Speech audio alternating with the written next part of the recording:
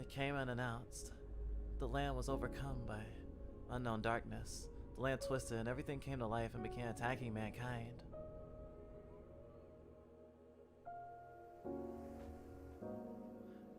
Judging that humanity would be destroyed at this rate, scientists proceeded with a project.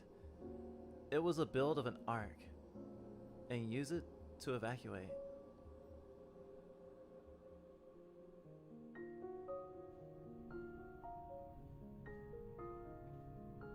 The project was going well.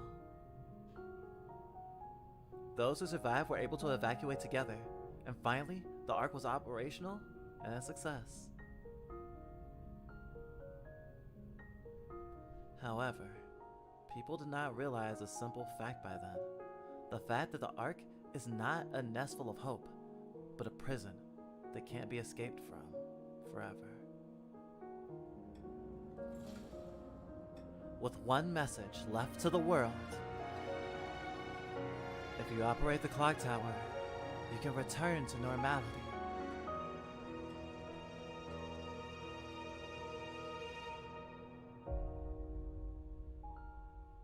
It was the last message they left.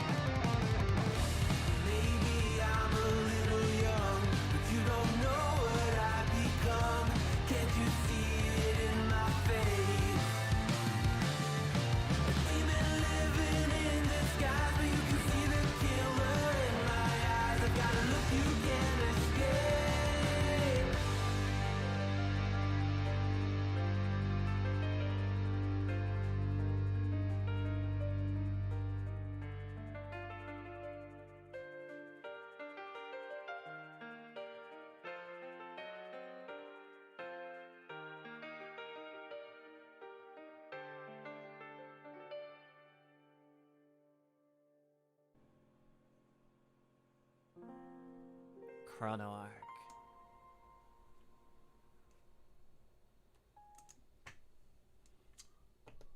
Okay, that's enough pre-roll. Holy crap. Not used to streaming on YouTube, so stream is super scuffed right at the beginning. But, you know, that's how it be. Shit, I'm not Drizzle. Hold on. Gosh, there's been so much. Sometimes we think about all the creators that we've ever watched that, like, mention that they streamed on Twitch and we never went to Twitch. And it's like, gosh, I wonder what they're doing in between videos. And now we're in that same position. We think of the people who follow us on YouTube and like nowhere else, and it's like get such a disjointed like view of everything that's happening. And that's probably a reason why we try to do at least one YouTube stream a year, because switching to YouTube streaming regularly while still doing Twitch still feels out of our depth right now. At least not until we have like, I don't know, a team, like a production team to help us with stuff. That's one of our, like, I guess medium term goals, to like, even though we'd still be indie, to like, you know, be able to pay people to help like with editing or what have you, because the workload that we have is like so immense.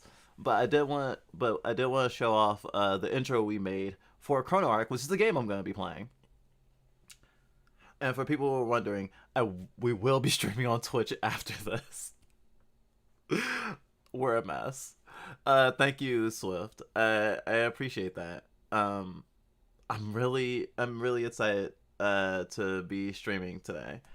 Especially because, having been kind of the fluff that started this channel, I have been relegated to the background a lot lately. Partially because I don't have a VTuber model. And that's a whole thing that I guess I'll get into at some point. And then partially just because, like, I needed a break because I got burned out on doing stuff, but my headmates were pushing through.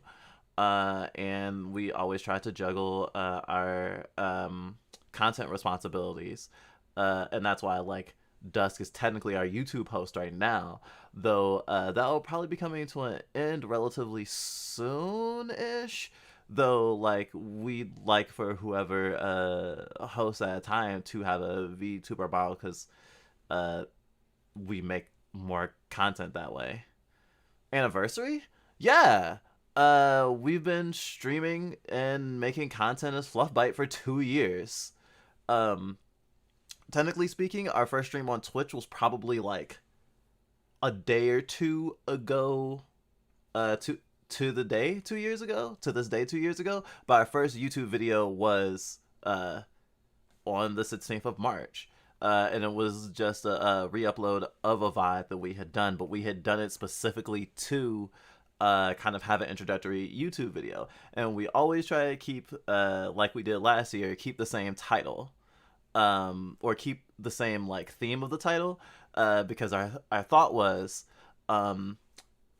there's no other video essayists, and barely any content creators that we knew of, at least that we were watching at the time, that were Babyfurs. And because we wanted to blend, like, some of the important facets of our identity into our content, being a bab, kink, like, being open about kink, leftism,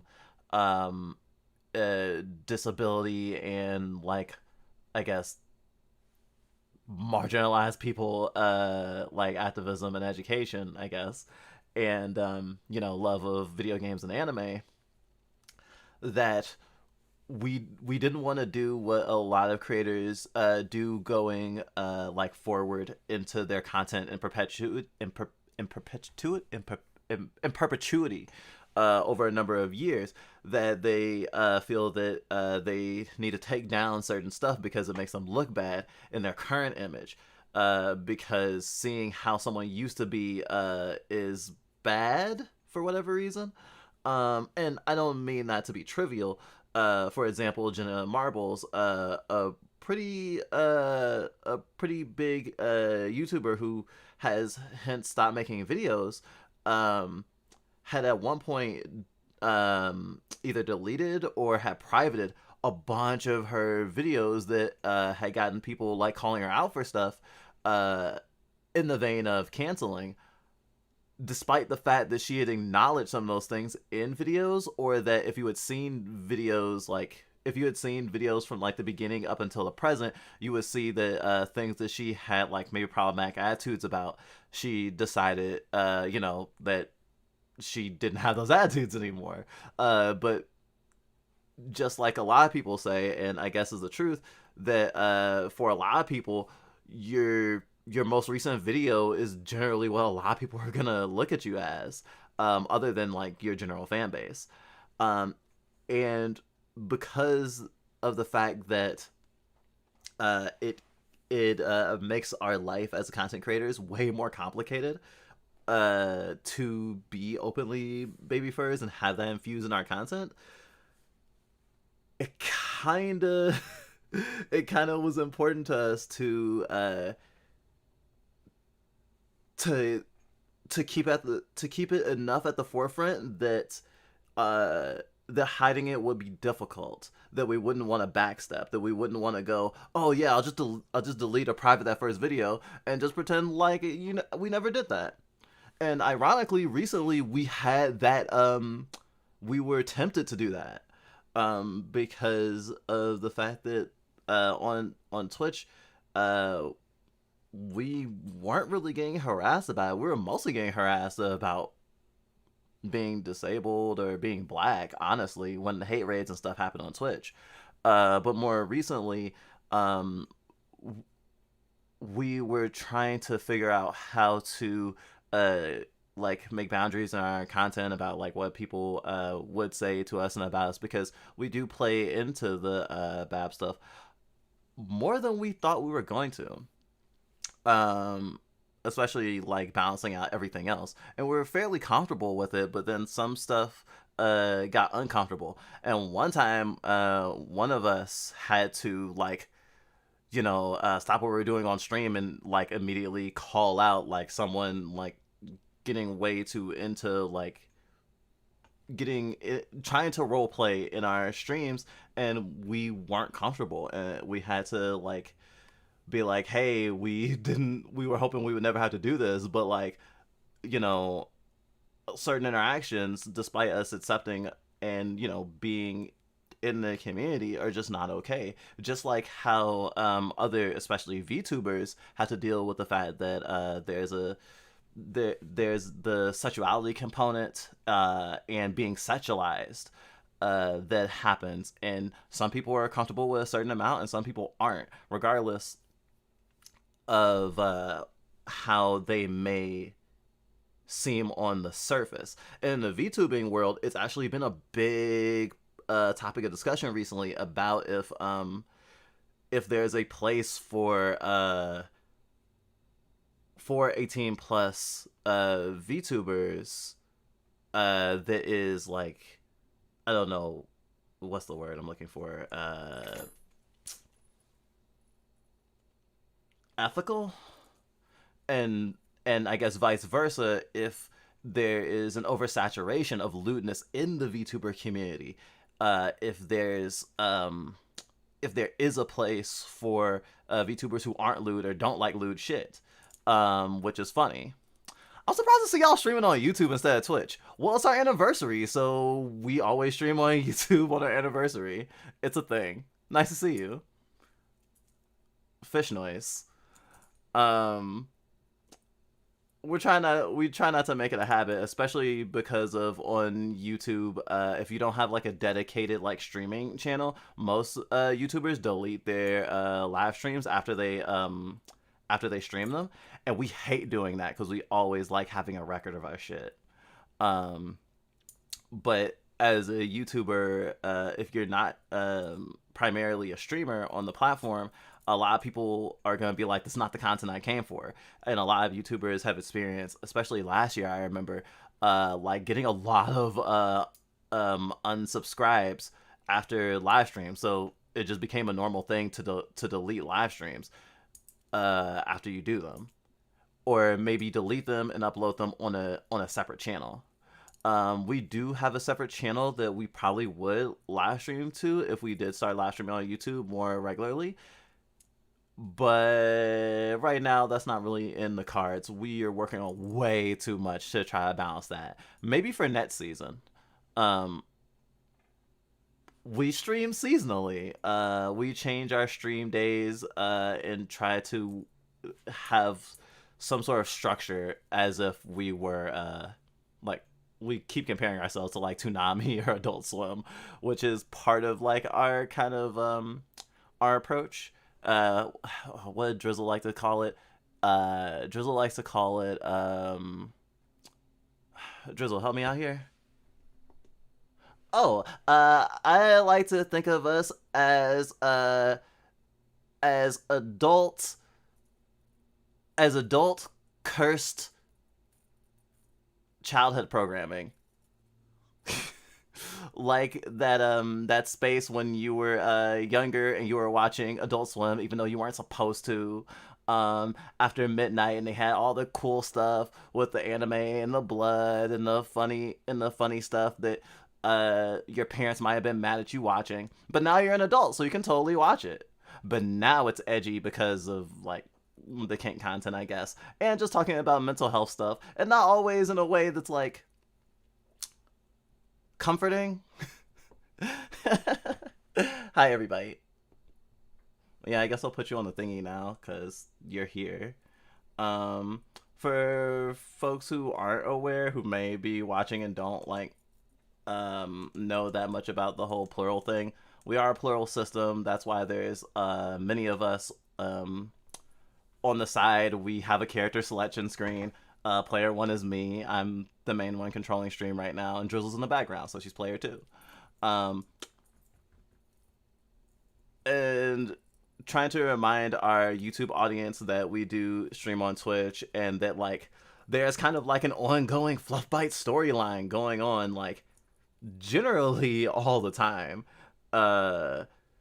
Is something we try to do. There's even a thingy where streamers tend to, or people who stream and who make YouTube content tend to slowly stream more and do YouTube videos less, because it takes a lot of spoons to make well-crafted YouTube content. Not to say you need to do well-crafted YouTube content to do good on YouTube. Some people can just hit that niche and not put in that much effort into their individual videos. Not to say they aren't doing work at all, but like notoriety, going viral, getting popular, getting a following, it's as much about luck as it is about effort. I mean, some people get a huge following just reading Reddit pages, you know? I stream from time to time on Twitch. I'm open about being furry, but low-key on Babyfur side for what I stream. Being a Babyfur isn't important. Good for you being open about it, though. Thank you. When we first started making, or when we first wanted to make content, we weren't sure which parts of ourselves to hide and which parts not to hide. When we first started streaming, when we first started making YouTube videos, we did it before we were open as furries and stuff. We had a completely different channel. We made content that we're not super proud of anymore. Not to say it was like fucked up content, but just the fact that we were doing it to get views, and we weren't doing it as much to be an artist. We did a lot of unboxings. We were buying video games just to unbox them, even though we didn't own the consoles yet. We were going to cons and stuff and reporting on it. We were doing a little bit of video game journalism. And we're kind of going through the motions. And part of the reason was because we didn't think that we were able to make good content at that time. Not to say that we even knew we were a system at that time either. But we were doing it with one of our closest friends, and slowly we had realized that they were doing it just for us, and they didn't really want to be participating in the content very much, and it was really a chore for them, and it was kind of a chore for us too, because like we didn't have a computer. I mean, we were poor. We were bouncing around really shitty situations, sometimes into a better situation, but we couldn't afford to get like a good computer or anything. So like when we finally did get a computer, it was mostly just used to do job applications and like do some creative writing. And we were just like, this is the best we could do. We didn't edit any of our content at that time. And that was really sad. And when, as we dramatically say on our Twitch streams often, when we lost everything, when we lost our long-term relationship, when we lost our found family, when we became homeless, but alone, and someone, a friend of ours, helped us, not only like paying for us to have a place to stay, but also because we were and still are obviously disabled and not able to do like normal work, and also just very very broken about all the things that happened, including the pain that we were in and the pain that we had caused the people we were living with, that partially caused us to be homeless, but also because of other stuff that we literally have been putting off because we want to talk about it in essays, because they're very important to us, to like how we connect to certain media, particularly with the Perfect Apocalypse 3 essay that we have put off for literally, I don't know, like a year and a half. Um, after that, we were trying to pick ourselves up, and the friend knew we wanted to do content. We told them we wanted to do content, and they were like, okay, I'll pay for you. I'll pay for you to get a computer and equipment and stuff, and you do you. And we did, and that's how we started. And we dumped our whole existence into it, and we didn't have any friends anymore, really, and or any friends that we did have couldn't really be there emotionally for us. Like the friend that funded our content literally was just like, I can help you financially, but I can't help you emotionally. Like I can't be there for you emotionally, really. And they weren't. And eventually we stopped talking, and they kind of ghosted us. And at that time, we had to work even harder at content because we didn't want to be homeless again, right? And somehow we're still alive now, so that worked out, I guess. And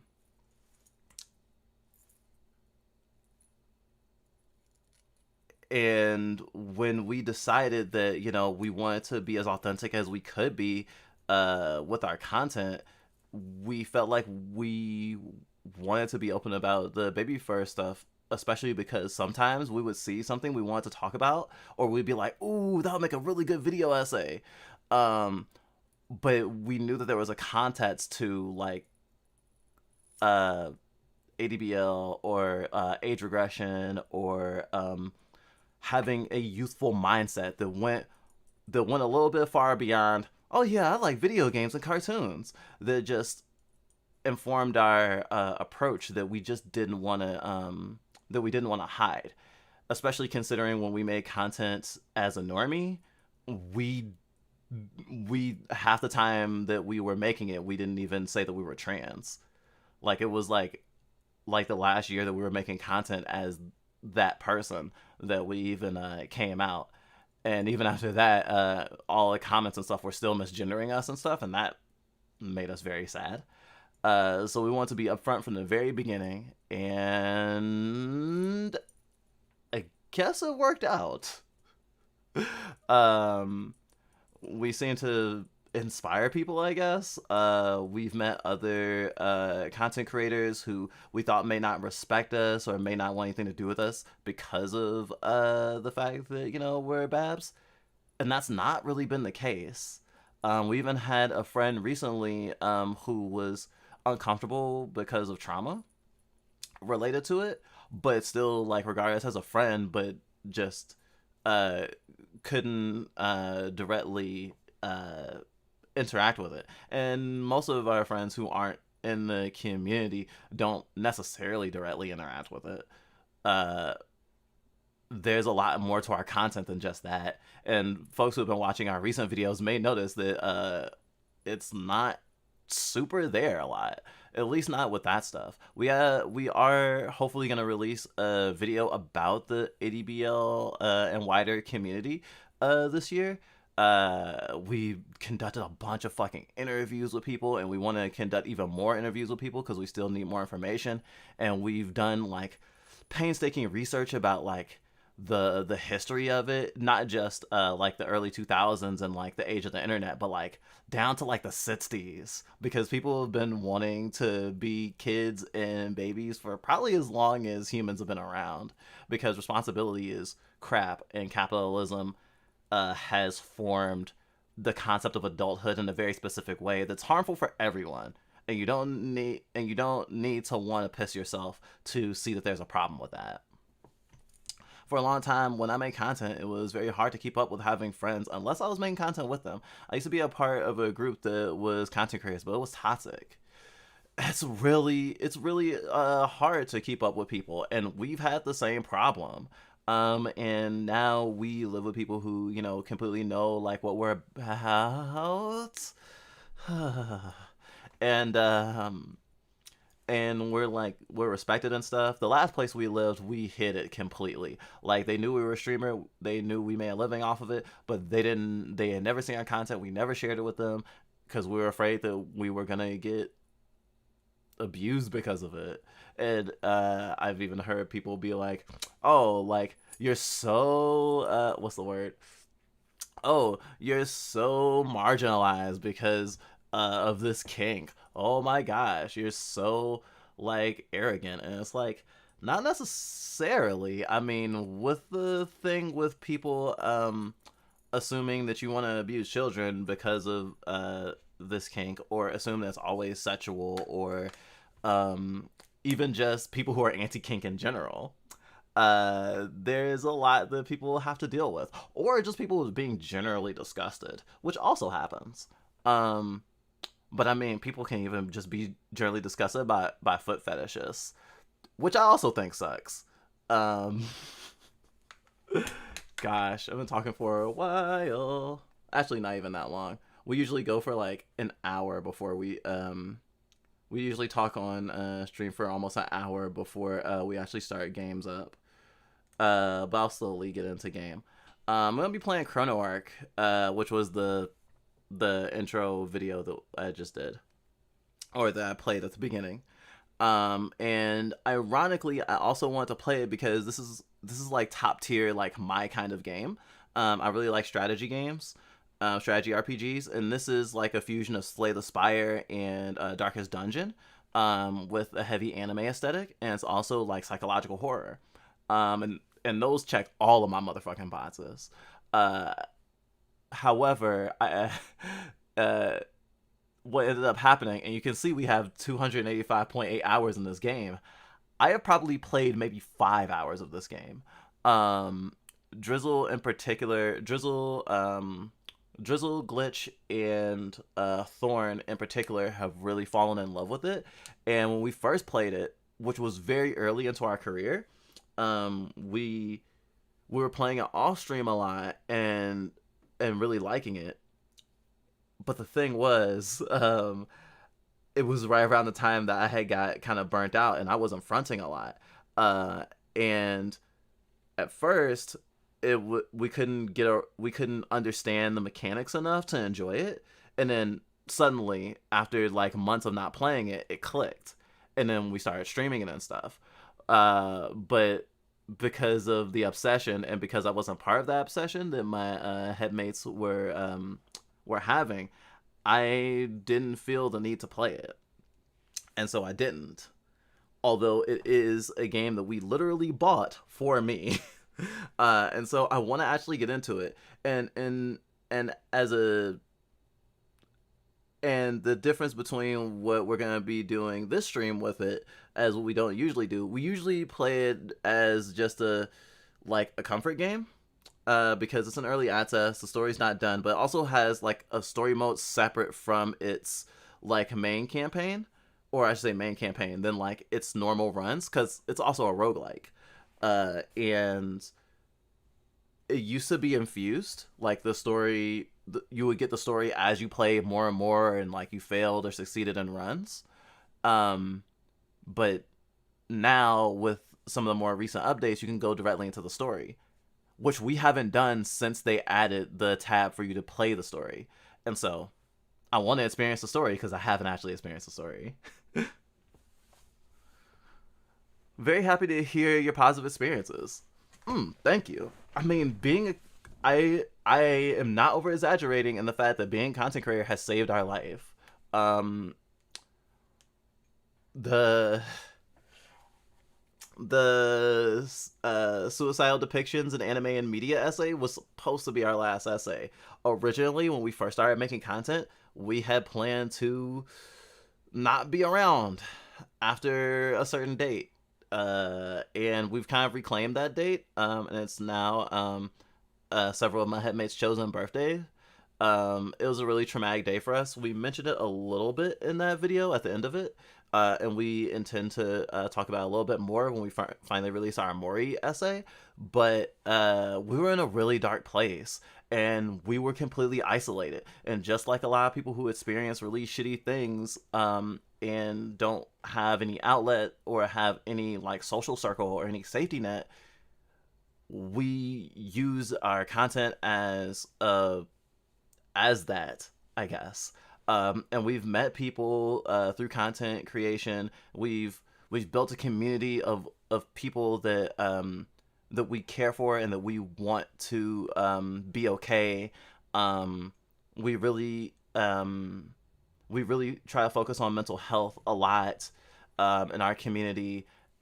We try not to do what a lot of streamers feel like they have to do and pretend to be happy on stream if we're not. We'll even stream if we're upset, and we try to talk about it, talk through it. We try not to necessarily trauma dump on our audience, but we do process some of the shit we go through on streams and through our content, and it has really very much helped us. I'm sure we'll develop even better boundaries about it in the future, and because we're actually living in a safe place, and we don't have to worry about being homeless at the end of every month. The pressure that we had when we first started making content is not there anymore. There's still pressure because we still have bills to pay, but like we're in a much healthier place, and we're really happy about that. And ironically, making content on Twitch or for Twitch has been a lot easier than for YouTube because we're kind of workaholic perfectionists, and we put a lot of hard work into our essays, and sometimes we get burned out on them before we even finish, which is why we have literally like 10 essays at various states in production that are not finished yet, unfortunately. We still have a list of the content we want to make, and hopefully we'll be able to do that this year. I think we are hoping to make 8 Fluffbyte Presents essays this year, not including anything else. That would be, you know, the titular series. That's what this channel is named. It is important to us to put like the most work and the most polish into those essays in particular. And we hope that we can do that, and that y'all appreciate it when we do. In terms of like connecting with people and having time outside of our content to like, you know, hang out with our friends and spend time with like the people important to us, we still struggle with that a lot, especially now that like without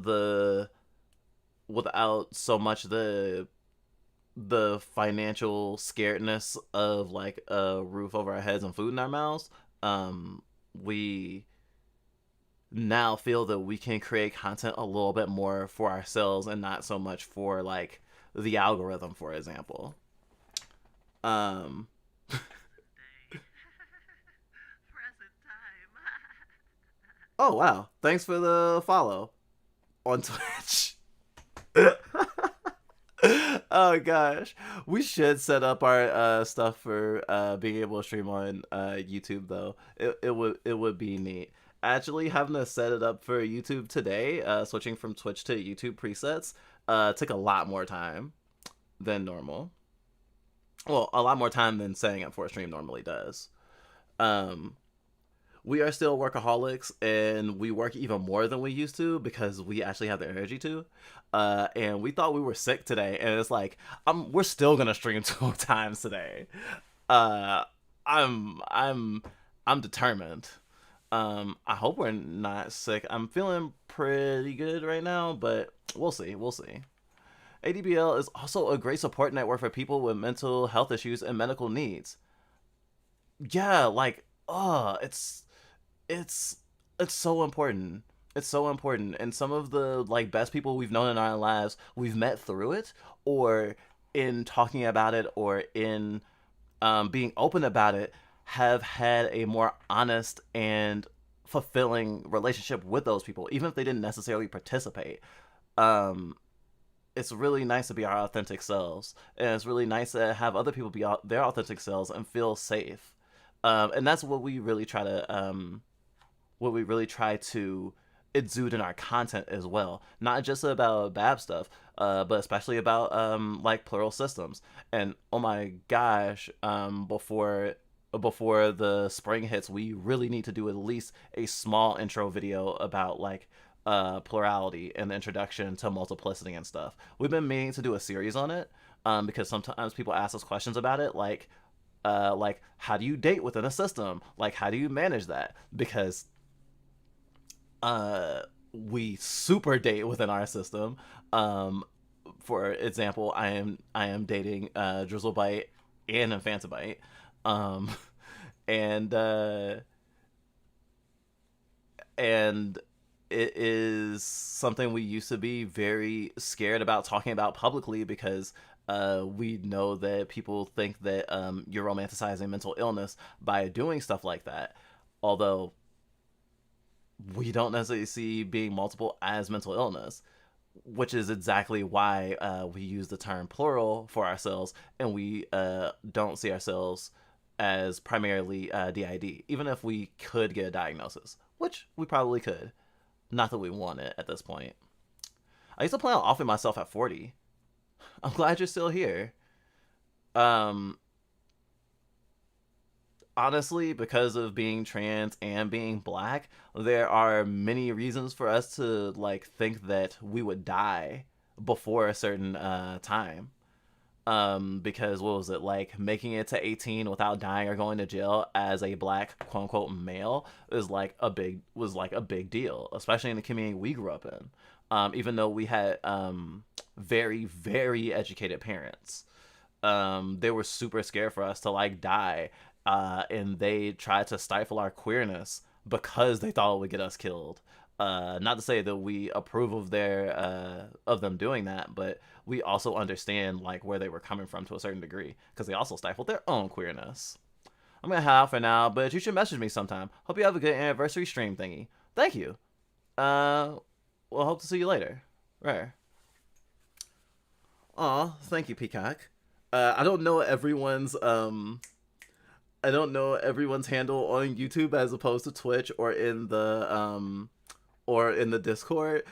So for folks who use a different handle, I would appreciate knowing just in case, because hearing "I love you" from a total stranger is a little bit different than like from a friend, for example. Oh, hey KP. I think you actually found us through our anniversary stream last year, so it's nice to have you here. Daily reminder that you are loved, appreciated, and valued. Keep up the amazing work. Also, you're also talented. Don't lie. Keep being your amazing self. That goes for everyone here in chat. Rare. I very much appreciate the encouragement. I know you're Specky, Yargo. You kind of comment on all of our videos. And we appreciate it. Okay. Now I'll start Chrono Arc.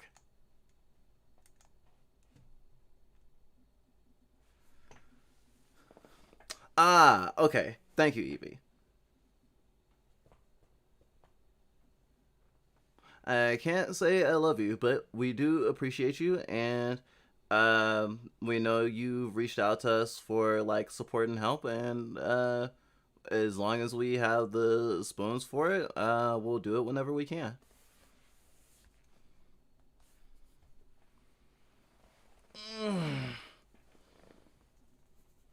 Yesterday was rough. I know was a Bloodbite was watching Berserk, and it unearthed like a lot of emotional stuff for us.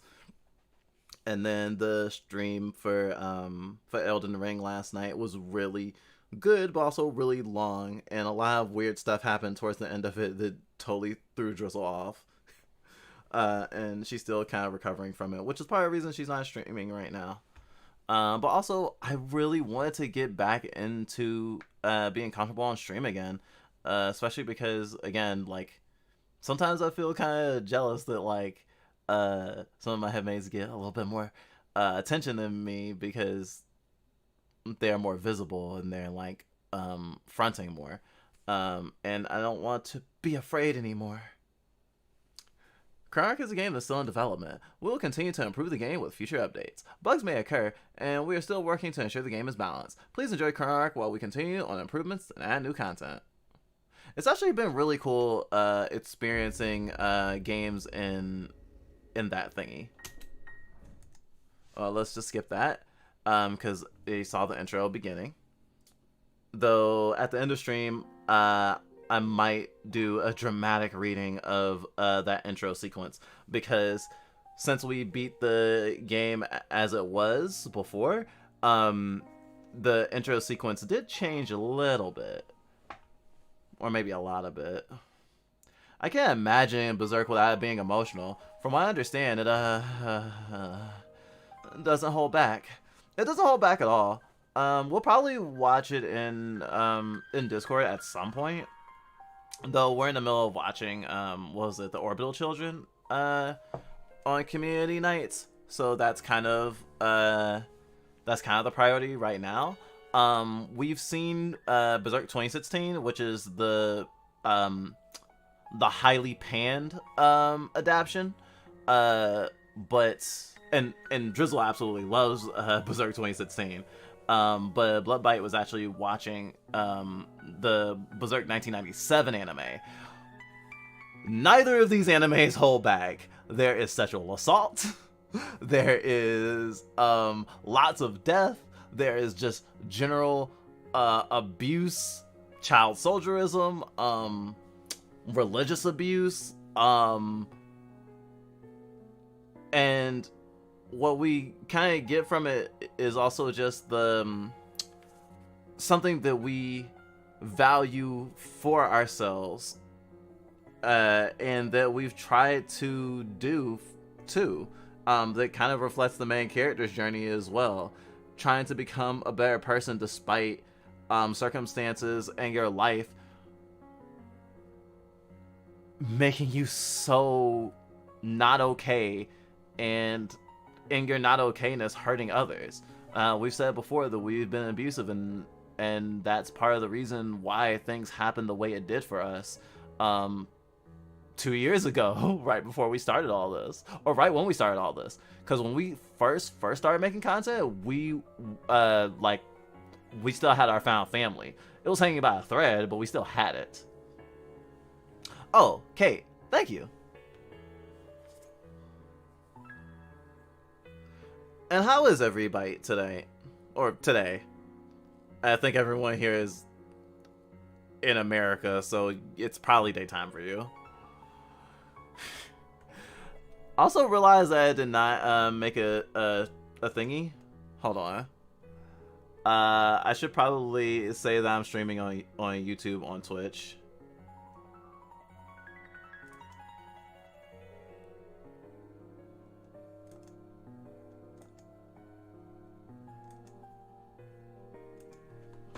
Streaming on YouTube today, and then Twitch later. I'm doing Chronoark. if you wanna watch its cool ass story. Punkbyte. And let's see. I made the thumbnail for this in well, no, it took like 15 minutes.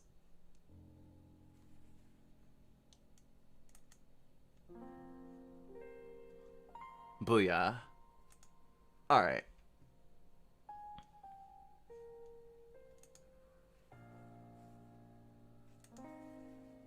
In America. Oh gosh, you know what would be cool? Because we love doing music covers now. Just because you said in America, I'm just now thinking of This Is America, the Childish Gambino song. That would be a really cool one to do, especially with like the thing we like to do with having multiple headmates provide voices for it. We could do a really fucking trippy This Is America cover.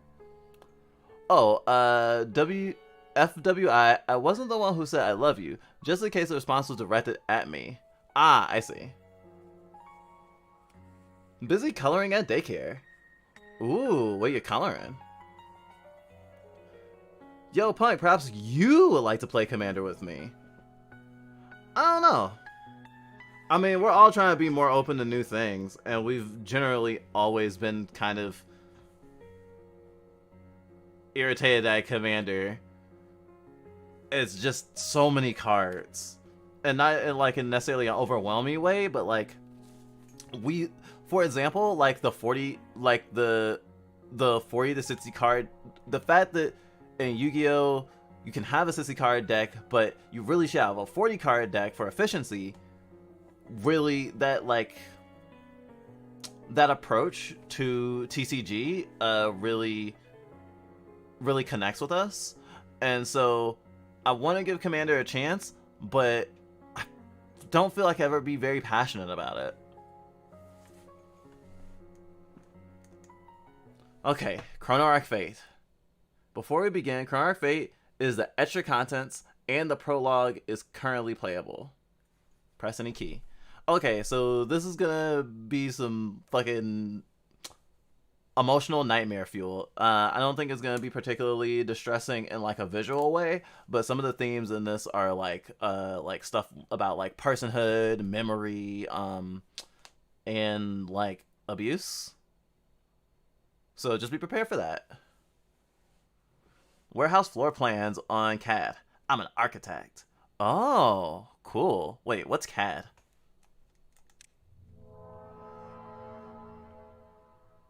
Episode Fate. SF Mystery Adventure, The Art Project, The Beginning. Ooh, I really like this. Alright, okay, so just a short rundown. Every character has, or nearly every character has a, I guess a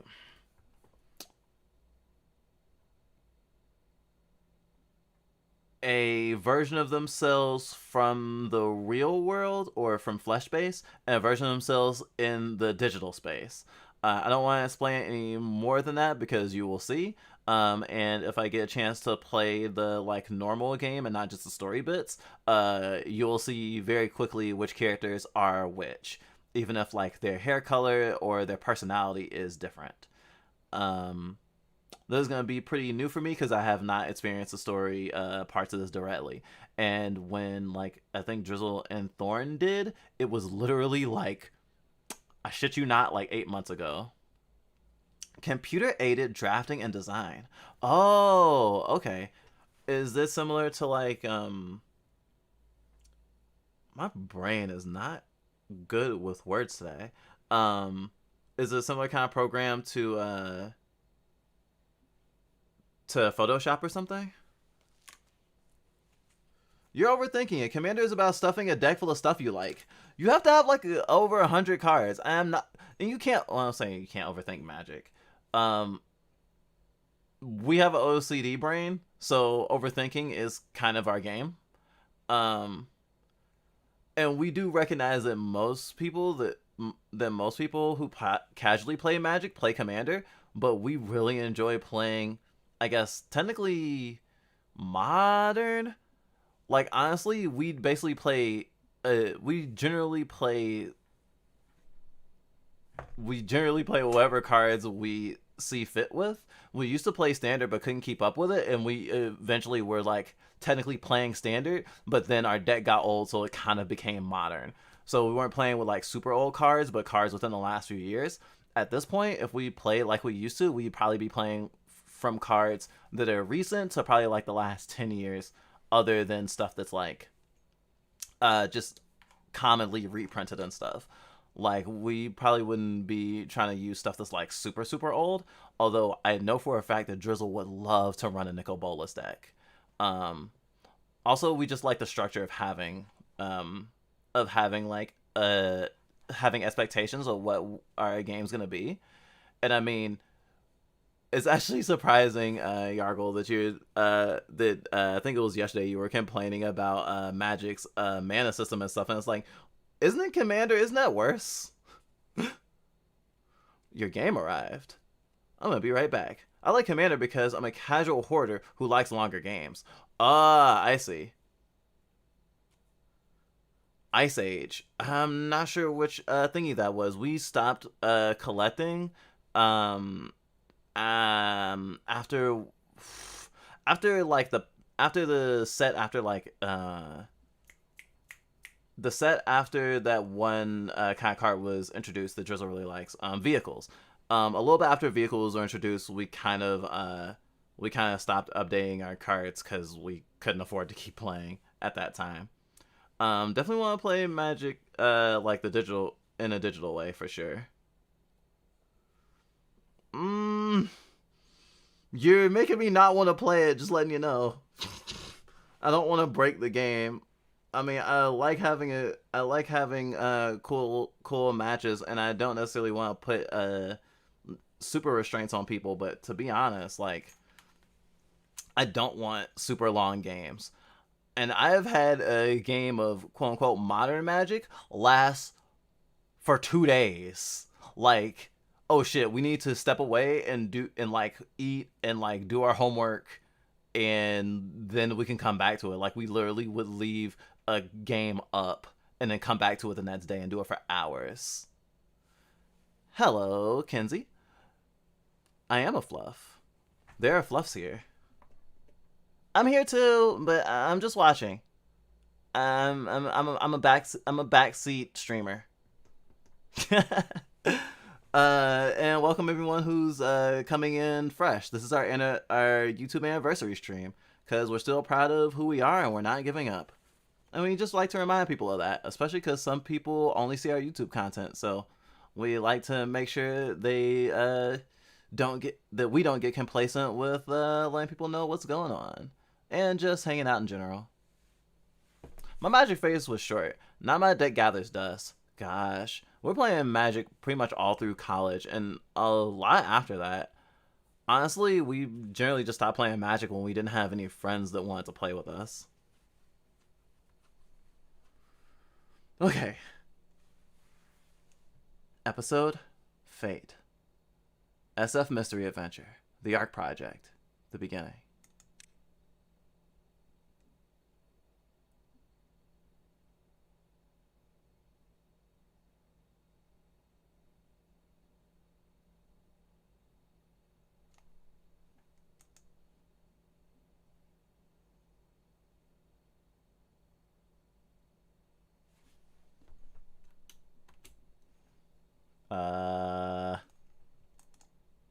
Okay.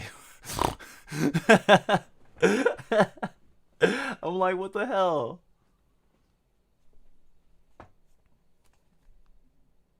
My deck usually ends up with me having 5 creatures ranging from 6/6 to 15/15 all at once. Gosh, that sounds awesome. I don't know what kind of player I would be specifically now, although I guess I'm pretty partial to Izzet.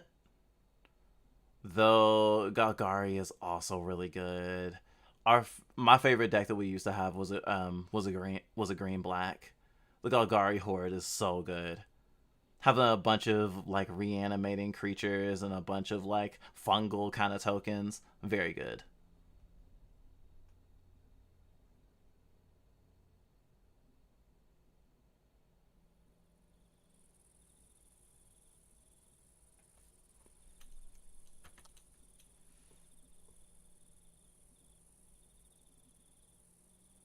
Sigh.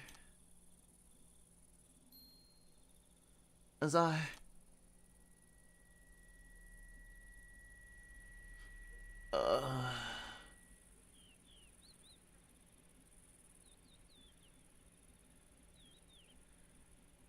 This place is. As I. My head is blank. I don't even remember who I am or why I'm here. My head throbs as if an overwhelming amount of information has been stuffed inside my brain. A wave of uneasiness crosses my mind. Something might have gone wrong. Azar!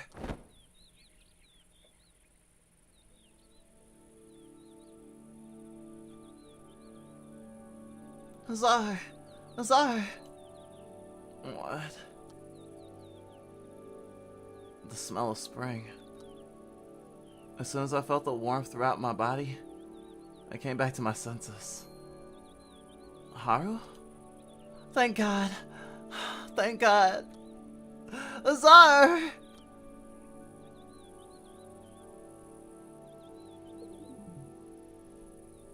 Now hold on. What's going on? Why are you suddenly... Is something wrong? No, not that. Just... I'm glad to see you. I'm sorry for hugging you so suddenly. Hold on a second. I calmed down Haru, who was shaken up for some reason, then attempted to retrace my memory. My name is Azar.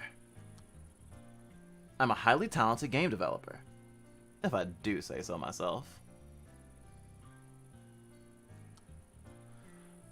I founded the full dive VR system through top-notch virtual devices. The technology is being used in a variety of fields besides games.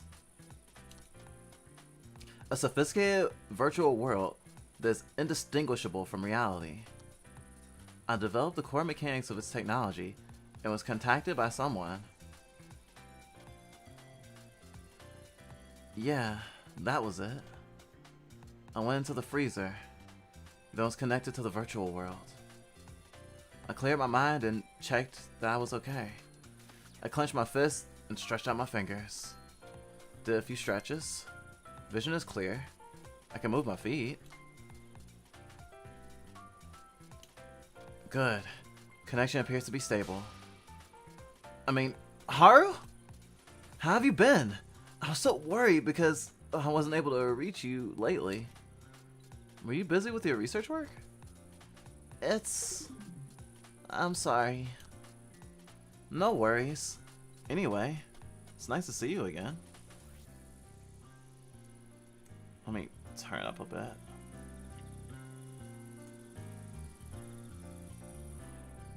Well, the best part of Commander is you can talk to your playgroup and negotiate what kinds of games everyone likes. It's all about having fun.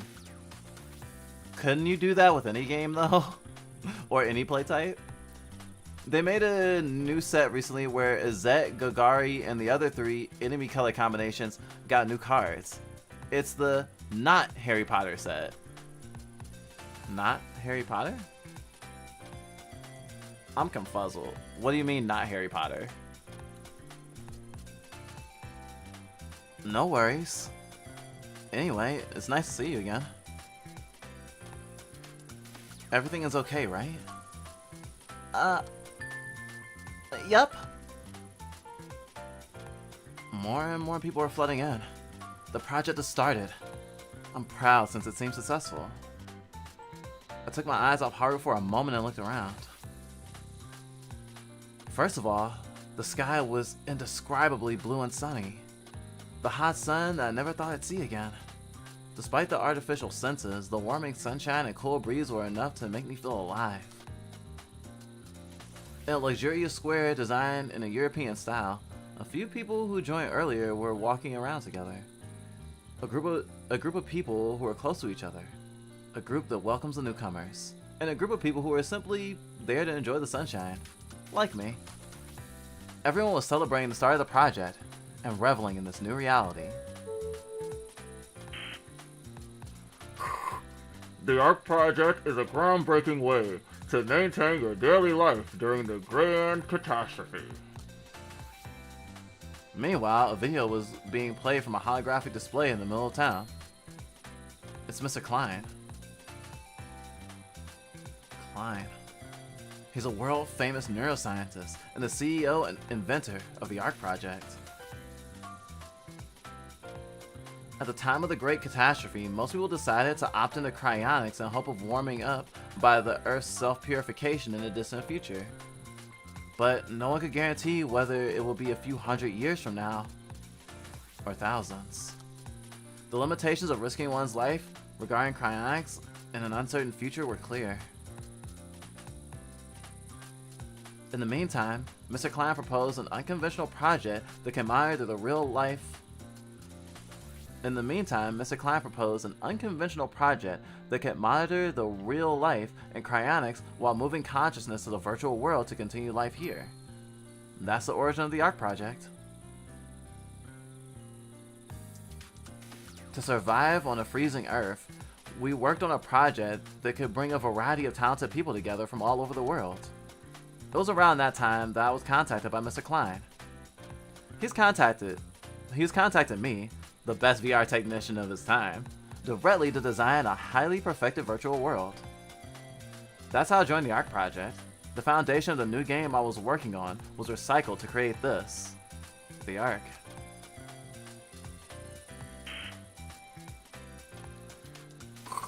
To rebuild human civilization immediately when the grand catastrophe is over. At a time when the Earth was freezing, I was honestly giving up my will to live.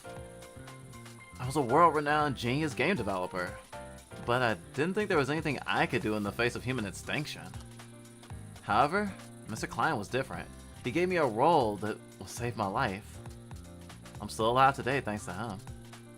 He's the one person I admire most in this world. Mr. Klein. He's so cool. Intelligent, charismatic. When the grand catastrophe is over, people will definitely praise him as a hero. Don't you think, Haru? Hero? So what? He's been all into work, putting his only daughter out of mind. What? It's been over a month now, so wait a little longer. I said I could take a break soon, but I couldn't until today. Dad is such a liar. Lucy? When did you come? Where's Haru? Huh? What about Haru? No, she was just talking to me. I don't know. Maybe she hasn't logged in yet. I don't think so. Hey, Azar. Good morning. This is what a fresh start feels like. I can see that. So please, let me go. Annie. Hi. Hi, Lucy. Annie, hi. Oh my god. That was too close. By the way, I didn't think so during testing, but I know it looks amazing when it's complete. He's a genius developer. No, it's all about the team. And humility. I'm telling you, on my own? Whatever. By the way, when was the opening ceremony? First of all, everyone needs to be online. I mean, then there's still a long way to go. We're not even halfway through yet, are we? I hope everyone can connect safely like us. Honestly, I was a little nervous, but I'm glad it went well. My dad will check everything in the real world and then connect for the last time. Anyway, he'll take care of it. Oh, Lucy. Are you still mad at Mr. Klein? I hate people who don't keep their promises. No, but we started the project, and we'll have some free time, so we'll be able to explore a lot. Actually, he told me something last time. He said he should be able to play with you all day once we settle in the virtual world. Really? Yeah. So don't be sad. No, my dad lost too much credibility with me. You think I'll fall for it again?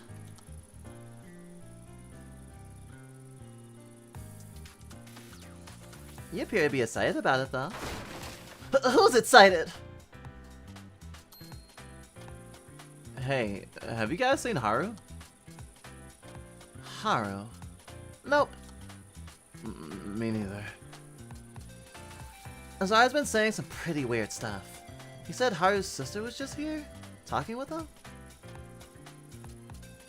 Oh, I mean, I haven't seen Haru in a few days. What's up with you, Azar? Oh, I got it. Today is the day of your confession. What? Wait, what are you talking about? Confession? You say you confess when the project starts. I gave you some love counseling last time. Be quiet, will you? You can't just spurt that out. Well, somehow I thought you would. Haru will be online in a day. No more distractions. Good luck. If you get dumped, I'll pat your back. You guys really don't care, do you? Come on, Lucy. Hein. Whoa! Hey, Annie. It's close. Way too close. I'll see you later, Azar. Whew. So unfortunate. But something is really off. I was obviously talking to Haru. When did I start talking to Lucy? Am I mistaken? Did I see something in vain? Is it a side effect of accessing the virtual world? Azar. Ah! Haru! Where have you been? I'm surprised you disappeared. Wait. Come over here. Haru? Where are you going? Haru suddenly started walking, unaware of the truth. I followed Haru through the crowd.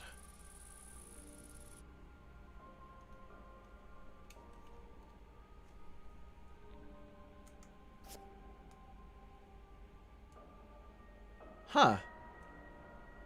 So I guess it was the current run that one of us was on? I wonder if this is supposed to come up here. Oh wow. I didn't even know I had any thingies.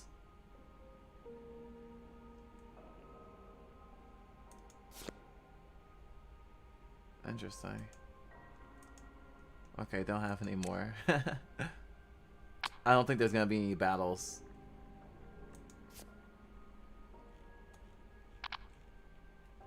Probably just a glitch.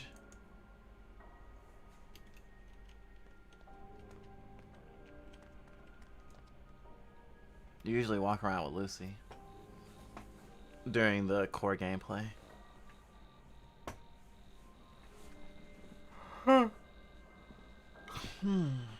Yanni.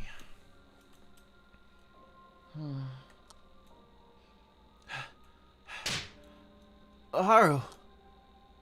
Wait, what's wrong? I'm out of breath. I don't think I've been running that long, but my body feels strangely heavy. Was I always this weak? Am I out of stamina after taking on the project? No, I don't think that's why. Something feels off. Haru was acting strange, and somehow my head is pounding. After accessing the Ark, something important seemed to be twisted. Haru?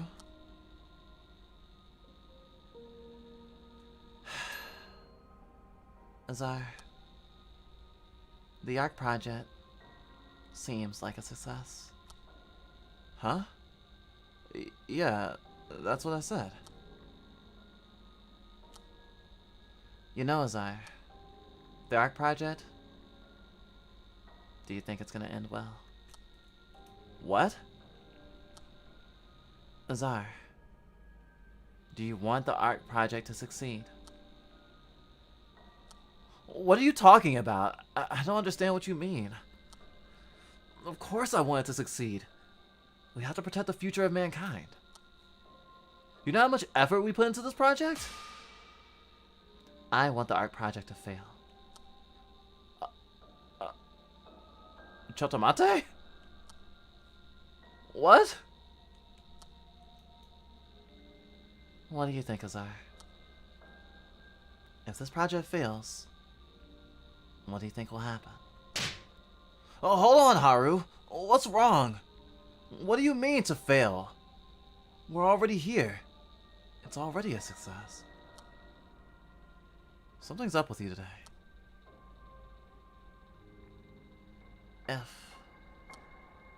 If the project fails, and the human race is destroyed, Azar, would you stay with me? Haru? Answer me. Wait. What's up with the human race and the project failing? What's up with you? I don't understand. If something's going on, please explain. No. It doesn't matter. Azar. I'm sorry. I'm so sorry. What are you... Ugh!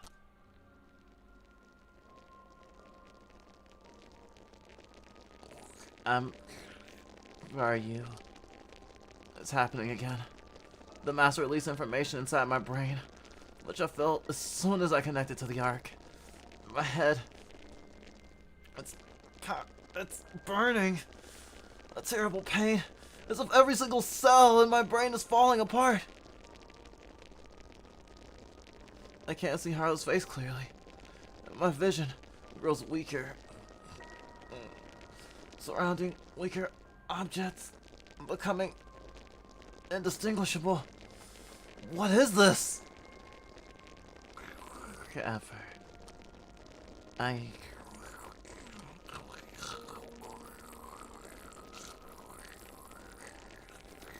Haru!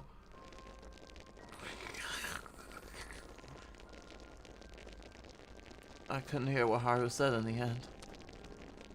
Haru was acting weird. Maybe she was feeling nervous.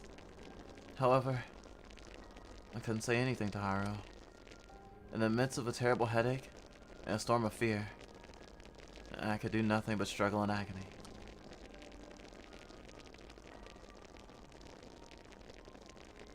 At that time, what was Haru trying to say?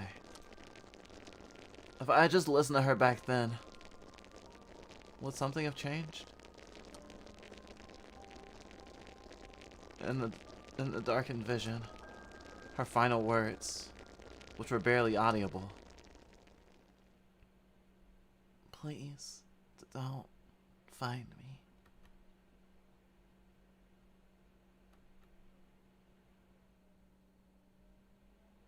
With her final words, and an indescribable pain, my sight was filled with darkness.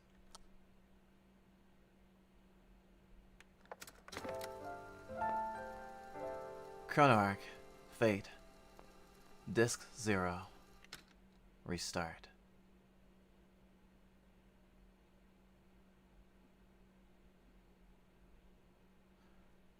I forgot about the climate collapse part, because that's pretty triggering. I might try another game of Chrono Arc before I work today. Do you have a team in mind?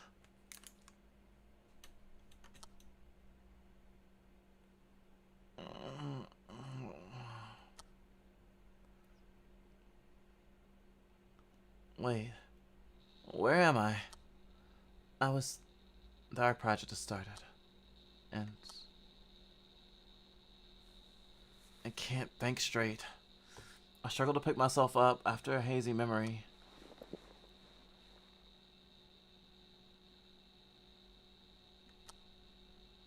Where am I now?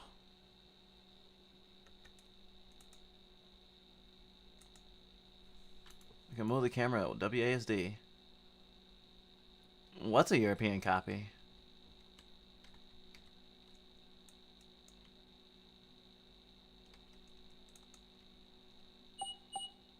Light switch. As I fumbled against the wall and pressed the switch, the once dark room grew filled with light. I was used to the darkness, but suddenly, the light found me and I had no choice but to frown. Slowly, my vision became clear and I began to see my surroundings. Is this the control center? The art project isn't simply about escaping to a virtual world to avoid the grand catastrophe. You can't live in a virtual world forever. Still, it was designed to cater for long-term chronic use, so it wouldn't be impossible.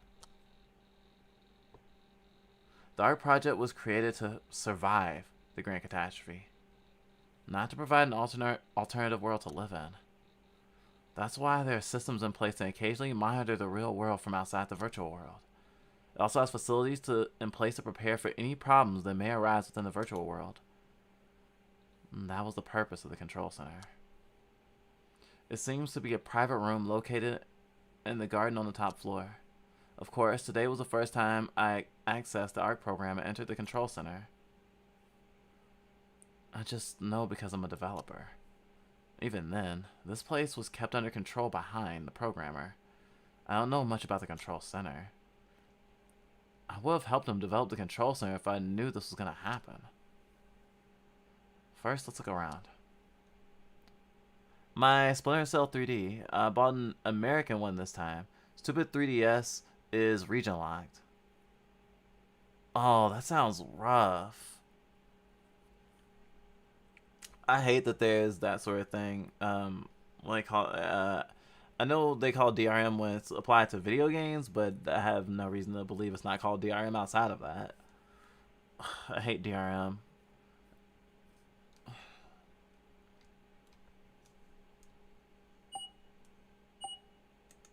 Door.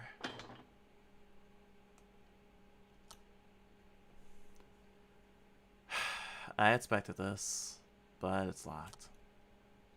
From the extreme headaches and the distortion of vision before losing consciousness, it wasn't difficult to guess that there was something wrong with the virtual world. This is a common cliche. It's a rather exciting development, actually. All because I went through it. What to do? Maybe it's not possible to break this. I should find another way. Huh? Now there's something on the table. It's my ID card. Everyone involved in the art project gets an ID card. Various facilities within the art can only be accessed with an ID card. I should have received it during the opening ceremony, but I didn't since I suddenly lost consciousness that day.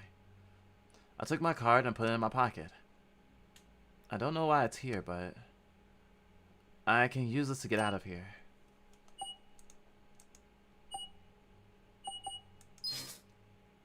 Toilet. La reference de infiltration ebb in 3D. There's the bathroom. Showering is tough, but it's nothing to just wash my face and take care of business. I don't think there's much to see right now. An ordinary bookcase stacked with a variety of books.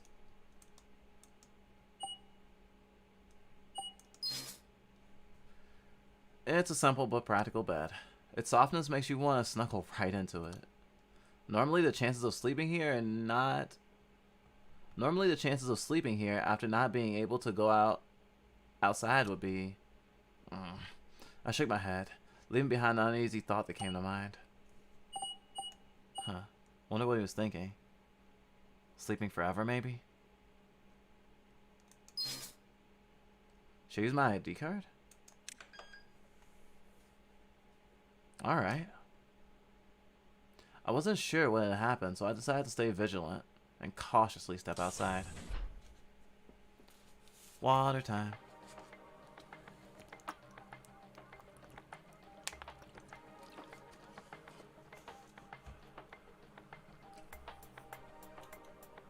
Oh, Azar!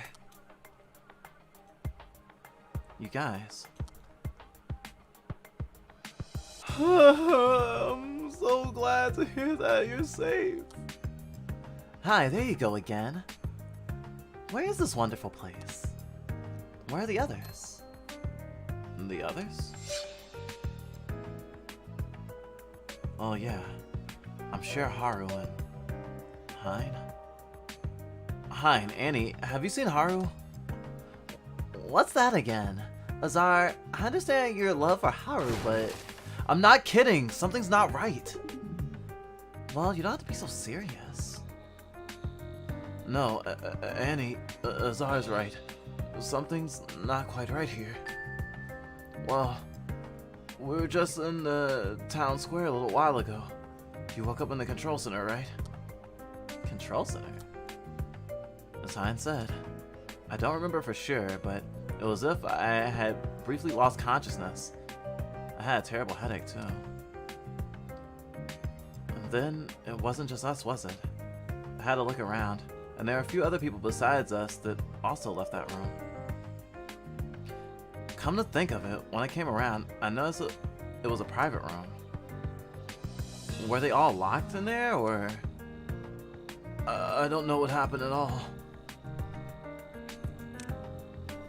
First of all, you're not hurt, are you? Yeah, I'm fine, I'm fine. Azar, did you exit with your ID card? And you too? It was in the room, so I just grabbed it and left. By the way, what do you mean unusual? Think about it. Mr. Klein was supposed to come out and show people around after the opening ceremony. Is that so? I just thought it was some kind of event. This guy. If I looked into your brain, I guarantee there... Oh. This girl. If I looked into your brain, I guarantee there would be nothing there. Wait. So, this isn't part of the project? It's obvious. So, well... Why are we here then? I don't know. Someone forced us to move outside. Someone? Who? I don't know. Mr. Klein is yet to make an appearance. That means that Mr. Klein never planned for this to happen. Something is happening that even Mr. Klein didn't realize. Hey, can we get out of here and think about it? Huh? I don't know who moved us here, or for what purpose. If there's a problem, shouldn't we be able to find Mr. Klein? You hit the nail on the head. Well, yeah. Let's get out of here. I know the structure of the place, so... There's no way out.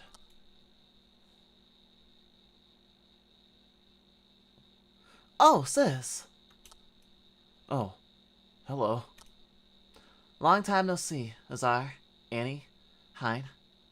I don't think this is a good situation to be in. Hang on, sis. What'd you just say? You can't find an exit. Correct. I checked and found that we can go down to the 5th floor. It's just downstairs. The 4th floor is blocked by iron bars. Stairs are barred up? Well, then let's take the elevator. They made it for emergencies like this. It's no use. The elevator isn't even running. What'd you say? The elevator isn't working? Does she want to tell me the power's down? That can't be. This is not the real world. It's a virtual world where everything works perfectly as intended. If this were reality, it would be possible that this was an accident. But it's impossible in the virtual world. I have a theory that someone caused this on purpose. What the hell? I'd rather ask directly. Hein, weren't you in charge of the control center? I thought you screwed something up. No! I have no idea what's going on right now. Don't make me laugh. If it wasn't you, then who? Hey, where's the staff in charge? Come here now! And then someone shouted from the crowd who also came from the private room. Whoa, that was scary. Alright, let's put this on hold for a moment. First of all, we need to calm things down a little. Please, call everyone else over here. The others? The civilians. That's not a very good atmosphere. Sis and I need to get along more. I wanted to hear more details, but the shouting was getting louder, so I decided to follow Sis.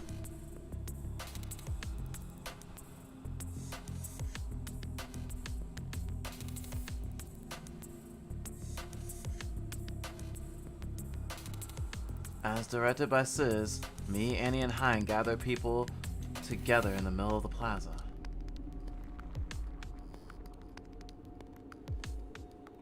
"14 people in total. Azar? There was no one in the other room. Are you sure?" "Yes, I checked all the private rooms that haven't been opened yet." "Where are we? I was with my family a moment ago." "Where are the others? What about the opening ceremony?" "Researchers? Can you explain what happened?" "Ladies and gentlemen, we fully understand that that this is a very confusing situation. And I'm very sorry to tell you, there seems to have been an unexpected problem. There may be some changes from the original schedule. Please wait here a moment until the problem is resolved." "A problem? What could it be? A power outage, maybe?" "I'm not sure yet, but it won't be a big deal, so just trust us and..." How can you be so shameless? What did you say? "I'm sorry, but I did hear everything that was said just now, including the fact that even you don't know what's going on either." "What?" "How can you solve this if you don't understand what happened?" You're lying." We're not lying. We're investigating the cause now. That's what..." "Hey, that's enough. I don't trust these guys. Let's go out on our own. It's a waste of time to stay here." "It's impossible." "How so?" "We have to get down to the first floor to get out of here. The stairs downstairs are blocked by iron bars. Besides, even the elevator stopped working." "Mrs. The emergency network isn't responding either. We don't have a separate communication terminal, so it'll be hard to get in touch with the outside." "Well then, can we not get out of here then?" "It's the game of death!" Huh? I've seen it a lot in movies and video games. A mysterious incident. People locked inside a building. It's the beginning of a game of death. And so the blood-spilling murder drama commences! Wait, why do you look so happy? No, the protector is functioning, so there's no danger. Don't worry too much. No such danger. But this isn't an ideal situation, is it? Oh, well... Hey, so what's happening? You guys created this virtual world? You guys built everything, and it's all gone wrong. What kind of scam is this? I have two things to make clear. One, the ARC project is executed through a thorough division of labor, Not all researchers are responsible for the virtual world. 2. Even if you're a researcher of this virtual world, you can't control it at will. Even the researchers can't fix it? Azar, I need you to explain this. Huh? Oh, sure thing.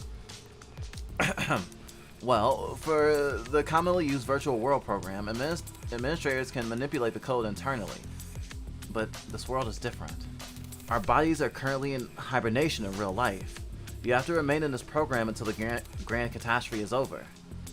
In this situation, what if one of the administrators decides to exploit the virtual world? Worst case scenario, the world would collapse and we would be stuck. Frozen. Forever. Mr. Klein deliberately banned any kind of internal manipulation to prevent the situation. If we go back to reality, we might be able to use the console, but there's nothing we can do from in here. Got it. It makes sense now. So, you've ruled out any risk at all? I might seem confident, but frankly, this is so weird. The situation makes no sense at all. No one inside the Ark is able to manipulate this virtual world, so how are we stuck here? If any of the civilians were to notice what was happening, I couldn't argue against them.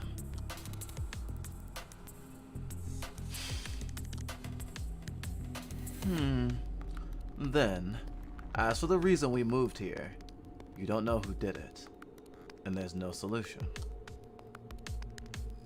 Silence comes for a moment, and the only sound is of leaves ruffling. The eerie atmosphere fills the plaza. The way the civilians are looking at us, it kind of stings. It's not that I don't understand how they feel, it's just, this feels somewhat unfair because we don't know what's causing this either. I don't think it matters to them either way. What are you gonna do now? We're stuck in a place like this without much knowledge as to why. This is creeping me out. Don't worry too much. If they find out we're goners, if they find out we're gone, people outside will come and find us. So you want me to wait until then? Oh my god. What kind of service is this? Is this how you operate on the first day? Yes, we are your customers. I trusted you and invested a lot of money. You can't do this to us. I'll tell my father to make sure you pay for all of this. So keep that in mind. Stop being so rude. They wouldn't be doing this on purpose. Shut up. Don't tell me what to do.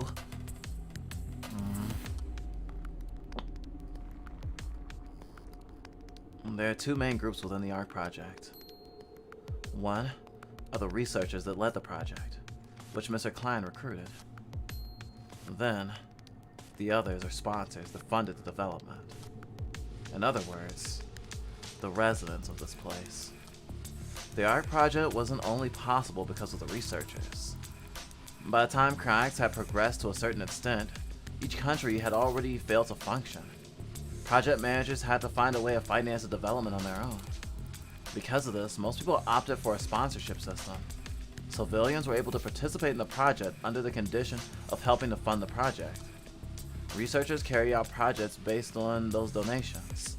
Of course, there was enough criticism saying it's a system that discriminates against the poor. But it was clear that it was a win-win situation for both the researchers and the civilians. And so, the ARC project was founded.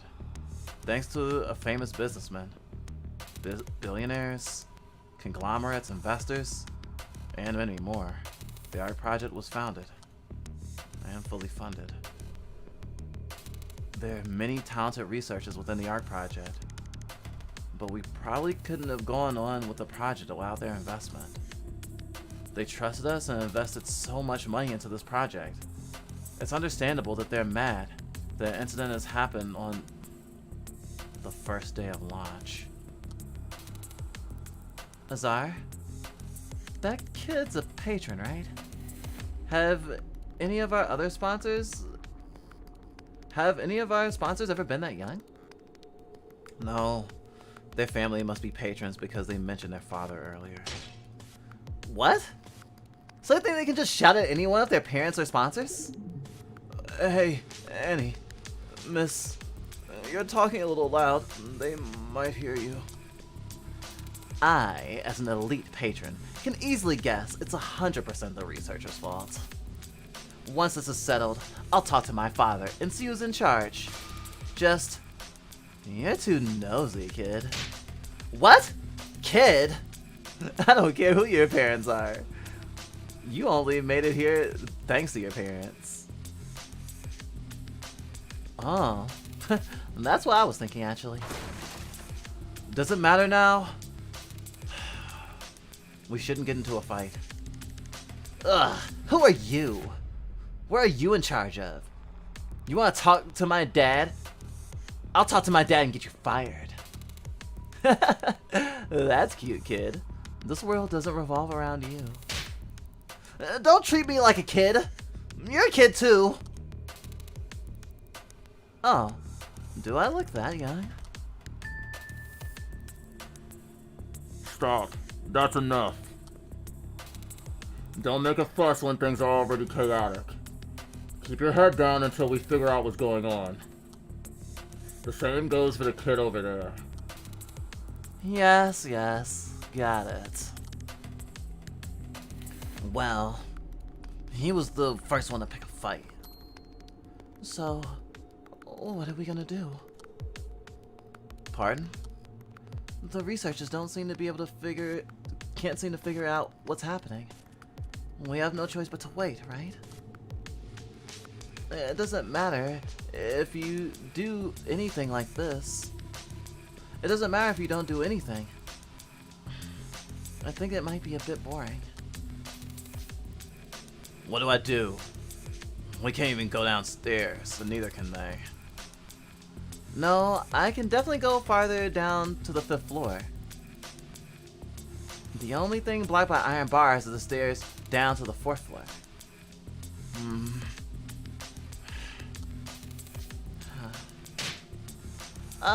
Hey! Well, first, shall we look around? Look around? Oh, I agree with that. There'll be facilities on the 5th floor. In case there are other people besides us.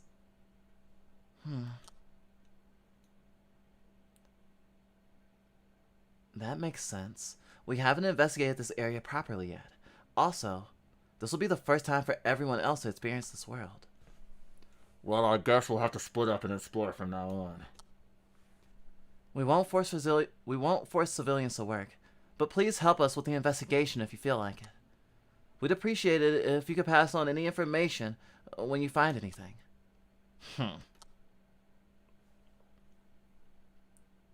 Before the atmosphere got ugly, the subject changed thanks to Lan. There are no usable stairs or lifts, but still, the control center is a fairly large building. We can only walk around the 5th and 6th floors, but we might be able to find something if we search carefully. Others must have felt the same. They began to move alone, or in pairs. I should get moving just like everyone else.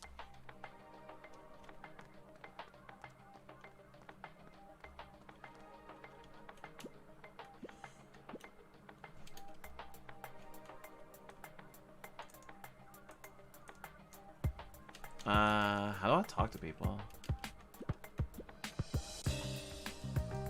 That's how I talk to people. Whew. Doing how many voices was that? I feel like that was at least 10 different voices. That was difficult. Fun though. Well, It wasn't all me. Good thing I have my headmates to help. Though when the full game comes out, I would love to like record the entire story and then get a bunch of streamers together and do like a dub it, fan dub. Because I don't think this game is gonna have voice acting when it finishes. That's weird. Sorry? Oh, never mind. I was just talking to myself. Are you a researcher? Oh, yeah. I'm Azar from the VR engine development team. Hey? Well, I bet it's okay. I'm Narhan.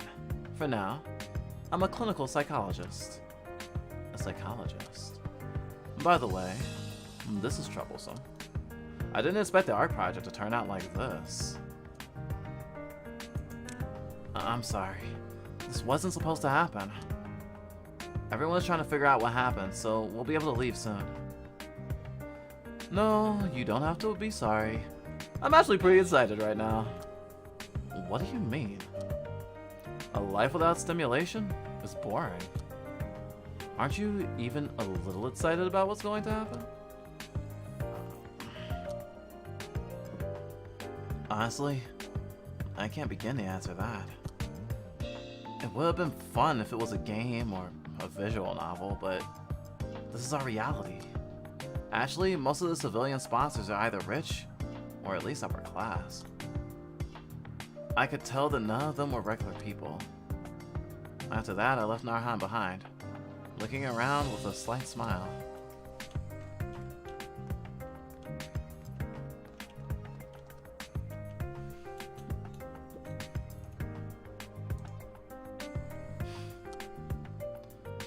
A tan, flimsy girl with a hoodie looking around the garden. Huh? Suddenly, I felt a weird feeling from that girl. She doesn't look familiar, so she must be a civilian. What is it? Oh. What are you looking at? It's rude. Do I have something on my face? No, it's you're a civilian sponsor, aren't you? Yeah. I'm just curious, so... can I ask your name? By any chance? My name is Azar from the VR development team. Why is she staring at me? Trey. I mean, I'm Beatrix. Oh. I see. That's a very pretty name. Here. Pardon me? This wall. I'm sure the other side of this wall is a private room. What's the space beyond it? Oh, it has no function. It's just a visual effect. It's a 3D screen. It looks like there's a space behind the wall. It's a virtual world, so it's possible to just build this interior.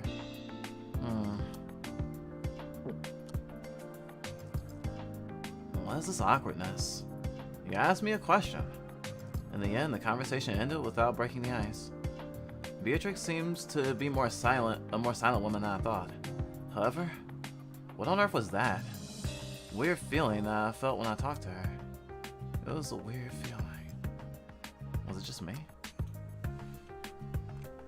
It makes me sad that Beatrix is not intended to be a POC, because it said she was tanned. But hey, headcanons. Sad face. I wonder if all the characters are meant to be all from the same place. The developer is from Korea.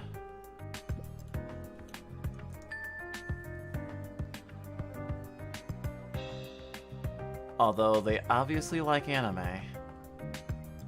Yo, Azar-kun. Ilya. Oh, but Azar accepts my greetings. Oh, but Azar accepts my greetings. Annie ignored me. Azar-kun is the best. By the time the art project had fully begun, the earth had already nearly frozen over and people were unable to work outdoors. So Mr. Klein decided to renovate the underground shelter and use it as a lab. That's where our real-life bodies are now, frozen in time. Ilya, an operation architect for the ARC project. He's a senior member who kickstarted the ARC project with Mr. Klein. He converted the shelter into a laboratory. He designed the various equipment for the development. He also supervised the project to prevent the interface and research. So far, he might sound like a significant member of the ARC project and a capable man, but his characteristic is light as a feather. There's no seriousness in anything he does, and he always drains people with his typical smiley face, even when it's not appropriate. Especially Annie had to see Ilya frequently because of the work. She avoided him, and I once consoled her for the stress she gave him. Or he gave her, rather. Fortunately, I don't face him often, since we don't work together. But it's just tiring to deal with Ilya. You're always so relaxed. We don't even know what's going on. Don't worry so much. It'll all work out somehow. Are you not gonna investigate? I think the others have already went to investigate. Azar-kun, I'm an architect, but I also direct the management overall. I'm supervising whether you guys are doing your job. I think you're the most relaxed one here, Ilya. That's a misunderstanding, my friend. Anyways, Azar-kun, did you see it? A civilian kid called me a kid. I guess I look younger than my age, right? I'm sure you do. Well then, I have to go investigate, so... Hey! Where do you think you're going? Please hang out with me for a while. I knew it. You were just chilling. Indeed. I don't want to talk to this guy for long. I started to feel what Annie was going through, so I decided to leave.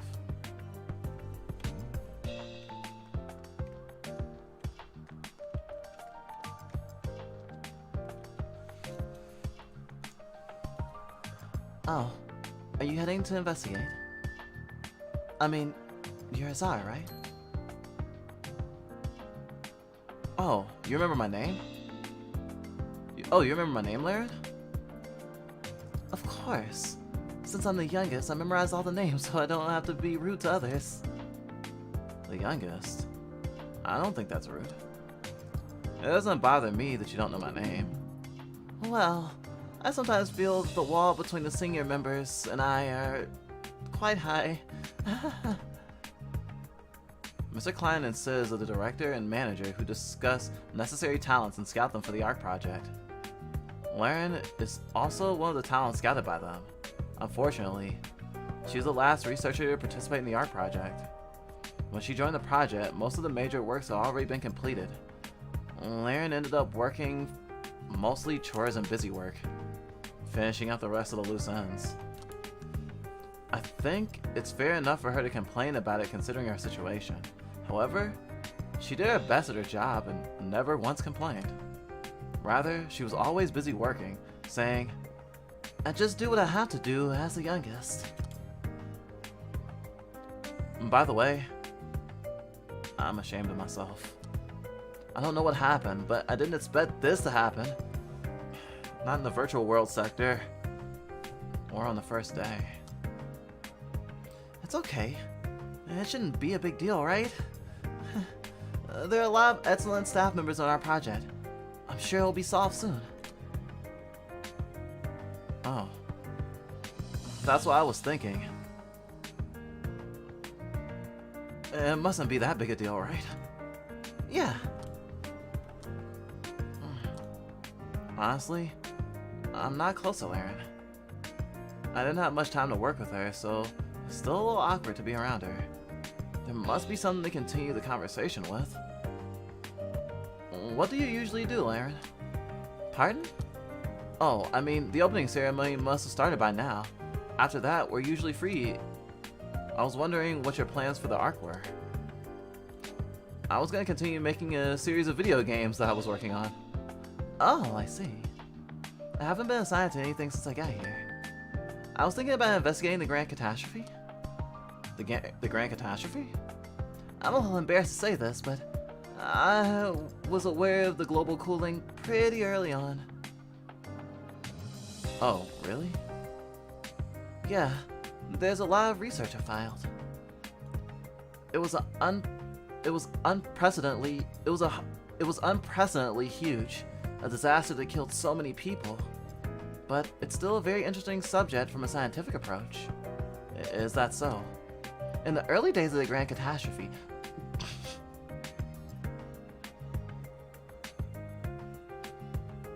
you know,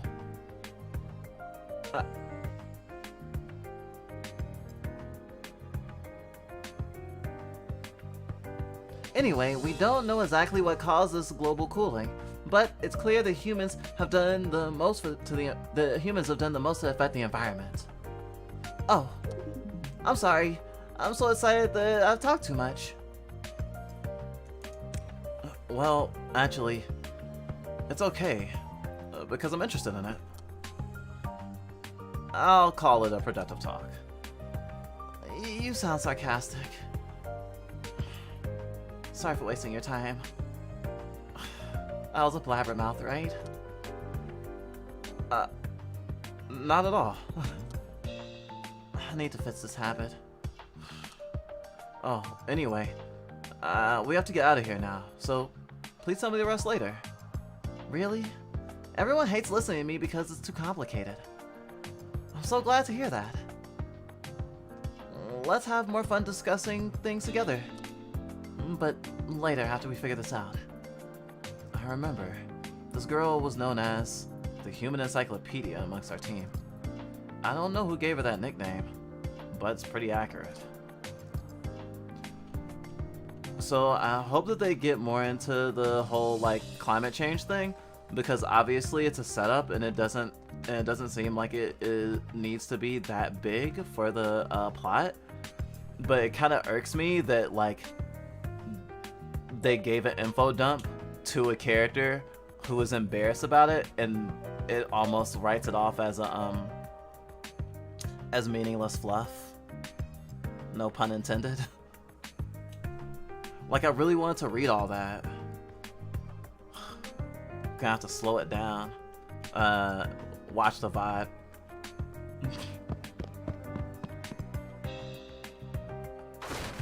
Ow! Yikes. Are you okay, Annie? Oh, it's you, Azar. Yeah, I'm fine. Azar, are you heading to investigate just like the others? Yeah. But why are you coming back? Have you done your research yet? Nah, not yet. But it's too crowded over there. I was gonna go to the other side. Wouldn't it be more efficient to split into groups and investigate? That's one way. Man. Anyways, what's all this? Just when I thought I was about to start my happy life on the Ark. I knew something was gonna happen eventually. Oh, by the way, didn't you say you were nervous yesterday, Azar? Maybe we should have rewritten our checklist. Nah, that's a little different from the current situation. What can we do? We need to figure out what happened first. Let's not worry too much. Even if we're really stuck here, Mr. Klein will be working hard out there. He'll get us out soon. Yep. Annie said that and wore a bright smile on her face, tapping me on the shoulder. I've been healed over and over by Annie's positive and bright personality. Annie is a mechanic who handles a variety of tools. She works in various fields, including architecture, repair, demolition, and dismantlement. She's in charge of maintaining the facilities within the management team. The maintenance and construction of various facilities across the Institute is led by her. Because of her easygoing and bright personality, it's impossible to dislike her. Unlike her colleague Elia from the same management team. I also got a lot of help from Annie when I was struggling to adapt to the project after I joined. We're close in age, so now we're a great trio, including Hein. And maybe soon, Haru,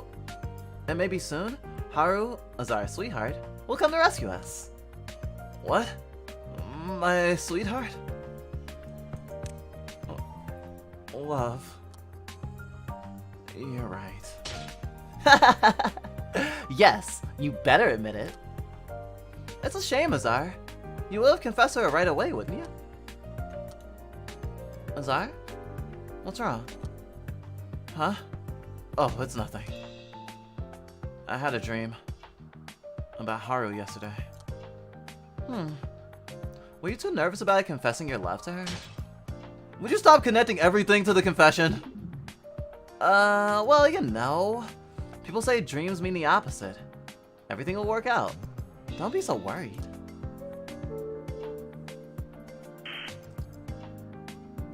Ahem. Mic test. 1, 2, 3. Mic test. What was that? Isn't that SZA's voice?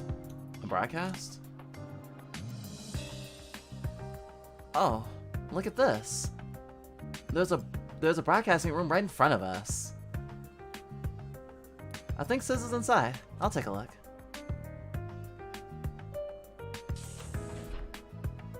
Annie walked into the room with an on-air sign.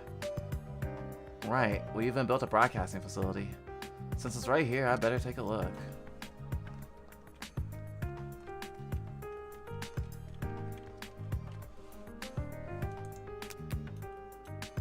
The elevator isn't moving.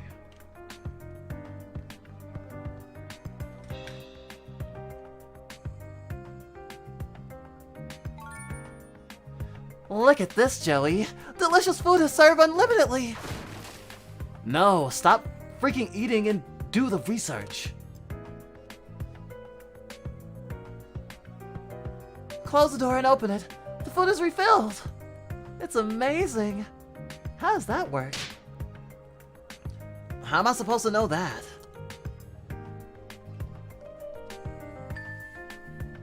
It's not hard. The food is just designed to come out like that. This is a virtual world. You remember? Oh my gosh! Who are you? Oh, sorry. I'm sorry for eating what I wanted. Huh? I don't care. You can have as much as you want. It's unlimited anyways. And we're in a virtual world after all. Really? Oh, thank you.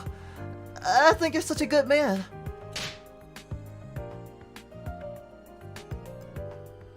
Shut up! We have to investigate. Are you from a patron family? Yes! My name is Charon, the fallen angel of darkness. What? She's lying. She's lying. This kid's name is Melorant. She's fucked up. No swearing, Joey. I'm Joey. I'm the elite of the elites. You look young to be a researcher. You better be careful in front of me. My father is the famous Joel. Joel? Joel, the previous owner of the shelter? Yeah, that's me, Joey, the great Joel's son. Merlin may look crazy, but she's the heir of Eclipse. Joel is one of the early patrons. He's a self-made businessman who started from the bottom. This research lab that prepared the Ark was originally owned by Joel. It was told that he donated the shelter for the project. Eclipse, the company that Maryland will inherit, also has offices all over the world. It's a leading conglomerate that produces all kinds of electronics, ships, and military projects. Eclipse donated over half of their funds to the Ark project.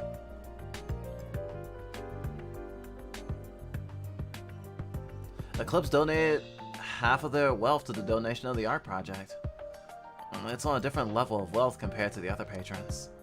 I thought they were just young kids, but they are future successors of a great family.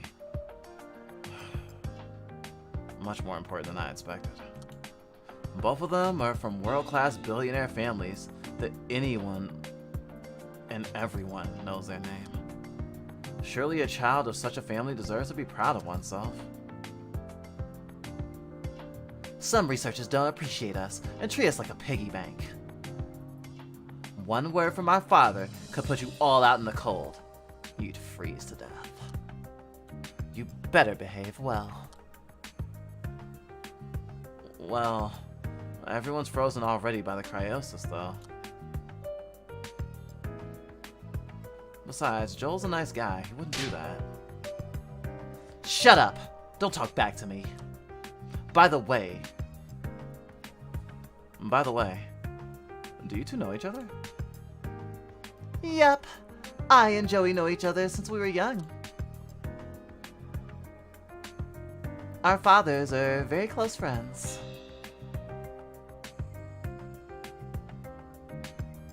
Hey, who's your friend? Joey might talk tough, but he's a very nice kid. His father spoiled him, so don't judge a book by its cover. Yeah, I could tell. Those imbeciles. Anyways, what's your name? You must tell me your name. When I tell you mine. It's only proper, you idiot. That's how Joey starts a conversation. I see. I'm Azar from the VR Engine dev team. Azar. You have a plain name. Azar. Oh! Did you happen to be that Azar? The director of Quarter of Life? The Legend of Sylvia? And Call of Fantasy? Oh, you know me? Ah! Ugh! You scared me. There's no way I don't know you. You're a world-class video game developer. I love COF so much.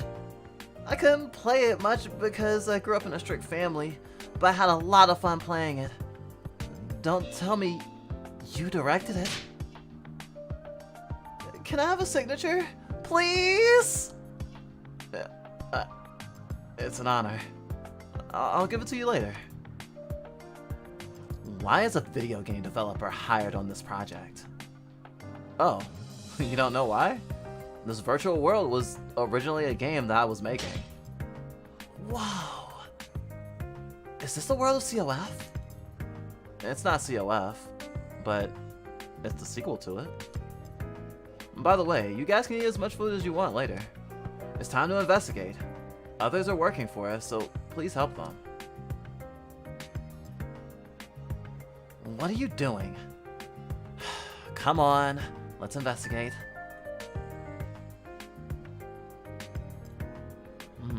I'm noticing some stuff they're gonna have to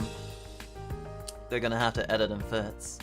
I wonder if they have a English playtest team. Maybe I should approach the developer and ask if I can be on it. Would definitely love to, especially since we love these characters so much, and we keep ad-libbing where we can, where the dialogue is typoed. English definitely isn't their first language. Maybe they use translators for everything. The Chronoarc dev actually streams too, and their stream is like entirely in Korean. But I don't think they stream with voice.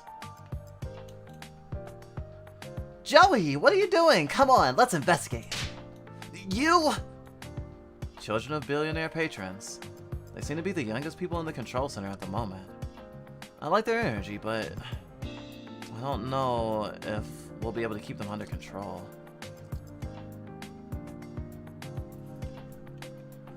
Younger kids. By the way, Lucy was there earlier. Maybe she's out there with Mr. Klein.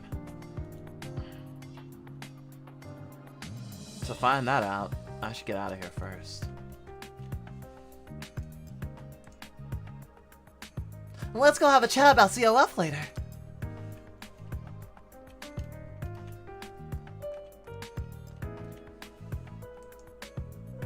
My head.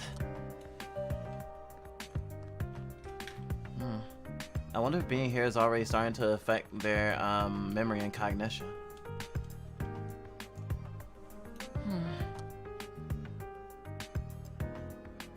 A grown-up woman with long, straight black hair was thinking about something, long and hard.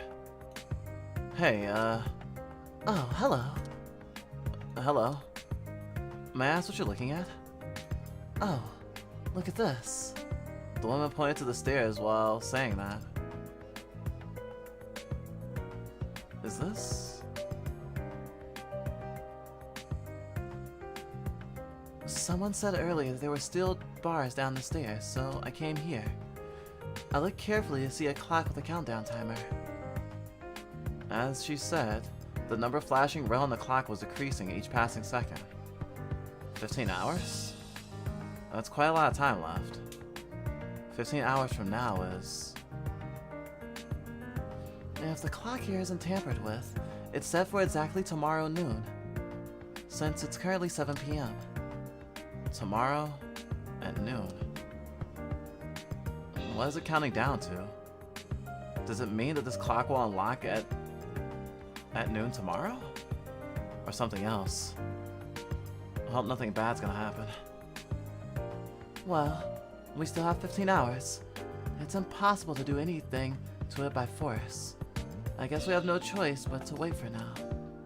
You're right. By the way, I should introduce myself. It's our first time meeting, right? I'm Purcell. I work as a priest at Barak Church and preach God's messages. Barak? I've heard of it. A giant global religion that strives in many ways to create a clean world without evil.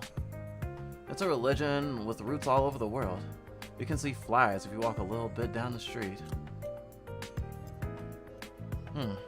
So you're a faithful one. I'm Azar from the VR engine development team. It's a pleasure to meet you, Azar. Do you believe in God, Azar? I have no religion. I'm sorry. I'm not religious. What are you apologizing for? I don't want to force you to believe. There was a time when I didn't have a religion either. Is that so? But if you change your mind, come visit me. It could be a turning point in your life, right? If so, I'll talk to you sincerely. Purcell lightly smiled after saying that. She is far better than the religious ones who force you to believe. Yet, somehow, I feel a mysterious, inviting aura from her.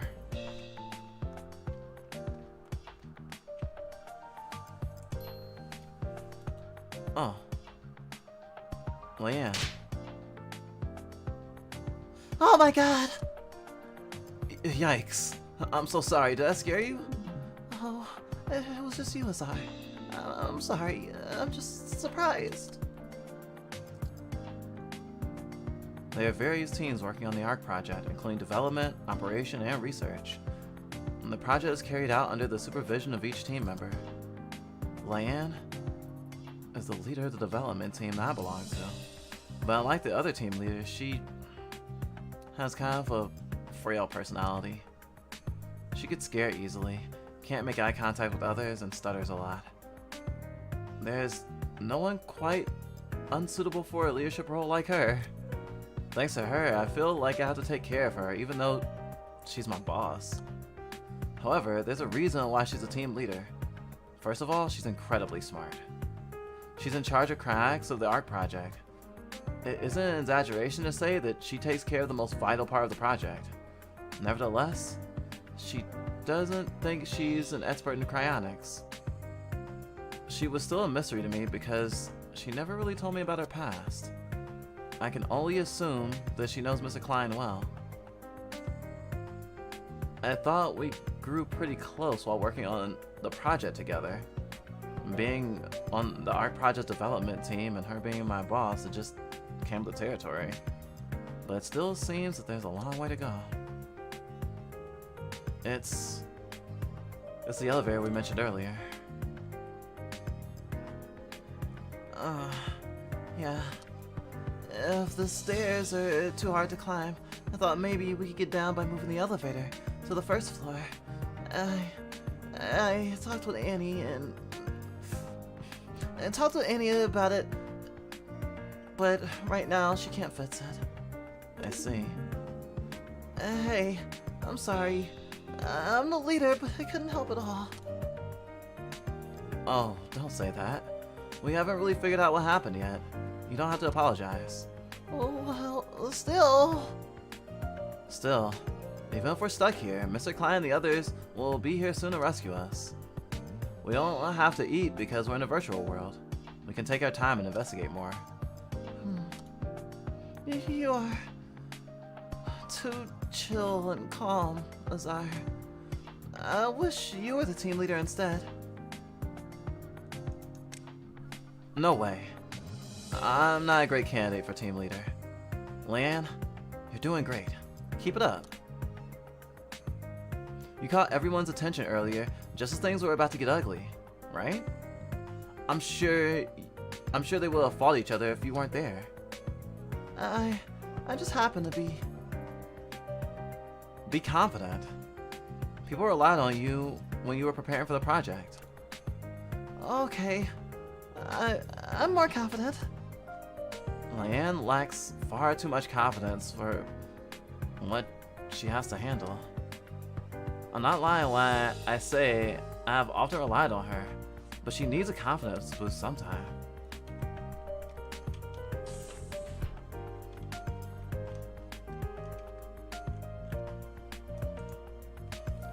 Oh?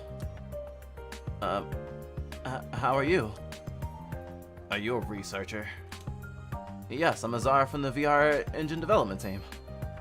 I'm Silverstein, executive director of the Wild Cane Enterprise.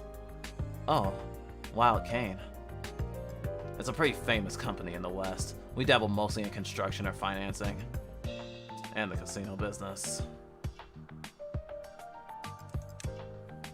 What? That sounds like a business for gangsters. Huh?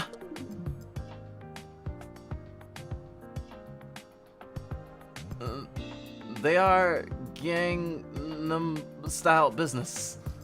Gangnam style. They are gang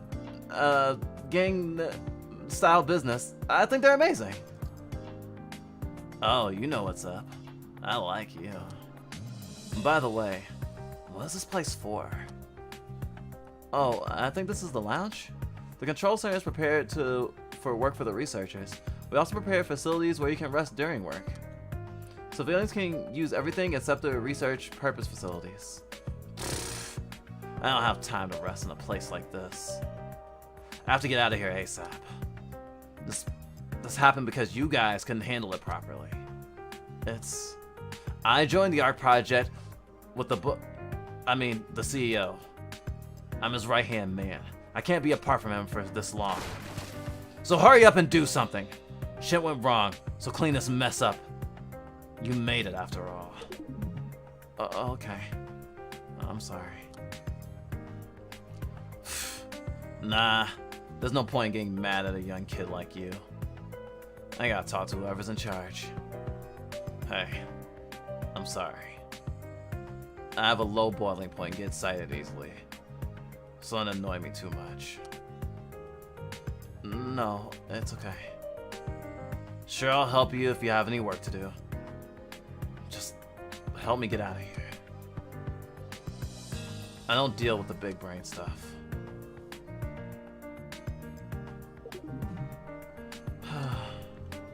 My legs are tired. Wild Cane. There's no way I haven't heard that name. The largest gang organization from the West. Servicing said it's an enterprise, but that's just how they market their image. It's actually a large criminal organization that dominates the West. I've heard rumors of gangsters involved in the ARC project, but I didn't know the rumors were real. I'm sure Wild Cane could have supported with a lot of money. Well, he doesn't look remarkably violent or mischievous. Still, He's a Wild Cane executive. I don't know if I should be on my guard or not. Shouldn't judge a book by its cover. We have to get out of here already.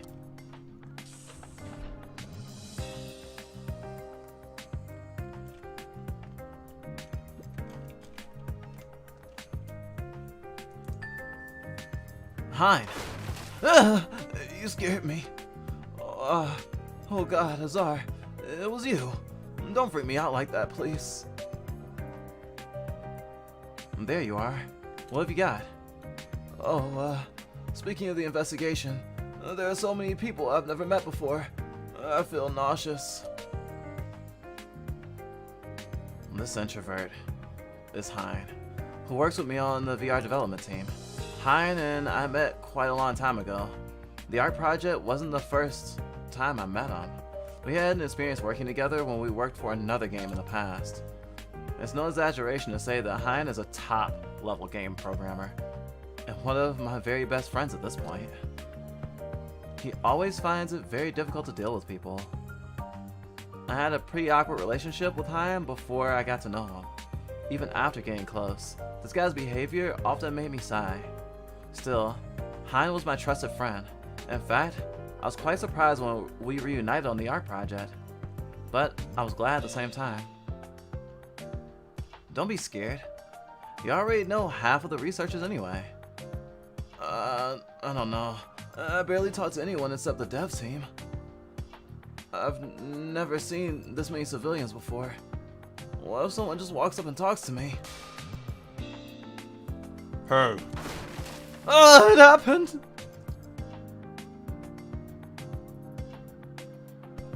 Yay, more dark-skinned characters. Huh. You're still so easy to surprise. How have you been? You're... Bebe. Yeah, that's my name. Bebe. Why are you here? Oh wait, is that outfit? You didn't recognize me because of the helmet, did you? I wanted to say hi, but my timing isn't the best. Bebe, I'm so glad to see you. I never thought Bebe would be here. I feel so much better. Hein, is he your friend? I guess he's from the security team? Oh, hi. Nice to meet you. Are you Azar? I've heard a lot about you from Hein. Oh, hello. I'm Azar from the same VR team as Hein. Here, take this. Is this a business card? All of our security team are warriors of the private military company Ironheart.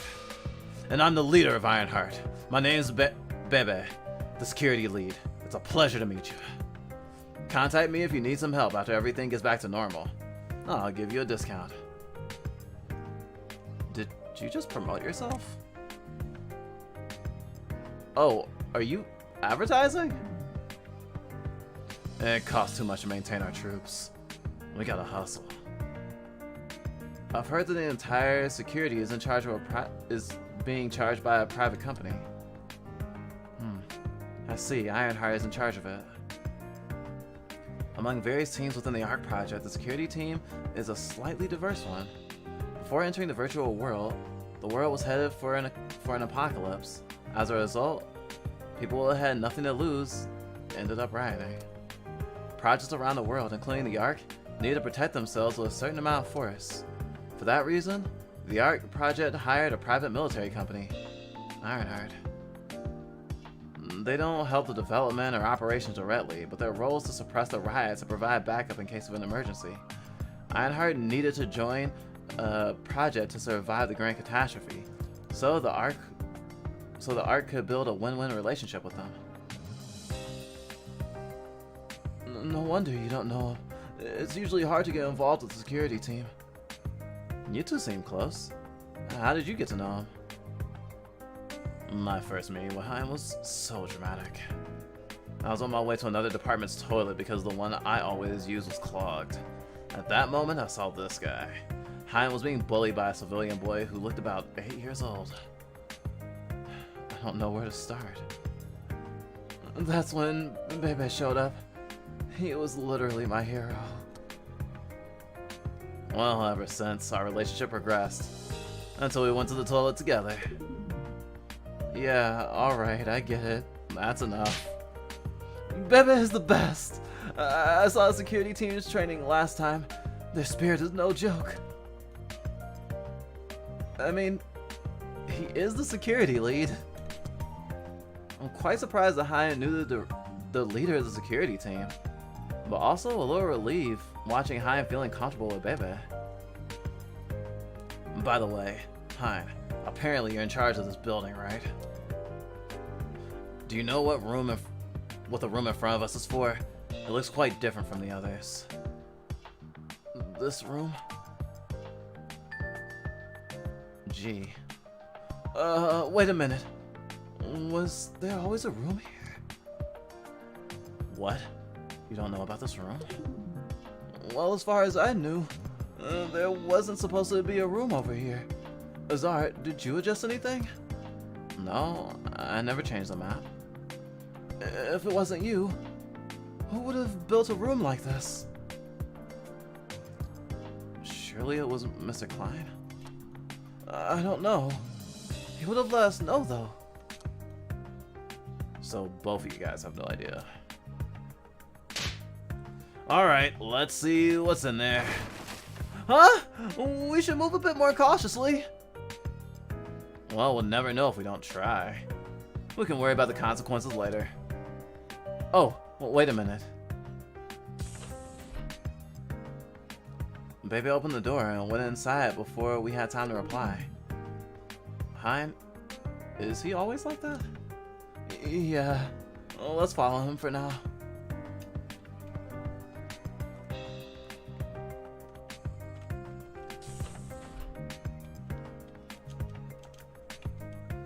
Alright, I keep pressing the enter button to try to talk to people. I have to do right click. This game is very keyboard and mouse. Excuse me.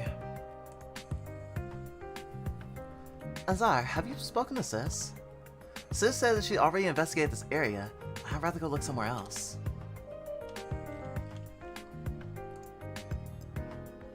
Sis? Azar, you're here. What was that broadcast? Nothing special. Just a test to see if the equipment works well. Could you hear me clearly? Yes. That's good. This broadcasting facility could be useful. Maybe we can bring everyone together. Sis is the management leader and the general manager of the art project. Everything within the project goes through Sis's inspection at the end of development. Everything within the project goes through Sis's inspection at the end of development. The final version of agenda that Sis reviews goes to our CEO, Mr. Klein. That said, she's the most influential person on the project, other than Mr. Klein. Her work skills are phenomenal. She is said to have been the top of her class, among other geniuses who had taken the super elite course at a young age, even before the grand catastrophe occurred. Hey, Sis? Yeah, keep going. Well, we handled that somehow, but honestly, I still don't know about this. Why did this happen? You mean, the cause of this? That's right. Well, we explained to the civilians earlier that we can't manipulate the virtual world inside it. To be honest, I didn't think it made much sense. Taking people to the control center without anyone noticing, and locking down the stairs with bars that we didn't create, and stopping the elevator? It doesn't make sense unless someone had planned it before connecting to this world. But even so, we would have found out during the final review. Anyway, the art project is under control of our development team, and if anything happens, we're... Don't worry too much, Azar. Sis? I'm the general manager of this project. In addition to checking and managing everything within the art project, I have an obligation to take responsibility for everything that happens here. I'll be responsible for whatever happens. There's no need for you to feel pressured or responsible. So don't overthink it too much. Focus on how we getting. Don't overthink it too much. Focus on how we're gonna get out of the situation. Sizzle's right. Sizzle's always been cold and stern, but she has a responsibility worthy of her position. I guess it is why everyone was able to trust her and trust this project would succeed. Everyone did their best. What's wrong with you?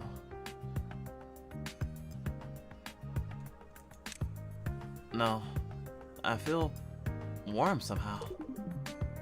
You sound kind of weird. I mean, thank you. Well, it's not good to be negative, but it's definitely a mystery. If this is some kind of accidental glitch, that's alright, but somehow... Never mind, that's only a possibility. The investigation comes before something that hasn't even happened yet. I've roughly finished looking into the broadcasting room, so please look elsewhere, Azar. So you might notice my team in the normal game has Hein. Hein's personality is much different in the, I guess, present day, since this is what was this, disc 0? Sizz, actually, you could accidentally assume that she's a child. Gives me top tier little vibes. It is interesting finding out the original identity of the characters, though.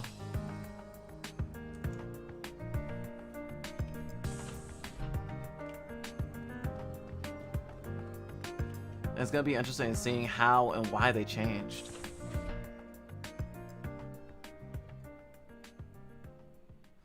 Oh, I drank water already, but let me stretch. I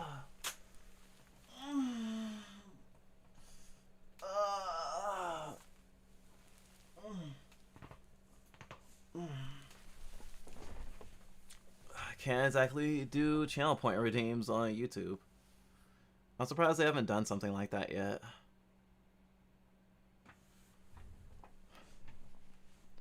As we entered the mysterious room, there was another door inside, and a very small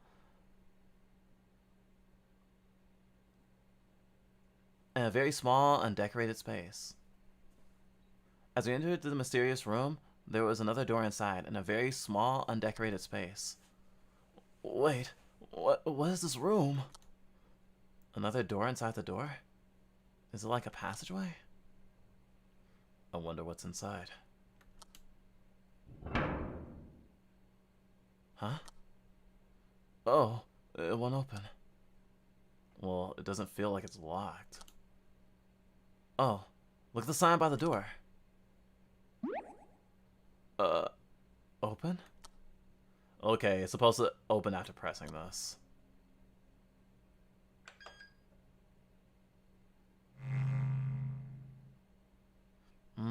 Seems like an elevator.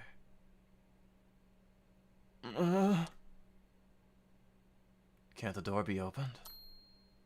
No, wait. Don't you feel something shaking? Whoa! Is it moving? This is an elevator. An elevator? Isn't it a little big for that? Imagine a cargo elevator. I often use it to move military supplies. But there are bigger ones than even this. Even so, why is an elevator for cargo at the control center? I don't know. I've never made anything like this before. I guess we'll have to check that out soon. As far as I know, the control center is a 6-story building.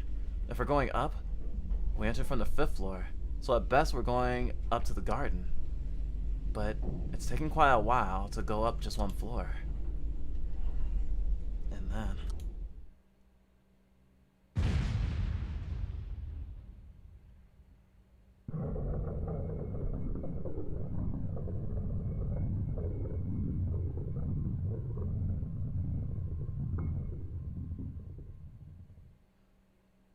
When I woke up, the door was wide open, revealing an empty room that seemed to absorb any noise. It opened. Alright, let's go. A mysterious room that didn't exist during the project development. But who created it? With a creeping feeling of anxiety rising inside us, we headed through the door.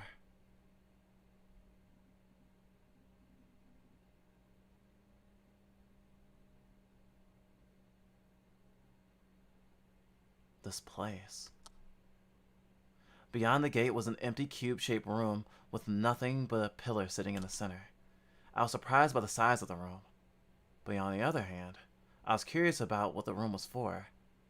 So I decided to carefully step forward. Huh? As soon as I stepped inside the room, I felt an unexpected sensation. Be careful! The floor is softer than you think. Huh? What sort of room is this? Are these shock-absorbing mats? I've seen these things at the gym. The mysterious room's floor, walls, and ceiling were covered in soft mats. This room is completely plastered in mats. It was the kind of place that you would drive if... It was the kind of place that would drive you crazy if you stayed too long. Who the hell made this room? This place is awesome. Time to release my inner gymnast. Don't enjoy it too soon. But besides that, I don't think there's anything here besides the pillar in the center. Let's check it out first. How can there be nothing after all this hard work? Fun fact, the Basque are an ethnic minority that live in the northernmost part of Spain. The second largest concentration of Basque people in the world is right here in Boise. Okay, random fun fact. Thank you.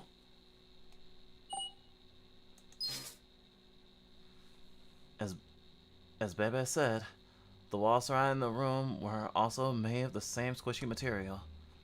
Since this is a virtual world, these structures seem to be working sufficiently. The question is, why does this room exist? Hein, Azar, look at that. While Baby was examining the wall, he pointed to the ceiling with his finger, as if he found something unusual. I think he's pointing at the exact end of the wall that connects to the ceiling. Huh?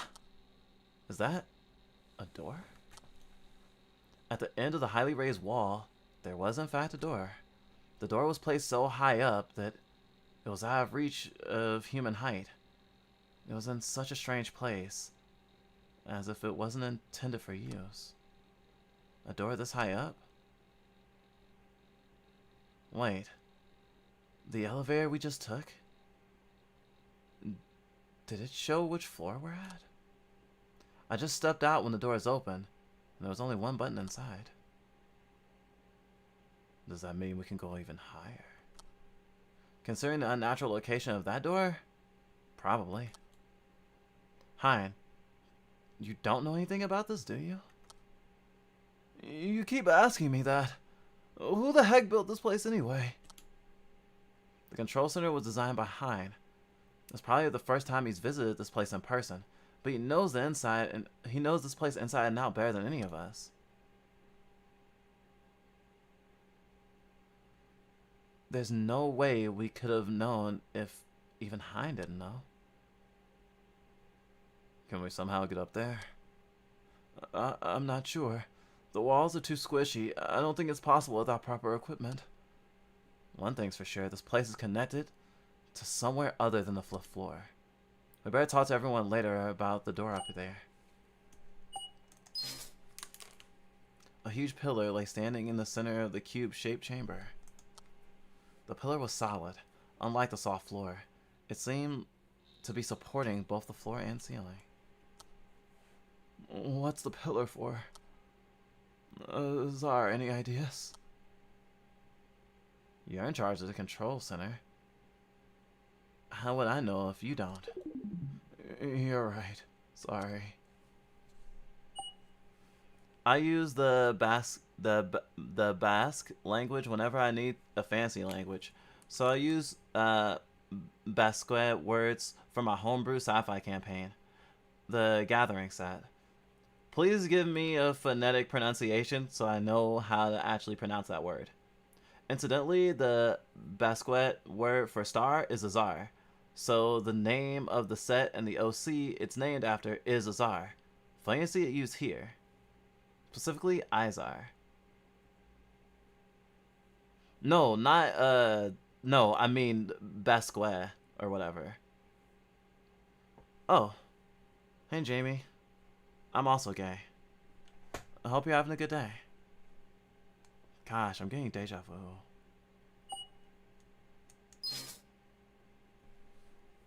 There's a door we just came through. It's made of heavy iron. It must be impossible to open it with force, just like the door on the outside. There's a button on the side similar to the one outside. Maybe it opens and closes the door. Azar, what's wrong? Are you leaving already? Oh, nah. We need to search more. I think we looked around enough. Maybe look around isn't the best way to put it. This room is spacious, but there's nothing to it. After all, the door up there is the only clue we've got. Shall we go back for now? There's nothing more to investigate, and I have a bad feeling about this room. A room that neither Hi nor I remember. The door that nobody knows where it leads to. This room is creepy. Just as Hein said. Who built this mysterious room? And why? Alright, let's get out of here. As Hein said, it's a waste of time to stay here any longer. Okay. We left the mysterious room by pressing the button next to the door that we came through.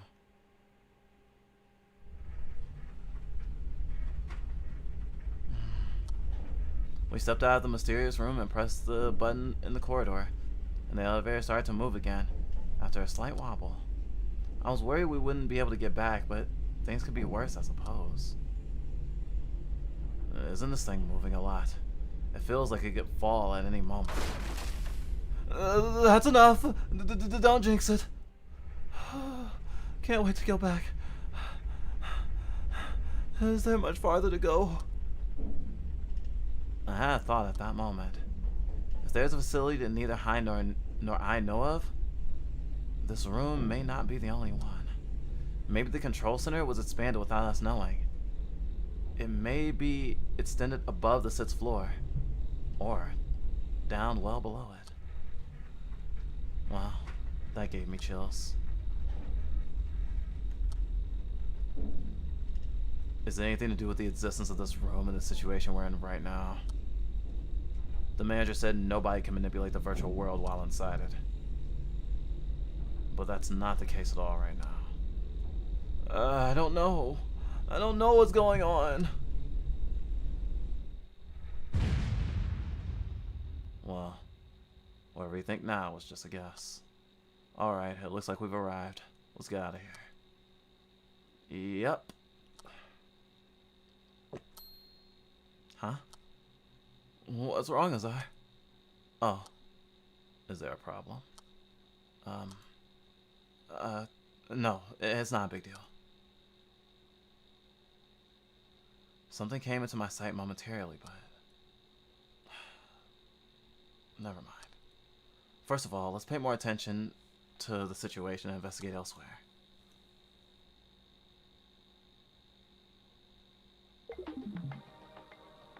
I'm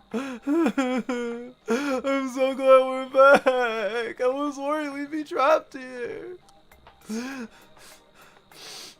I mean, we're already stuck in the control center. Let's talk about this room when everyone is here. Let's split up. I still have places to explore. Catch you later. A mysterious room that I, the VR manager of this project, and Hein, the programmer, didn't know about. Leaving behind any doubts or discomforting thoughts, we decided to disperse and investigate elsewhere.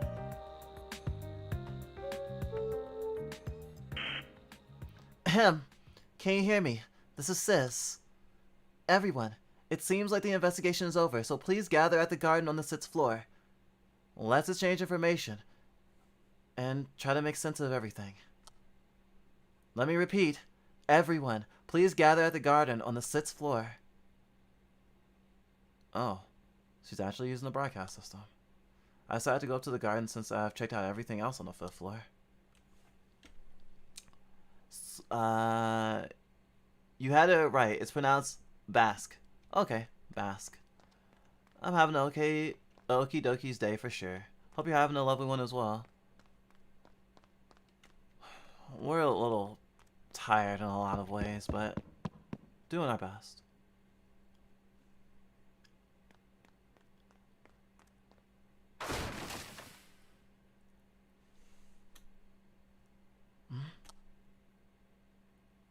I came back to the garden after an investigation.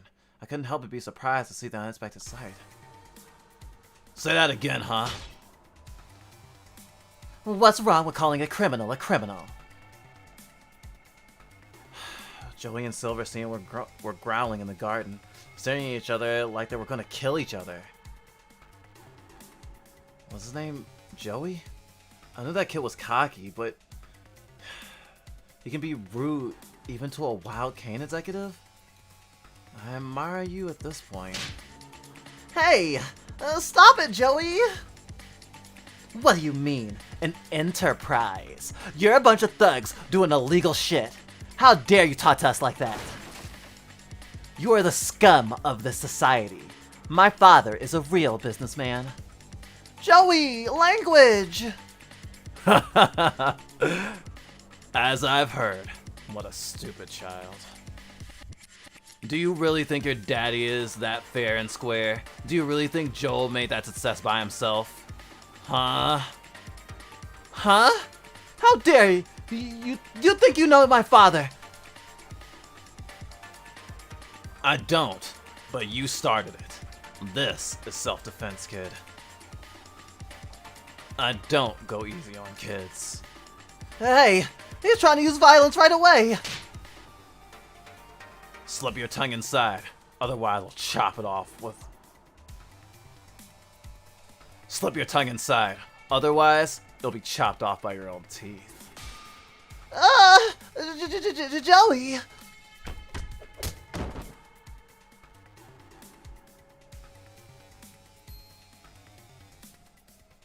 Enough. Huh?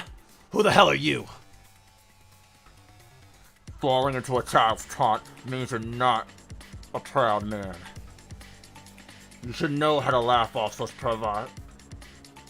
You should know how to laugh off such provocations if you're a real businessman. Ugh! What kind of power do you... Let me go! What a hero! A hero! Aren't you ashamed? You're trying to go serious on a kid? I'm not a kid. Oh, Azar. What's going on? Well, we walked around to investigate and said hi to people, remember? There must be a little argument between the two of them. Ah, that's why. Are we all... what's all this fuss about? Civilians are fighting each other. What do you mean? You should have stopped them. I tried, but Bebe went. Don't rely on the security team. At least speak up and mediate them as a team lead. Don't be so mean. Nobody other than Bebe can stop that big man. Anyways. You, him, y'all are all trying to show off. I get it. Get me out of here. People are waiting outside. You there. Don't confuse people and follow direction. Don't confuse people. Follow directions quietly. First thing we need to do is identify what's happening. Huh. How long have you been sitting there trying to figure out what's happening? Your sloppy work made us stuck here in the first place.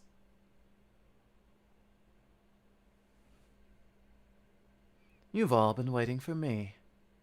Are you all ready to welcome me? What? Who was that just now? Yeah, just who was that? Didn't it sound like an annoying kid? Who's calling me an annoying kid? Where's it coming from? Oh, it's from up there. Up? Oh. I thought it was it Mr. Klein? And then I thought it was Lucy. And I was wrong. It's dun-da-da-da! Phoenix. I haven't seen the Boyish Scientist character yet. The Boyish Scientist character doesn't have a parallel as a playable character yet. There was a new character introduced, though I don't know if they're the same character. I don't think they are. But the new character that was introduced in the recent update has the same color hair, but doesn't look so boyish. I mean, definitely twinkish, but definitely taller.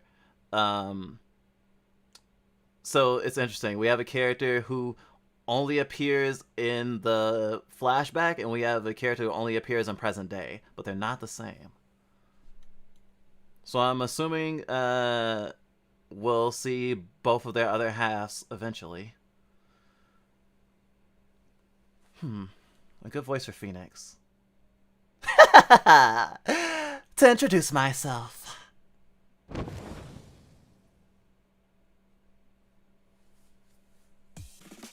I'm the legendary bird, Phoenix! That happened suddenly. It suddenly appeared with a blazing flame. It seemed like it was kind of off, but it let my tension go away. It spread out its burning wings as if it was showing off. Of course it wasn't human. I think it's a living creature? But this is a virtual world. Its appearance is not necessarily its true form.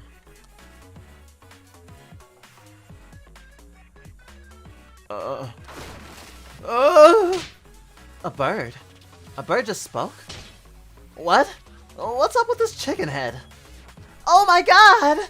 It's a cute baby birdie! Chicken head and baby birdie?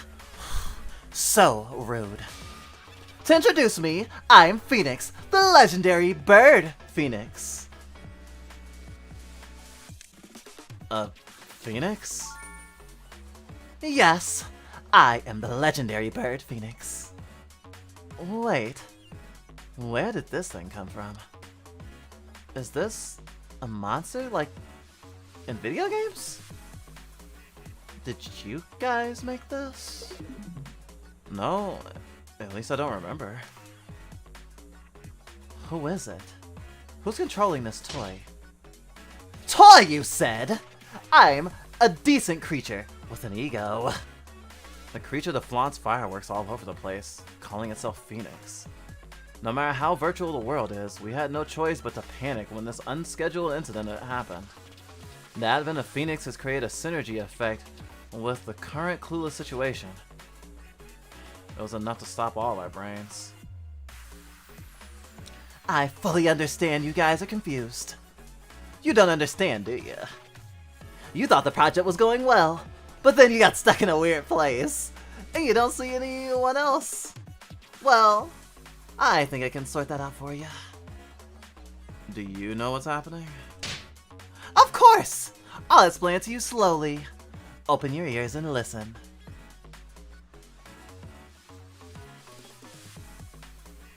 Well, first of all, let me introduce myself. Once again, I'm Phoenix. I'm the artificial intelligence program that supports the art project. Artificial intelligence? I've never heard of a support program like you. I can't help it. I was developed by Klein. Secretly. Mr. Klein? No way. A top secret. Well, I think. What kind of situation you guys are in is more important than who I am.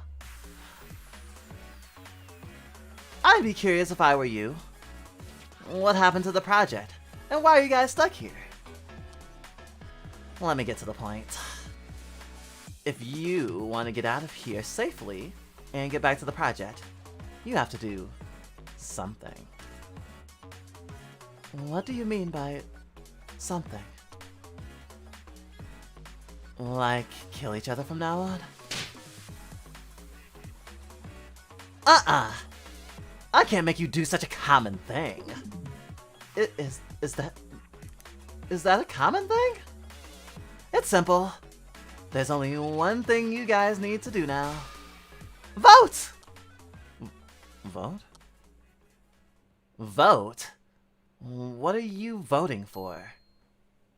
Pretty much, you guys have to pick a program master from now on. A program master? Well, what's that? Literally the master of the ARC program. You take care of the console to deal with codes in the real world. Program master can change the virtual world inside it.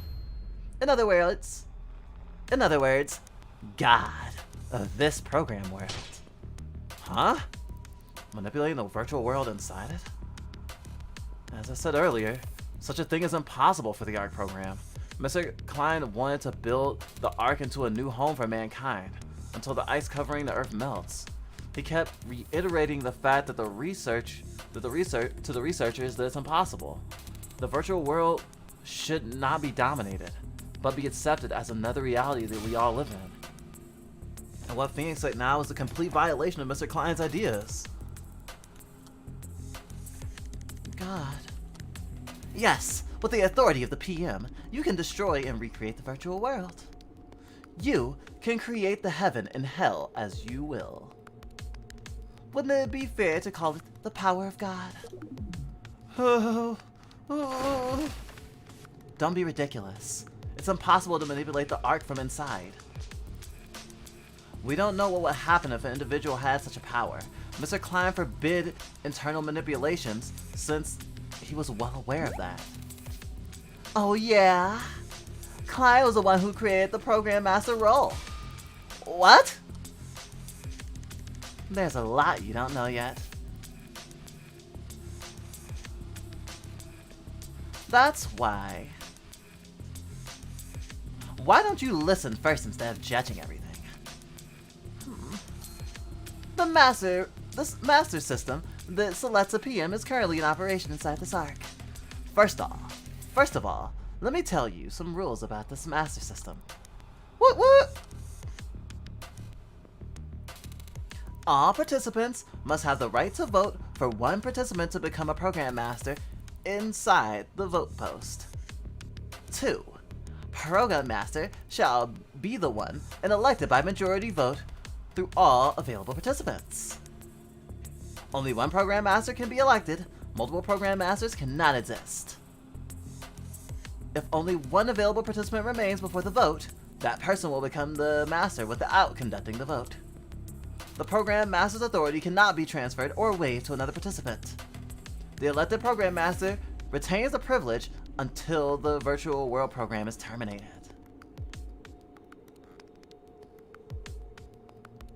Whoa. It's hard to follow what it said. Master system? Can this virtual world be manipulated from the inside? An unknown support program for the ARC project. Phoenix. I can't say I know everything about the ARC project, but as a member of the team, I've developed the project for a long period of time. I thought I knew most things. However, what the hell is this? All it talks about is things I haven't heard of. It wasn't just me. Other workers couldn't hide their embarrassment. Everyone is probably feeling the same. So, why are you doing this? Huh? What? I mean, why should we follow what you said? He's right. All of a sudden, PM and all. I told ya. You have to pick a PM to get out of the control tower. Wouldn't a PM help you escape this small building in no time? Do we need that much authority to get out of this building? Hey, Before speaking about that, the proposition of the question is wrong. It's not about why should we elect a PM. Ask, why are we stuck here? As to why we were taken to the control center, right? Yeah. Not long after we got stuck here, this bird popped out like it was waiting for it. This master system has something to do with us being stuck here. Great point, Narhan. You're sharp. That's right. You can't elect a PM at any time. No wonder this master system is an emergency system that can only be invoked in emergencies. An emergency? I don't want to explain too much, so to put it simply, a traitor. What? There was a traitor amongst the participants of the ARC project. A traitor who wants to take control of the ARC and hog it. One of you guys here. At that moment, as soon as Phoenix heard those words, at that moment, as soon as Phoenix spoke those, licks lips. At that moment, as soon as Phoenix spoke those words, the 14 people each looked at each other's faces. There's a traitor among us. It doesn't matter whether it's true or not. They're just unconsciously guarding each other. There are friends here, but also strangers. Trusting strangers all of a sudden. That wasn't easy. Traitor? Who is it? Who's a traitor? I don't know. I'm sure there's a traitor, but I couldn't figure out who it was. What is that supposed to mean? Are you kidding me? I couldn't help it. The first thing I had to do was protect the Ark before finding out who the traitor was. Taking control of the Ark? Why would anyone do that? This is not even worth listening to. There cannot be such a thing as a traitor. Sis? We elected only researchers, civilians, and people who were verified through a strict screening. If there was such a traitor, I would have noticed it earlier. I told you not to judge too soon. There's an exception to everything! If I'm lying, why are you guys stuck here? That's... the sudden faint. The detention. The signal disconnected. The unknown facility structure. If any of us really want to take control of the project, the whole chain of weird events must be the work of a traitor. It was hard for me to believe that there was a traitor, but as Phoenix said, the current situation cannot be explained easily. Everyone must be feeling it too. Something unusual has already happened, and this may be intended by someone. Does that mean the traitor locked us up here? Why would anyone do that? Don't worry too much. You're fine. As of yet. Yet? It's certainly a dangerous situation. It would have been irreversible if I had left it a little longer. But that's why I am here. Just before the Ark fell into the hands of the traitor, I managed to activate the master system. What does that have to do with the traitor? Once the master system is activated, the traitor can't do anything until the PM is chosen. So, you intend to become the almighty PM to punish the traitor? Punish? Who? All of a sudden. That's it. Someone has to be the master if you want to leave the control room anyway. Do you understand the situation now? You mean... you're saying you're helping us? Of course! I'm here to be a firm ally and help you.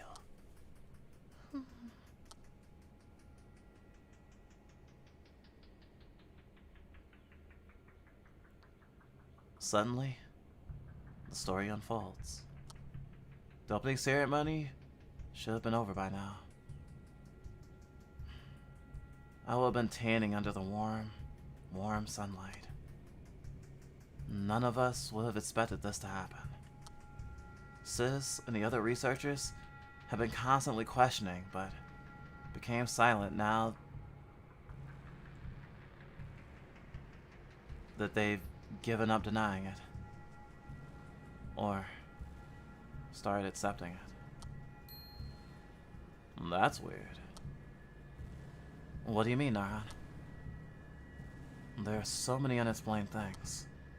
But the strangest thing is that the traitor will also be a candidate for the vote. What are you talking about? So, he's right. There's a possibility that the traitor could become the PM. Huh? The traitor locked us up in the control center for some reason, and the master system was activated, as if it was all planned. We have to pick the PM now. The traitor's purpose is to take control of the art project. If you become a master, wouldn't you be able to take over the project easily? This may also be part of the traitor's plan. Wait, are you saying that the chicken isn't on the traitor's side? I'm not a chicken! I'm a phoenix! Well, first of all, the system requires all available personnel to vote. I couldn't help but include a traitor as a candidate. Are you kidding me? How am I supposed to pick a master or something when I don't even know who the traitor is? So, you have to find out who the traitor is. What? Identify the traitor by some means before the vote begins. Vote an innocent personnel who isn't the traitor as the PM. Protect the project by finding out who the traitor is. That's the task you guys are given. The art project was the only hope to survive on the frozen earth.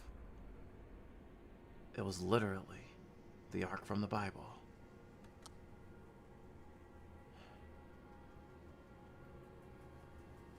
I believe no idea, religion, good or evil, would divide mankind in front of the crisis of the extinction.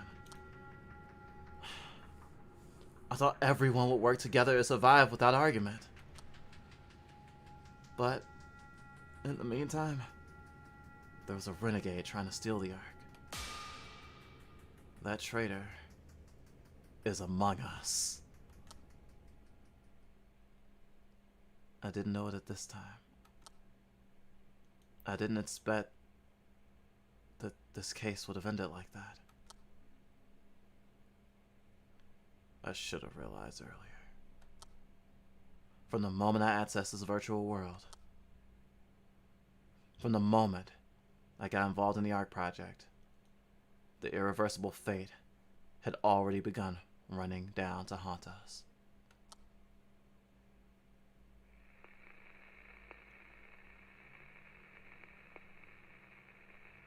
To be continued.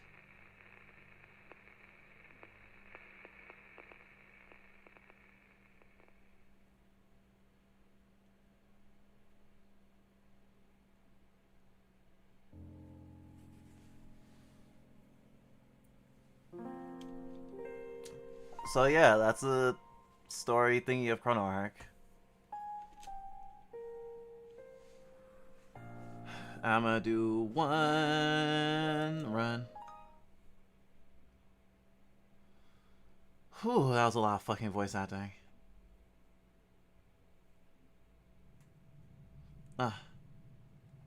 Start me off here.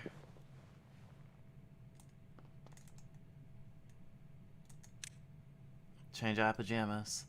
Although, obvious spoiler, considering Lucy is your point of view character and she uses spells that no one else can use and can manipulate stuff, she obviously was the one who got chosen as a program master. But she wasn't the one who was present. But she wasn't present during the time of the vote. Though I have two candidates that I think may have been the traitor. One is kind of obvious. Haru. She literally told Azara that she wanted the art project to fail. So there's that. And Leanne was oddly silent during that time. She doesn't have a poker face. If she was the traitor, then she was showing it all over her face.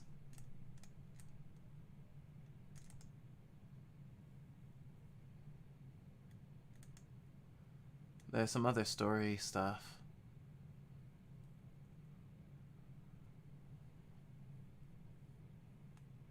But gosh, this has already been so much reading.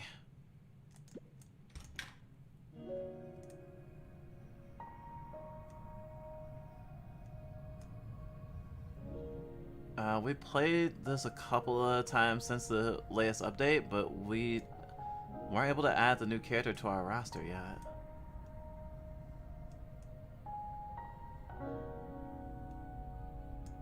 Oh, never talked to Arrow Boy before. Okay, can't go off screen there. What is it? You don't look good. I'm controlling my subconscious mind. I always meditate before I go to the Twisted Land. You cannot survive unless you reflect on yourself. At least for her. Her? Would you not bother me if we're not leaving now? I don't want to waste my time.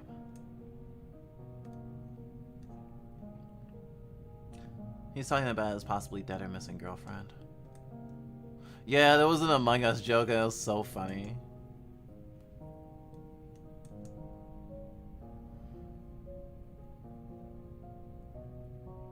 Change of plans. I'll just unlock all these. We're waiting to play this on stream to unlock stuff. Because as you can see, we have a lot of fucking skills.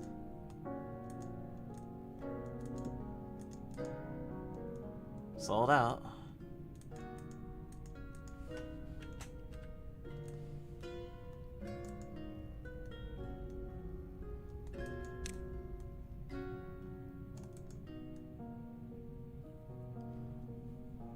So they're more trapped in a video game now because they don't know that they're in the Ark, or at least most of them don't. I won't give away who still knows. But if you were to play this game fresh, like if you bought this and downloaded it right now, and you just start the main game, you'd be introduced to the story as if it was just a regular fantasy story. But still using the whole Ark motif, but in a different way. Our journey is to get to the clock tower, which I'm assuming is the control tower, and reverse time. Basically a factory reset of the Ark. But since they don't know that they're in a in a simulation, it's kind of useless. It's a tablet of prophecy, which has been handed down through the Ark. When the girl who shines the light leads the way, fragments of time will be revealed. A phrase of prophecy is inscribed into a mysterious mural. I'm not gonna do a full run though. Among Us references make me want to watch They Live. Oh gosh, They Live. Unlocked by defeating the Forgotten King. Oh, so we have to beat the game again to unlock the Forgotten King. Let's see. I'm like, what's a cheap team?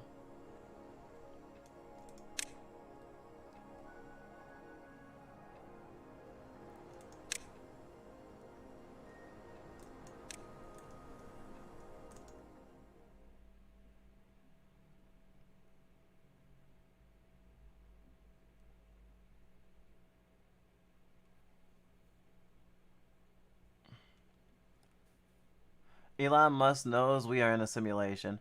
His obsessive LSD habit told him so. I mean, we have a psychotic delusion that we're in a video game.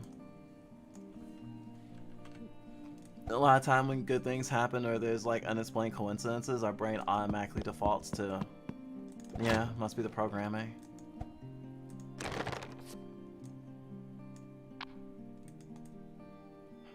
It's not feeling.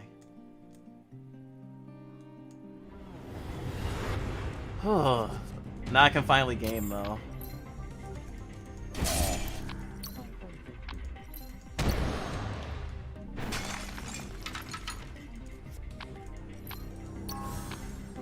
So yeah, this is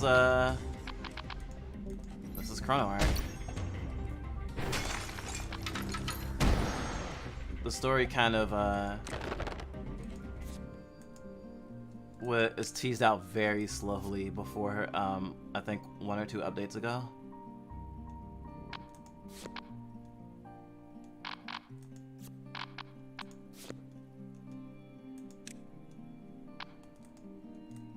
Some people say this game is harder than Darkest Dungeon, but I don't know about that.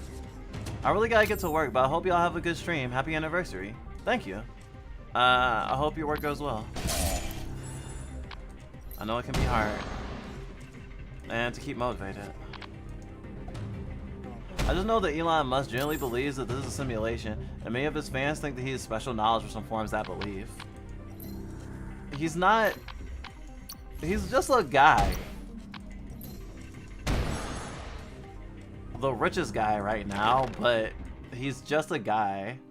But then again, like, when you have like a cult like following like that, there's gonna be people who believe that shit.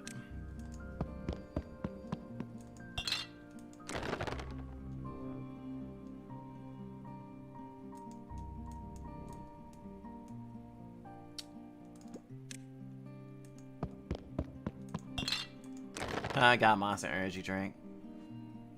I mean, not to say that those people aren't at fault for just blindly, you know, eating his bullshit or whatever, but like, it's also kind of sad to me.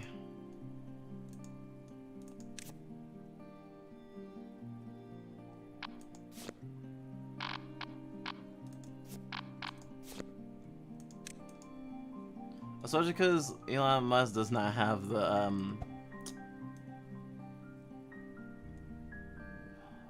like, it's funny thinking about the stuff like with the ARC project and stuff in this game, and like humanity's like trying to not die, and of course with climate catastrophe, something is gonna have to happen to a similar on a similar regard.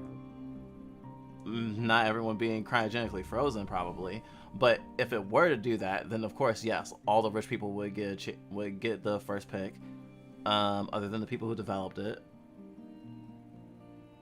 and most people will be lucky to win probably some sort of lottery, or they probably get chosen based on how helpful they'd be in the new world. I do know that Elon Musk wants to send people to space, but not to escape, but to like do work that benefits the rest of the like planet or whatever, but it would basically be space slave labor. Oh, video anniversary or content creator anniversary. Our first video, we released our first video 2 years ago today.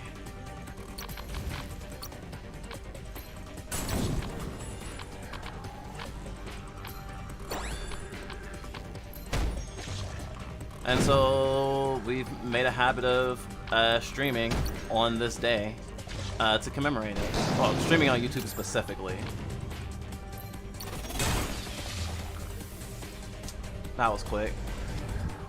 Particularly because of, and if you see the title of the stream, you might have an inkling as to why we don't ever want to like, we never want to turn our back on like the fact that we're babyfurs, and in pursuit of that, even if it's not always like at the forefront of our content, we want to have a video that has a title at least once a year, just to I guess in a way keep us from being like embarrassed by it, or thinking that we should like disregard it, or think that we should like just rebrand. I mean, if we wanted to rebrand and not do that and not have that influence our content, we would just stream on the side under a different identity.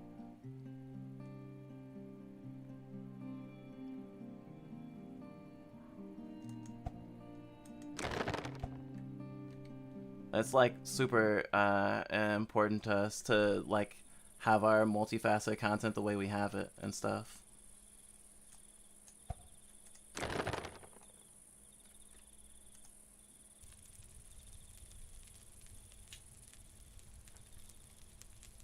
And we take turns. I have reason to believe that the first video for this was Drizzle, though it was hard for us to be really clear in videos who was fronting at the time, and we didn't all have names we wanted to use in content yet. Last year, Punkbyte played a few games that she liked, particularly Splatoon, and this actually, ironically, she also played a game about the end of the world, but where there was actually a god, and God was a bitch. Everyone and like a bunch of kids were rebelling against God. That was pretty cool. I'm playing a game that I really like.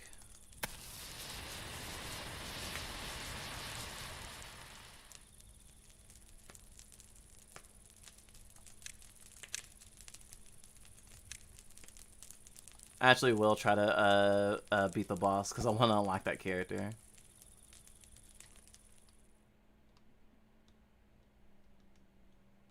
It's also nice to, I guess, be up to date on Chrono Arc's story, considering it's still in development. Though it's a bit sad that they didn't update the story mode at all. I mean, I'm sure they have plenty of stuff to show off eventually. Although one of the benefits of being in a system right now is that even though I haven't played this game very much at all, I know exactly what to do. I'm trying to develop my own style and what I want for my team because I haven't really been able to toy around with it. You know, Elon Musk is also afraid of AI. He wants to join human consciousness with AI, so that when the singularity happens, that humans aren't like discarded by machines.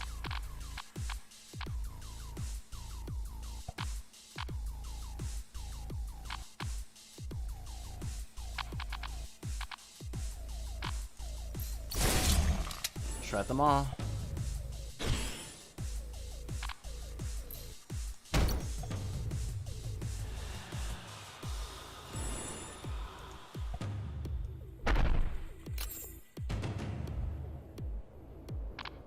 I'm gonna admit we actually don't tend to remember the anniversaries of our partners. It's because we haven't prioritized it.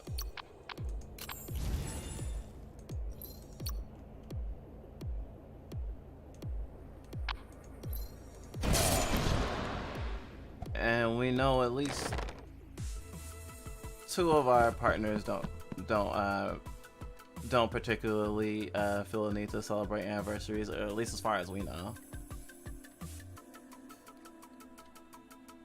Other partner we know has celebrated an anniversary with other folks, but hasn't mentioned wanting to with us.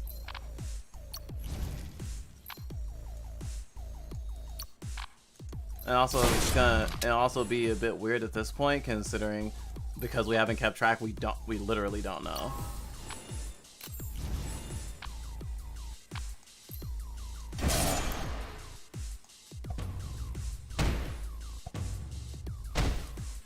After a long-term relationship we were in before, we're kind of okay with the current way things are.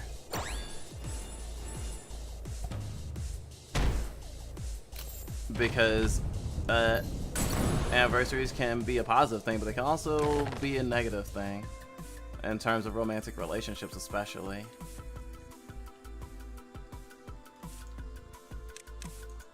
Not to say that we'll never care, but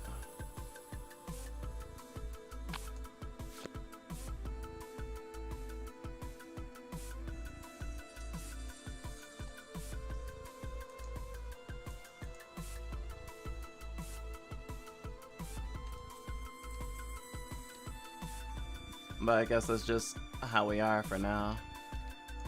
And I guess we technically have a little bit of trauma about it. View random skills from investigators who are not in your party. And pay a scroll to learn one.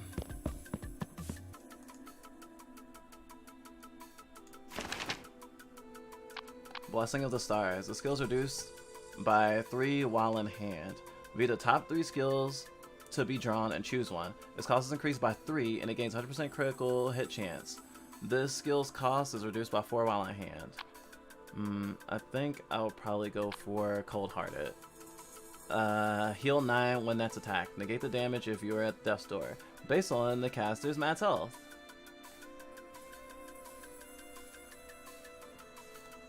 So we don't need lifting scrolls anymore, so...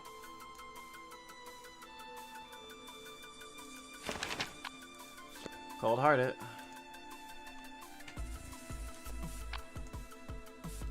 This game has a lot of customization. You basically build a deck.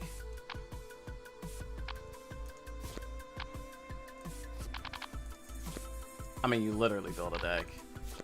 But cards belong to certain characters. If that character dies while in your party, then you don't have access to them until you can revive them. You can't revive them in the middle of battle.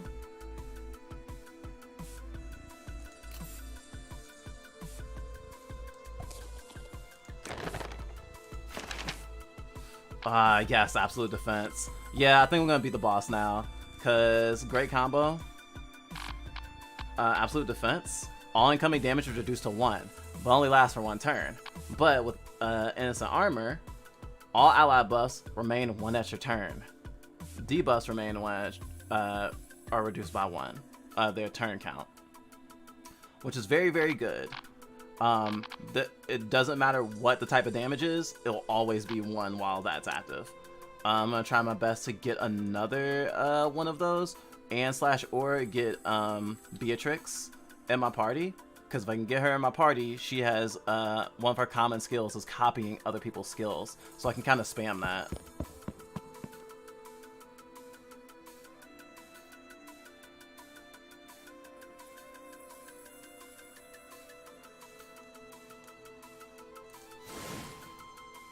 Suggestion: draw 1 skill, then view your deck and choose a skill to move to the top. This skill costs 0 when it arrives in your hand. Whenever ally takes damage, deal 7 damage to all enemies. Damage increases by 1 every stage. Draw a skill if damaged by an ally. Oh, they added that. Suggestion seems cool, but I'm gonna do Dark Silhouette. That's a Lucy skill. Lucy doesn't participate in battle directly.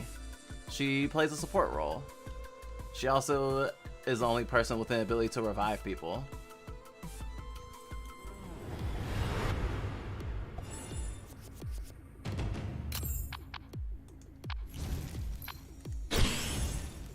Cold Hearted, so if they try to damage me, they won't. Shut them off.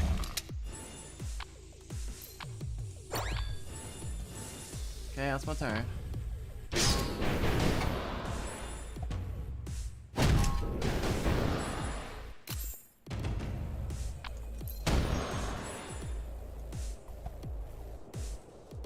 Yay, I got a key. Let's see.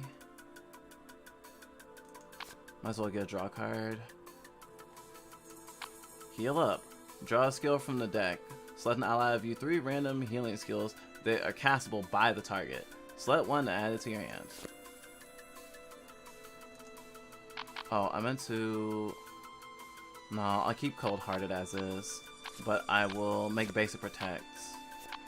There. Don't forget that.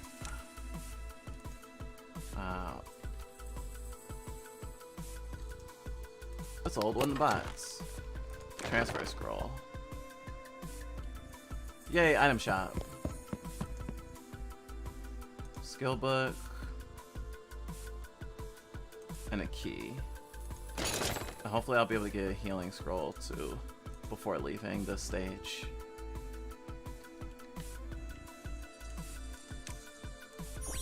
I do wish this game was functionable with controller though. It would just be kind of nice. Oh, mana draw. Lucy skill. Restore 1 mana when you draw a skill from the deck this turn. Draw a skill. I haven't equipped this because it could be cursed. Since it has a question mark on it, it could be cursed, or I could even get it can even have an extra buff on it. But if I don't have a lifting scroll, then I can't take the buff off or the debuff off. And if you do get a cursed item, when you equip it without knowing what it is, you'll immediately not be able to take it off.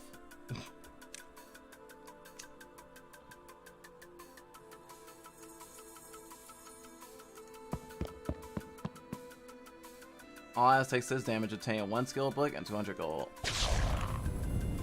Not bad.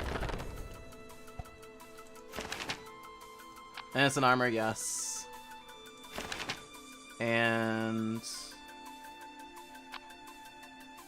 increase all enemy pain and weakening debuff stacks by 1. Another shred them all. I'm trying to make an efficient deck, not necessarily just one that's fun. Let's see here. Do that. Double Eve stacks. Collect Eve. Heal up. Let's get hindering attack.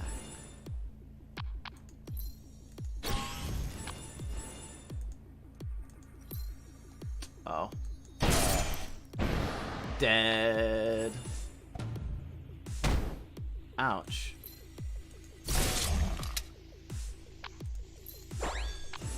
Damn. I've been trying to kill Apprentice Maid whenever she comes to battle, because she doesn't actually do that much damage, but she'll add a thing to your hand that stays she'll add a thing to your deck that they'll stay even after the battle. Which is like the opposite of like thinning out your deck. If she keeps getting able to attack, she'll just fill your deck with stuff that you can't use. I mean, you can diss it after a point, but other than that, not really much to do.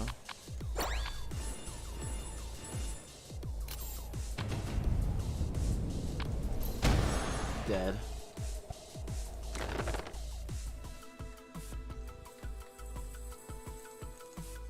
Pot may contain something. I love it when my pot contains something. As long as it's something nice.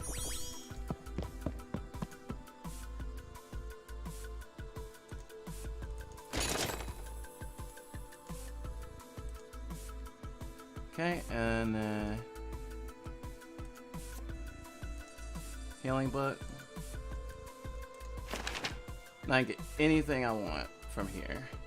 From all of her skills, because she's a healing character, so I can just grab anything.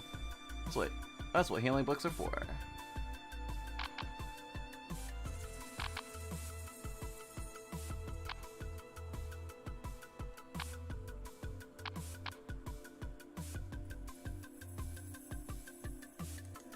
Yeah, definitely need to heal debuffs. I'll get rid of a normal heal.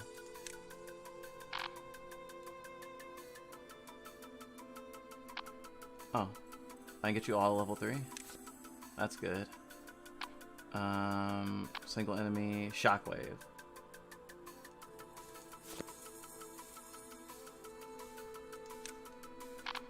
Turning out to be a really good deck so far. Sometimes having useless cards in your deck is useful though. That sounds like an oxymoron, right? The final boss, during his second phase, or I guess his third phase, every turn he starts making you exile cards from your deck. So if he's making you exile cards that are kind of useless, or just basic cards, it won't affect you as fast.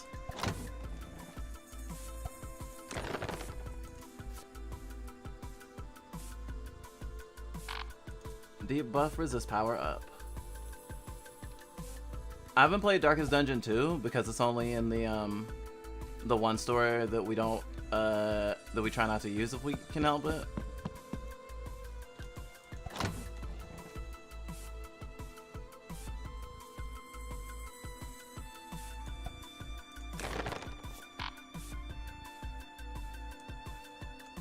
Okay, got 2 characters fully outfitted. That's good. Oh yeah, I forgot. What does this do? Forgotten King's Cloak. Oh, healing power plus 25%. Yeah, you should be having this. Increase debuff resist power. Support rolls every 3 turns. Reduce the net skills cost by 1. Yeah, that's perfect for her. That's literally the boss's cape.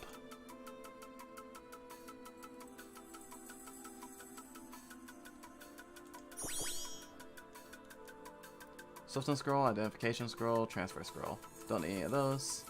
Start the battle. Ah, this is the easy level first stage boss.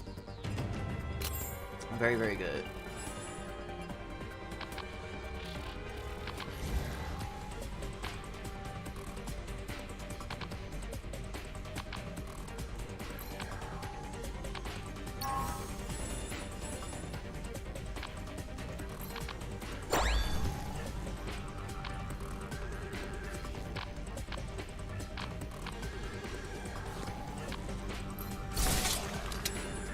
Thinking about it, we may be a little biased on this game not being that hard. Because we're so used to it. I mean, we almost have 300 hours in this goddamn game.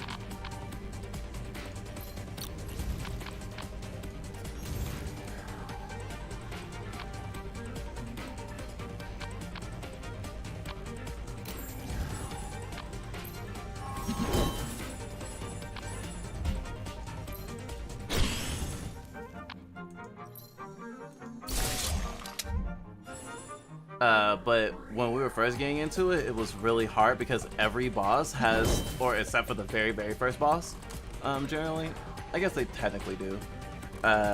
Every boss has a special mechanic, and you need to understand the mechanic and be able to navigate it to win. Some people in negative reviews even say that it's the game is too hard because it restricts you, and you can only beat certain bosses a certain way, which we disagree with.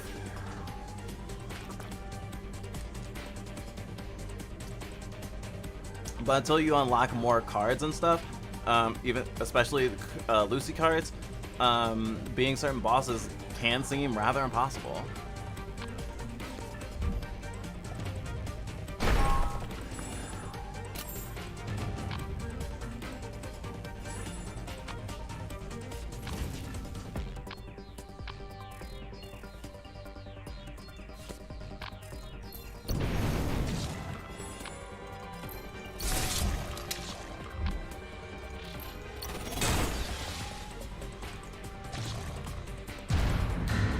Ooh, death's door.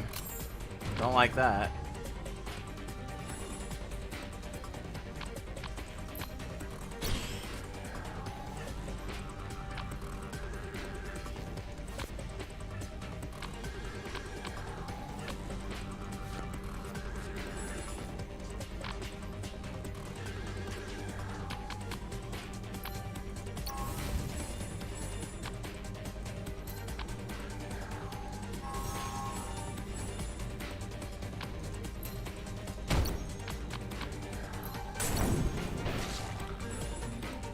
Whoever Eve's attached to, if that character does a single target attack, Eve will do an additional attack right behind.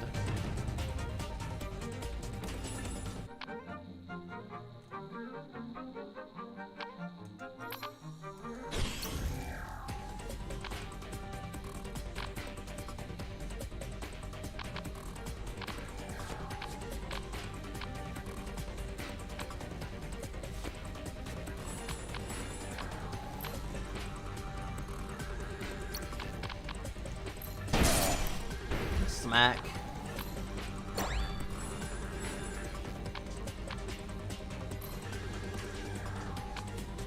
$15 plus Eve will probably do 20. And then you lose 20 from that, it won't kill. Protect the party barrier. Flash your shield on you.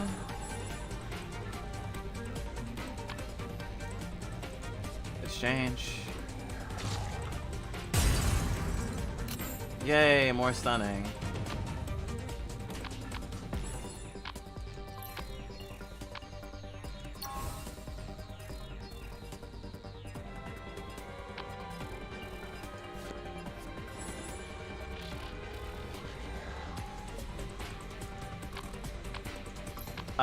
So for this boss's mechanic, Shatter module, discard after 1 turn.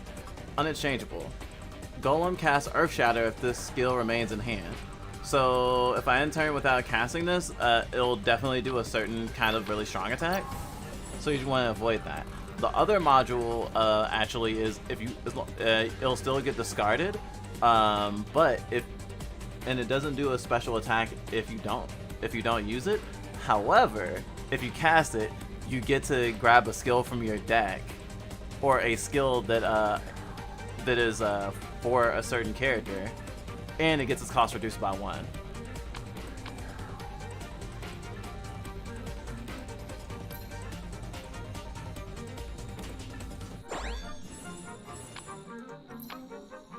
Oh, patch up is...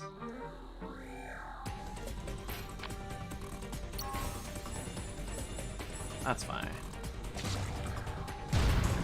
Ouchies. Wow, I love that. I don't love it's. I'm being sarcastic. I love that is going through from literally from right to left, paralyzing all of my characters.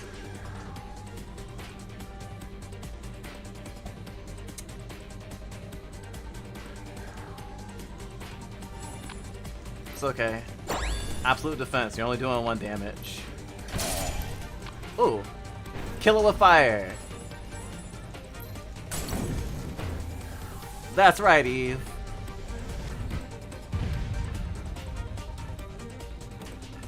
That was pretty good. Hey, 7-11. That's our birthday number. Numbers. Anything else in the shop? Rush. Rush is good. Ooh, and the swiftness scroll. Perfect. Swiftness scrolls increase the timers, for, the turn timers for your opponents. So it takes them more turns to act. Which in the higher stages is very, very useful. Oh. Let's see, what does this one do? Star Ring. Oh, does a little bit of everything. Actually, I'll give it to you. Rush. At least for now, I'll give it to Miss Chain.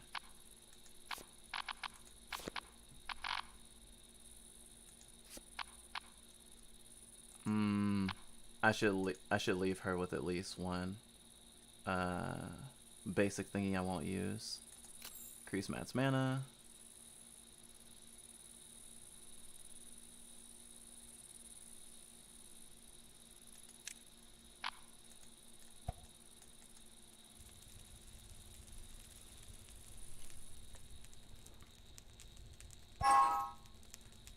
Sis, let me borrow Eve for a moment.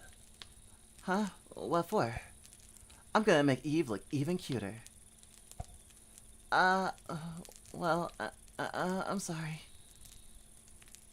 Great.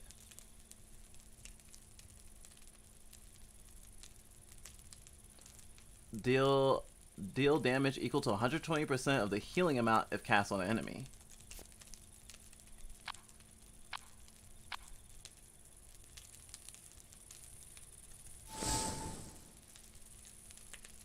So one of my healing spells also doubles as an attack spell now.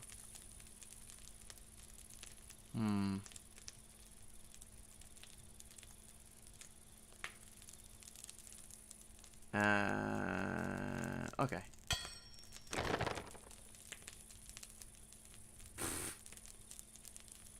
They actually would cancel each other out. The receiving, so she just gets basic healing.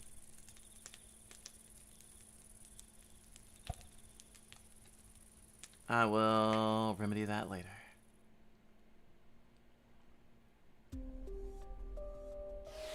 I can't believe it's hump day.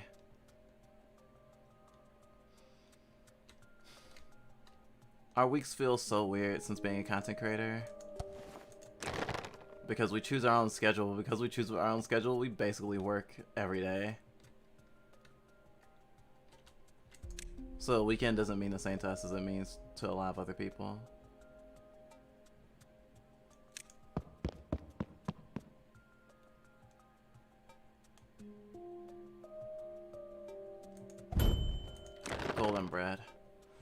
Consumable in the field. Restore an ally's health by 50% and cure faint status. When used in a campfire, increases maximum health of all allies by 3, including allies recruited in the future.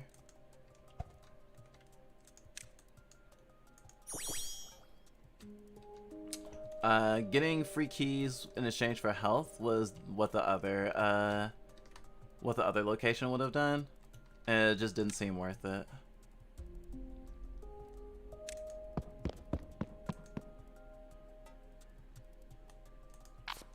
Oof, one of my skills became cursed. Okay, discard after 1 turn.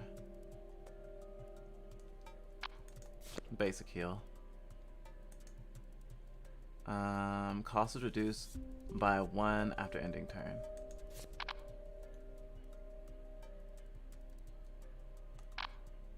Shockwave, because I'm not likely to use that the first turn I draw it. It does more damage if one of or any of my party members have armor on. That's that gray bar that fills up. You may have been noticing. Ironheart's ability. Everyone has like a special passive ability. His passive ability is for all characters in your party. If anyone gets healed and their health is already at max, or rather, if they can't be healed anymore, then they gain that extra health as temporary armor for the turn. Good morning, see.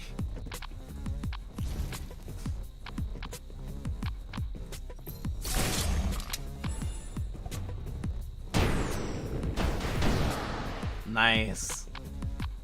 You're dead, la la la la la la.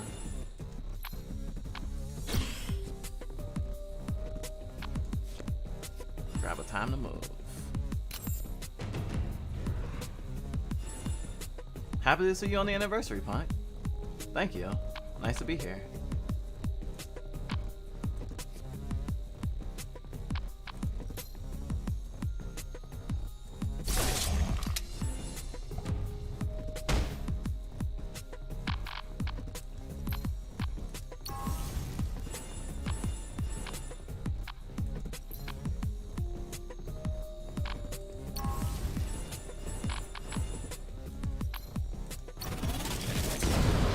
Nice.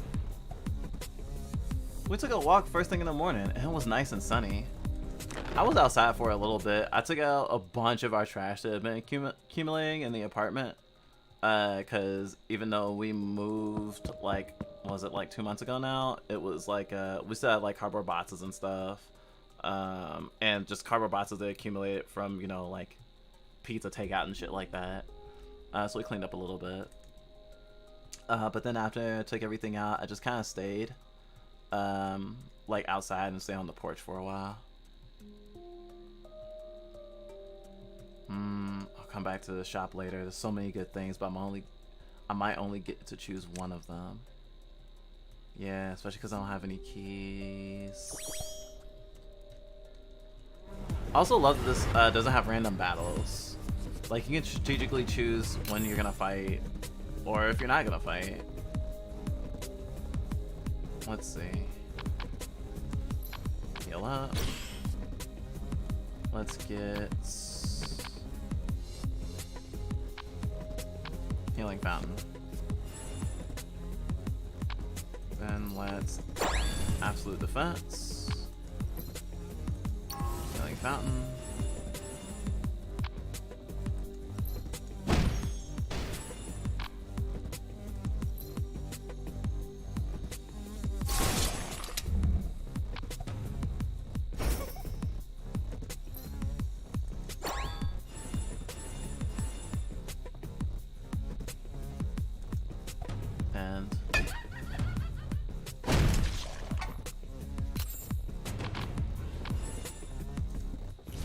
Okay, so then I'll do damage if you hit me.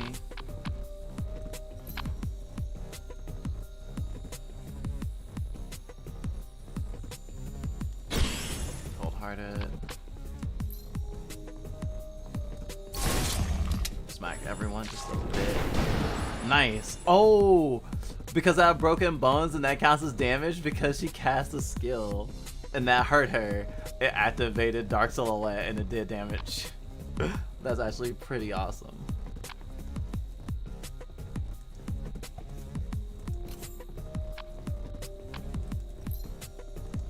Smack. I'm glad your walk was good. Walking is very good. Or it can be. Especially when you stay in the fucking house all the time, it can be rather suffocating even if you don't like going outside that much.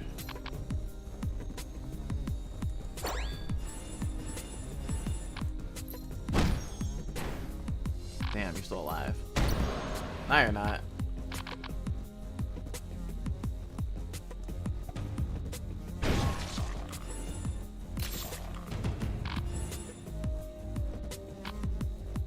Restore 1 mana when you draw a skill from the deck this turn. And draw a skill.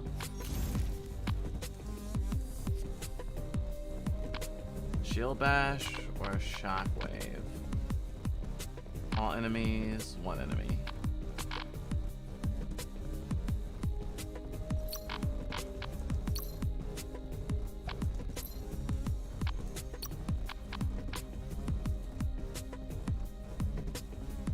This is basically a mini boss. You see how much health it has? But it's really interesting. Unstable Machine. Whenever different characters take turns damaging this character, receiving damage is increased by 60%. Last damage, no one's damaged it yet. So if you alternate, you'll do increasingly more damage on it.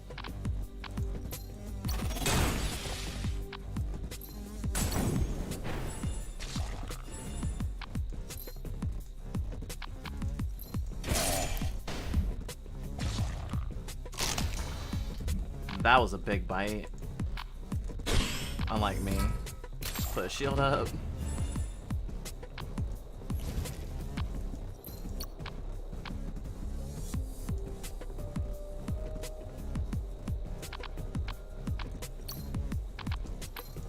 Cold-hearted. And it's armor, now it's gonna last longer. The last person that you was Miss Chain.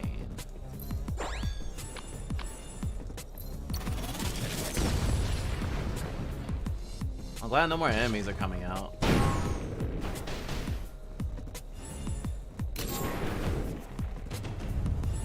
Last damage by Iron Heart.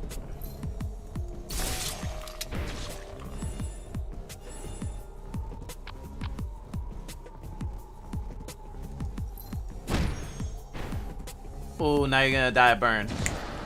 45? Oh gosh, even the status effect counts, I guess. It's been a while since we've gone outside.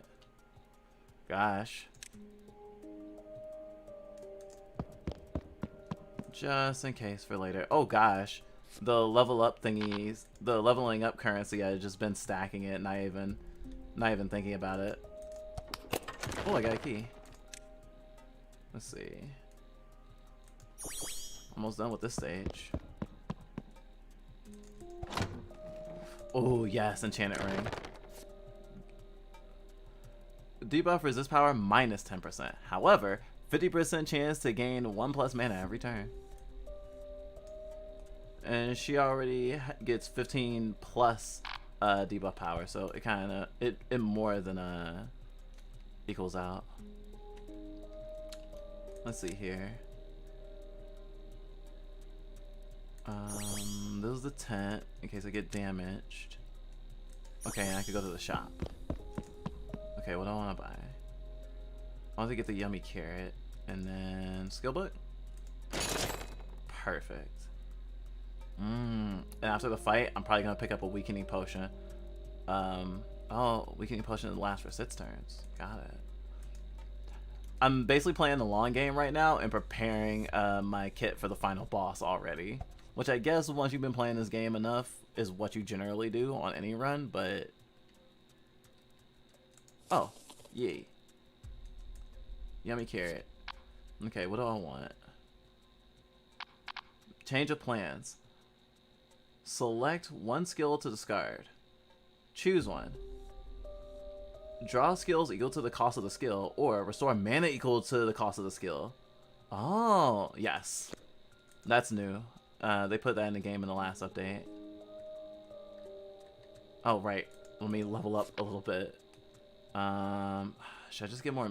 No, I shouldn't get more mana because I don't have enough draw power yet.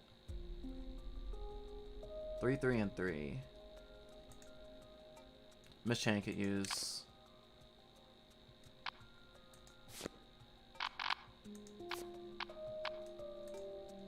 Injury load. Okay, now she can burn. Her passive skill is burn. Miss Chain gains burn when she casts a skill for its ability. Her health gauge is protected during burn. Miss Chain's skill gains bonus effects when cast during burn. Killing gauge protection means that you can still heal all of your health afterwards. If you've been noticing that my health my red health is my full health. My healing gauge is the green health. When you take damage, your healing gauge gets reduced. So you need to time your heals or your abilities so that you can keep your health up as much as possible. Oh, Issy, did you touch grass?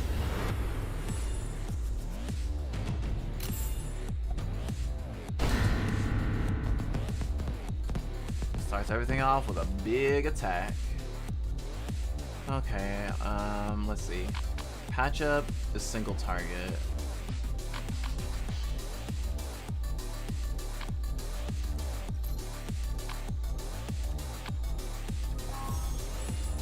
Let's get you back.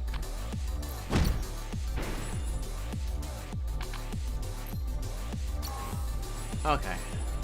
Now everyone's okay. Damn. Not a lot of attack cards that time. Let's see here. Screech. Maximum health plus 20. Did I always do that? I wonder. Health cannot fall below 1 once at 2 stacks. So it's basically like not even once more. It's back from the dead basically. Burn. Change of plans. Discard. Change tactics. Draw 3 skills. Or restore 3 mana. Tactical retreat. Or change tactics. I think yesterday Drizzle was talking about how she likes magic decks. She likes to build magic decks to tell a story.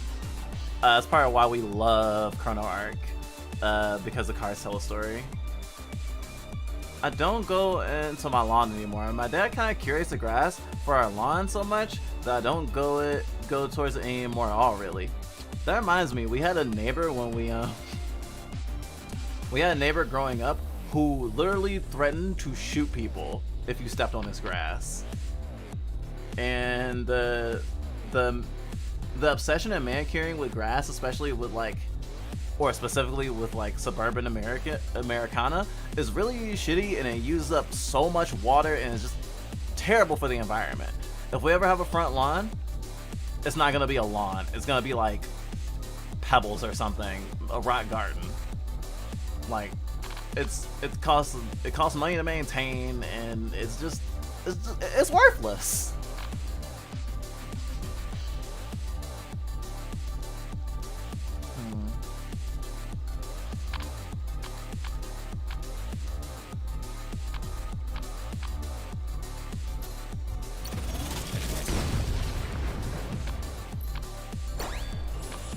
Not much to do this turn.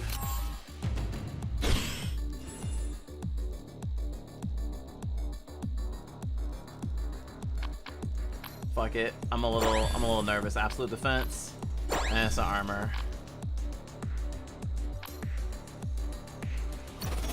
Shield bash. Drum will weak me. Distant reloading sound. It's gonna do the tank's gonna do the shot that it did at the beginning of the match. Next turn. So I'm glad I'll have my ass armor for 2 turns.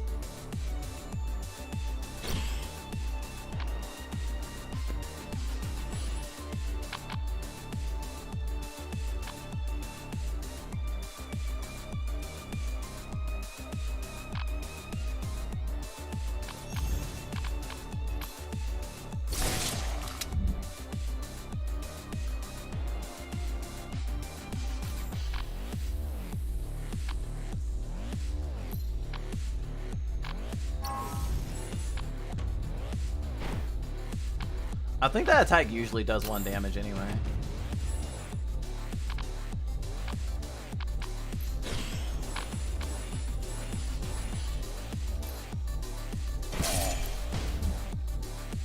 Wait a turn. Kaboom! Kaboom does 1 damage. Thank you, Innocent Armor.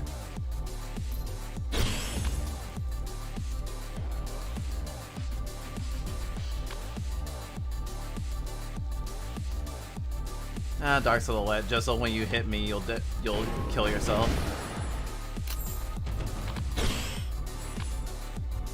Let's see.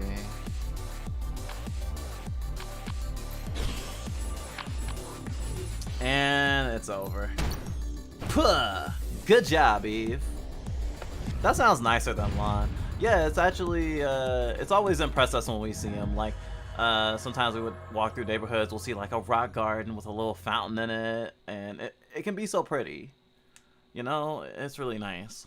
Also reminds us that we had so on one side we had the neighbor who was like, "Don't touch my lawn, you fucker," and then on the other side we had a neighbor who had a tree. And I remember when we got like 17 or 18, they cut the shit down. It was like a huge tree. Like it probably lived like for like at least 50 or 60 years, if not longer. And they just didn't want a tree in their yard. And it just made us sad. Okay, I think I can afford whatever the thing was in the shop that I wanted. I forgot what it was. Weakening potion? Weakening potion. Ah, weakening potions take up 1 slot automatically, or take up 1 slot by themselves. Most stuff stacks. This looks like the Infinity Gauntlet.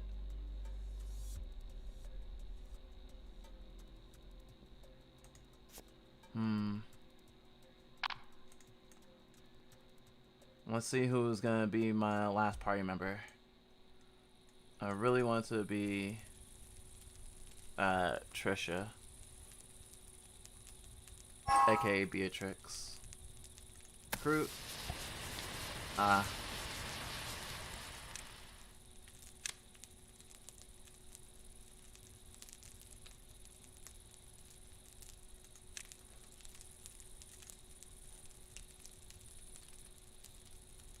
Okay. Let's see. No, let me absorbs you. Oh, Dark Phantasm though, just in case. Let's see, and then since Charon does healing, even though they're a dark healer and don't technically count as a healer as far as the game's concerned. Okay, Inside, since you didn't have it for that whole time. Inside is literally Scissor's only attack that she gets in her kit, and it's very good. Ease attacks deals 3 extra damage, which I know it's like it's not even that much damage, but like you can win fights in this game by like a hair's breadth, and it's kind of awesome. Use camping item. Bread. Bread is good. We like bread. Attacks all enemies with the same taunt status as a target. Consumes 1 turn until will charge to apply extra stack of encroachment. I'll do another incise. And then for this one, ooh, frontline cover. Free barrier. Barrier. Okay. Oh, I'm at 10 again. Let's see. 3, 3, 3, 4. Increase mana. And I'll save the rest. Hopefully, when I get to the final boss, everyone will be at 4, except for one character being at maybe 5.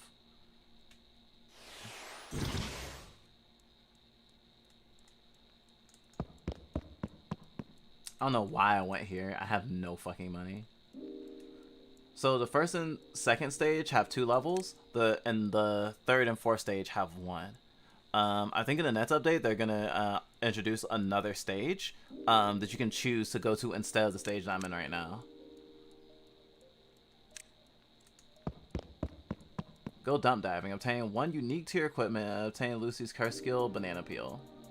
Obtain 3 random scrolls. I like random scrolls. Enchants this.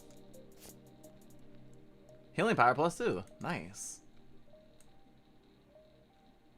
Oh, so unlike what most people experience in this game, you just met the whole principal cast when they first got into the arc, and now you're kind of experiencing their, I guess, idealized versions. Transform an item into a bear item. I don't need any identification scrolls because of this, because I have the thing that lets me because one of the relics I have literally makes it so I don't need to worry about them. Identification scrolls no longer required to see a scroll's effect. Ah, it's for scrolls specifically, not all items. Still. Has to be potion, key, relic, or active item.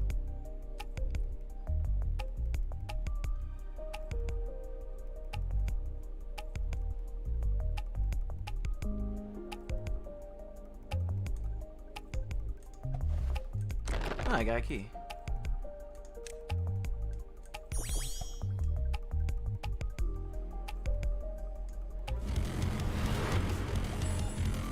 Bring it on.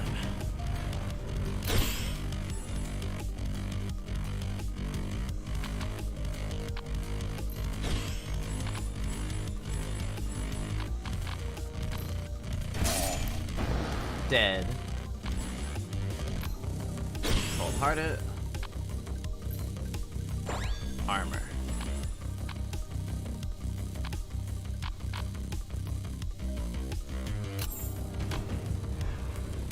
Ooh, I need to get this fucker out of here. Yep.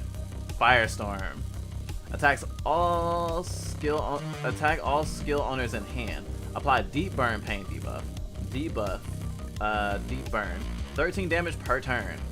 Can't be having that shit. Let's see. Oh shit.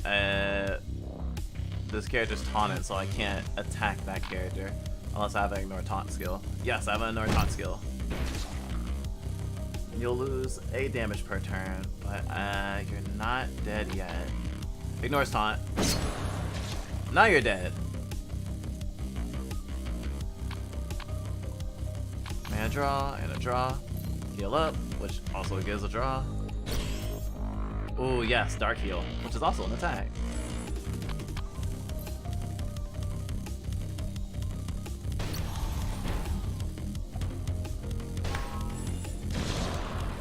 Ah, Forced Encroachment, love that. Let's see here.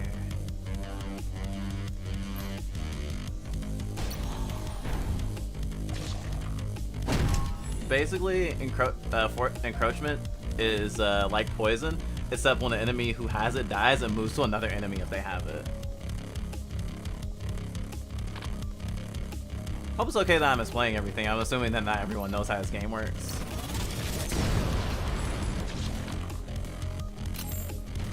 Meds taken. Oh, good job. I lost my voice, and heck that. Oh gosh, that sounds rough. We talk a lot, if you don't notice. So whenever our voice gets really bad, we kind of get sad. Okay, 3, 3, 3, 3, 4. Oh yeah, Charon definitely needs some more shit.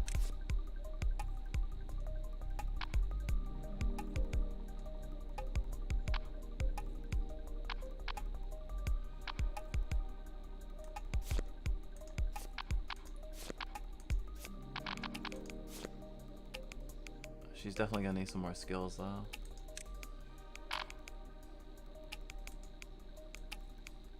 I have keys. Dark Moonlight. All allied debuff resistance increases by 15. Evade increases by 3. Or during battle, the bottommost skill in hand gains 10% more damage and healing. If both moon shards are active, Then both top and bottommost skills gain 100% critical hit chance. I'll do Dark Moon. And transfer scroll, which means by the boss door there's gonna be a by the boss fountain there's gonna be a the relic case that I can put relics in. I talk a lot too, and same. Alright, make sure to drink tea or something warm.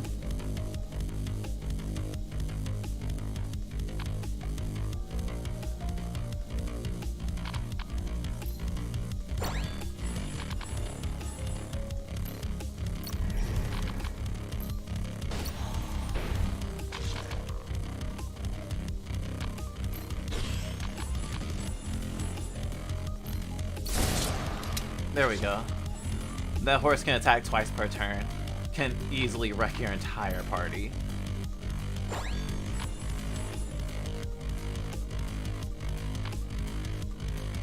I don't need the mana for anything.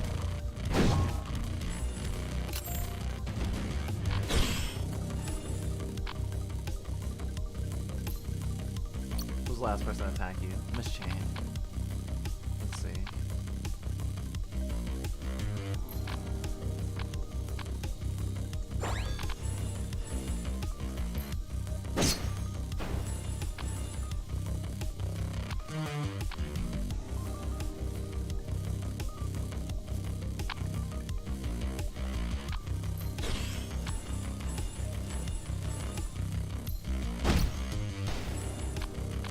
Gosh, this is gonna go slow. I am just gonna nap ASAP. Hope I'll wake up with more voice to use. I hope so too. Have a good nap, alright? Shockwave. Miss Chain's the last one to attack.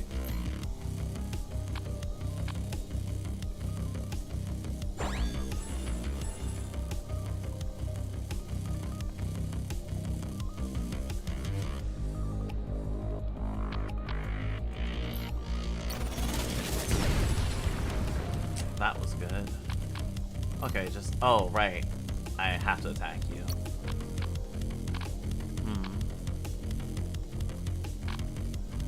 Alright. There you go.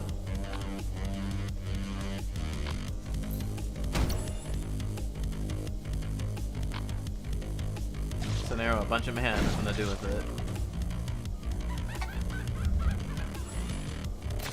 it. Change of plans isn't useful if I have cards that have no mana cost. Zoom zoom.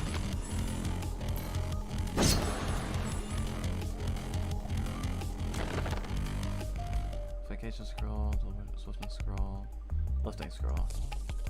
Nope, didn't find anything. Lifting scroll lifts curses, but it also reveals secret chests if you're nearby any. And we found out recently, you can also use it to, what else can you also use it to do? Oh, you can also use it to skip fights. If you use it next to a black fog, it disappears.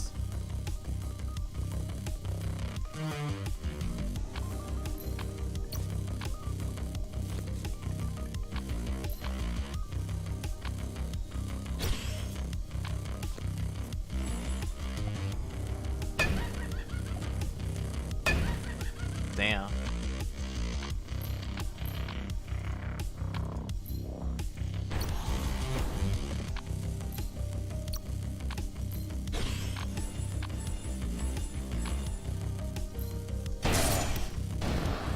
Woof.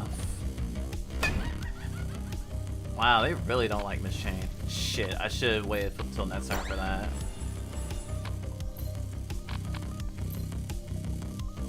How much does this do? 19?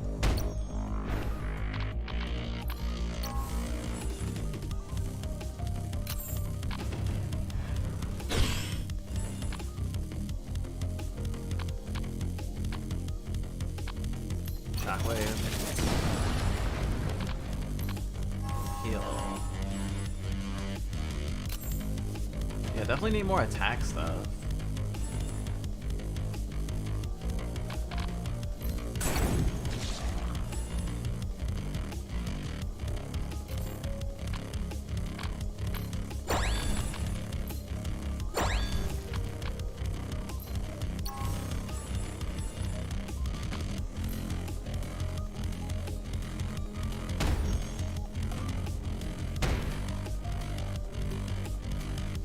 Whew.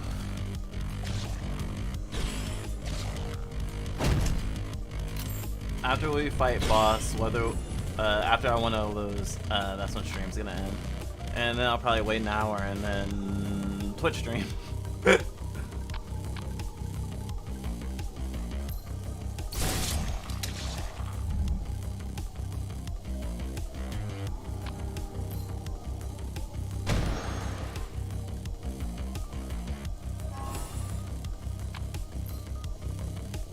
Oh, 14, you'll die, and you'll die. In turn, you can just die of burns. I like seeing suffering sometimes. 4. Oh, weapon breaker. If you have barrier remaining stack, destroy another, stack another destroy weapon debuff. Oh, cool.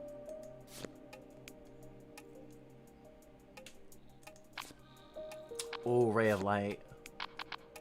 Draw 3 cards and restore the target's healing gauge. Very good.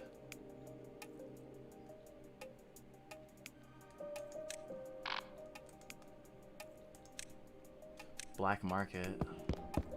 Can't use it yet. I need more soul stones. Good thing I have a battle right here. I'll just take all your souls. Not thinking of Dark Souls.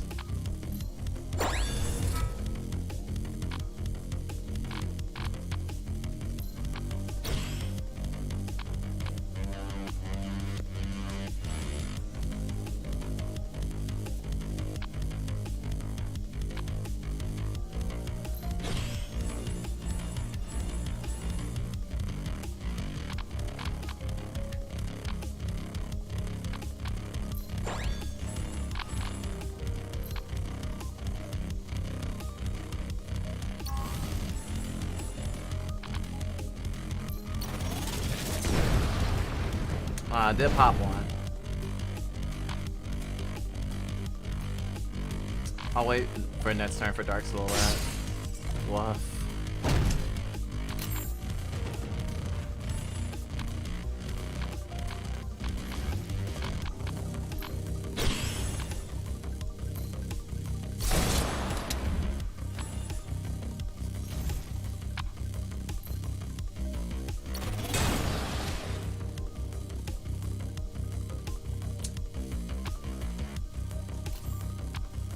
This is unfortunate.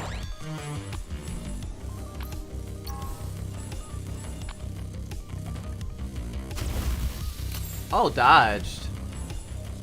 Nice.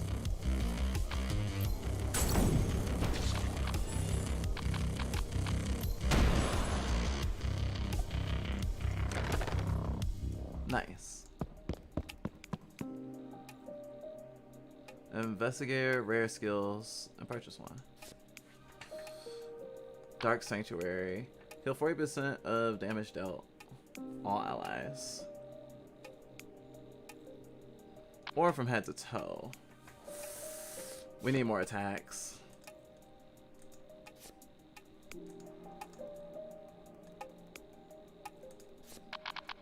Roll one of your healings, but you definitely need more skills.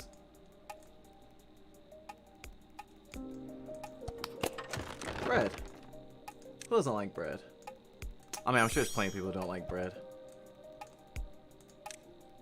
Also, what was it? I was gonna say glucose, not glucose. What is it?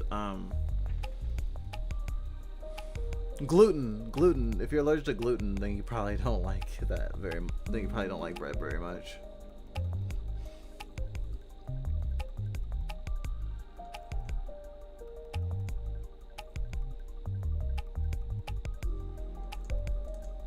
Give me that.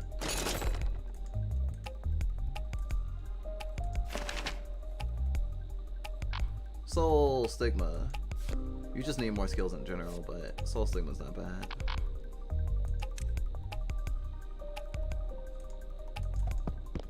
And then buy Duplicating Potion. I'm gonna try to sweep the boss as fast as possible. I have a grudge.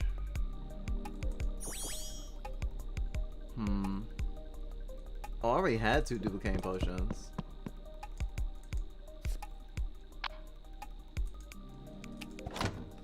Ooh, black tie. I can be attacked instead of an ally at death's door. Must be a single target ability.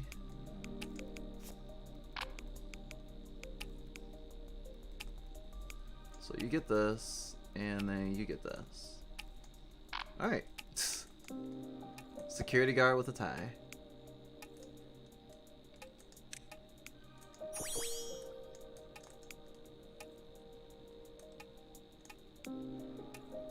Dark Moonlight. I'm definitely gonna be picking up way too many things. Oh, enchanting scroll. Let's enchant this. What we get? Ooh, +7 armor. 3 slots isn't bad.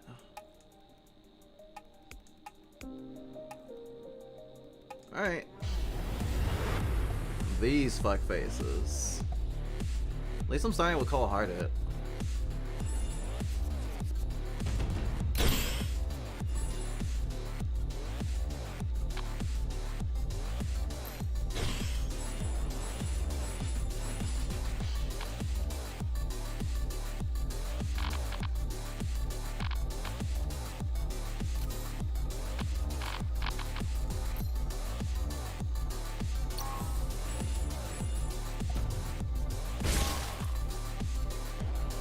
Take 8 damage whenever you cast one of your skills.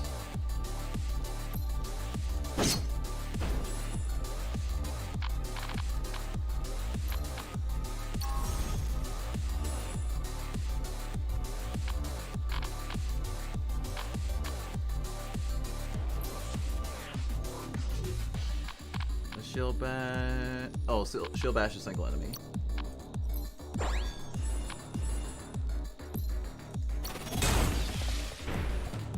They share a health bar.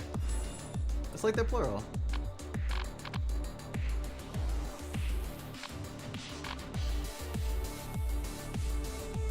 Wait till next turn. Ah, change of plans.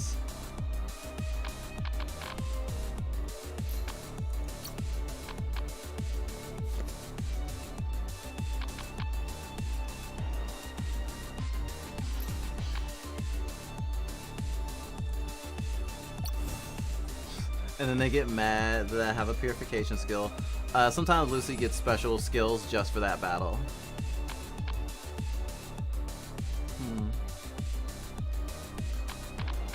Oh, perfect.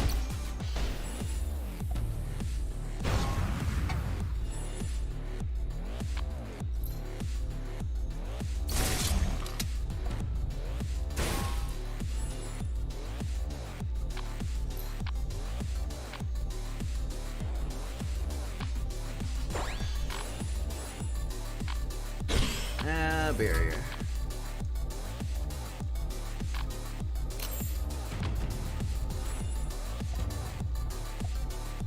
Blow of Harmony now.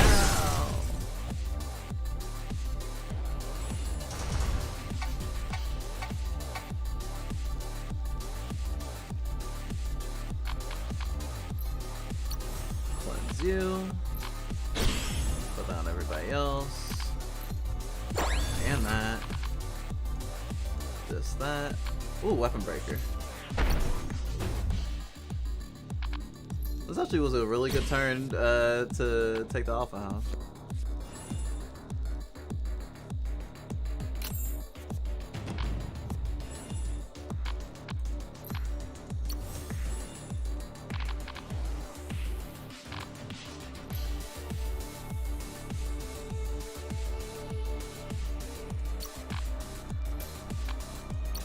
I'm at this out. Okay, about halfway now.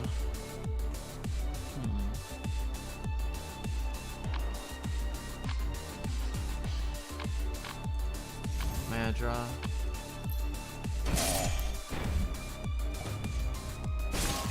Hefty slash.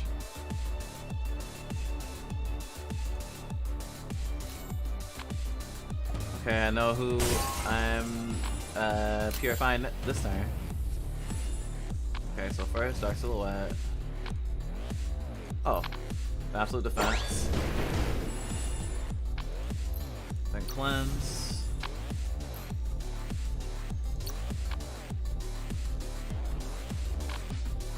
We cast twice on this heal from hand, and this heals. There's damage instead of healing.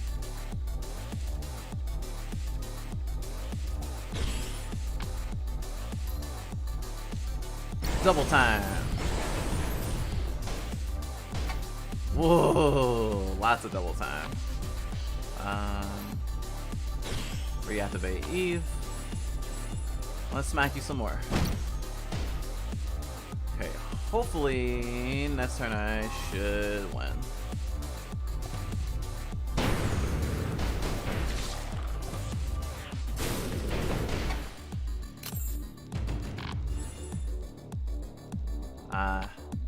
No more of my favorite thing. Do that damage so I can just get it. Oh, and Eve, and is that game? So close.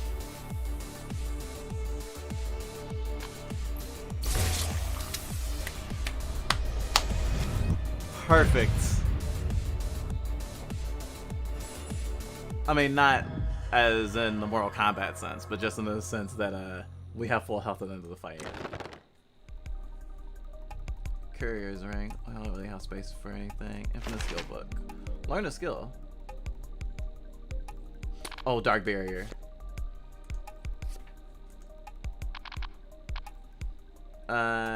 Deal 23 pain damage and give Dark Barrier to the target. 36 barrier. When the barrier duration ends, attack all enemies equal to the amount of the remaining barrier. It's a very good barrier.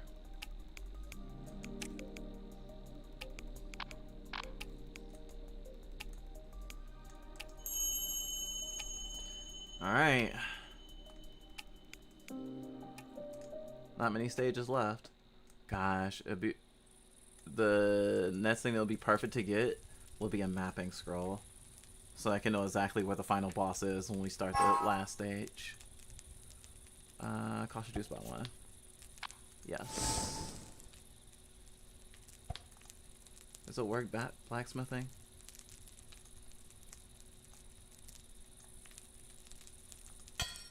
Yes. Yes, it was.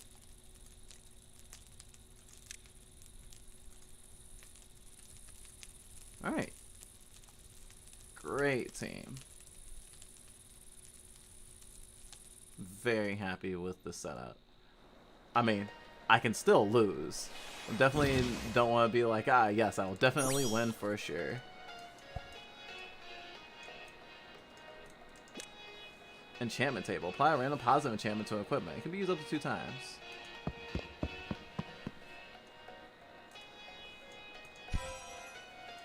Plus 7 armor.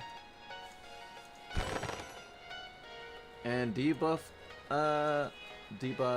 resist power plus 10.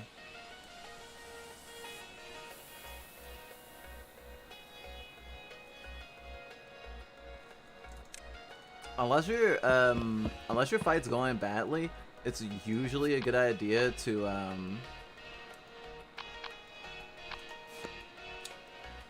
draw 1 skill.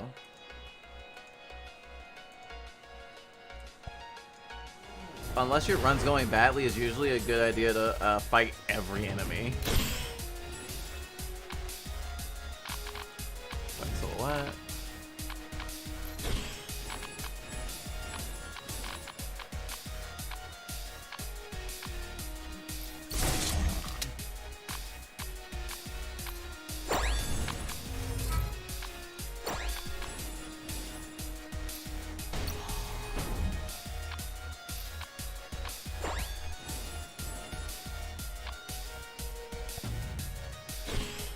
Road to death.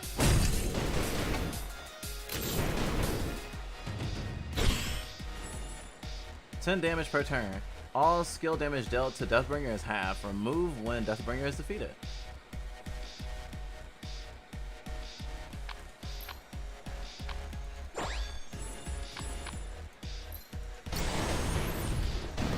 Yeah! Good job, Eve.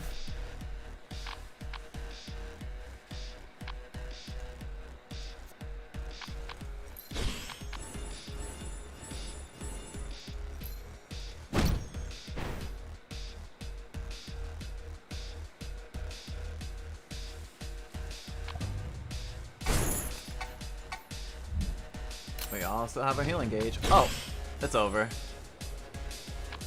From head to toe.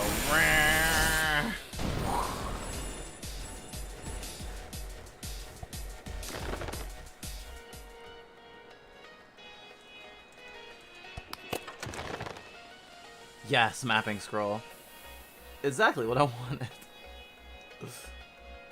And this is exactly how it feels in Flesh Base, or just in our life in general, when so many good things happen. It's like, wow, this RNG is really good. Like, it's kind of hard not to believe we're not in a video game sometimes. Cathedral of Light. View 3 Lucy rare skills, learn one, and then forget 1 Lucy rare skill.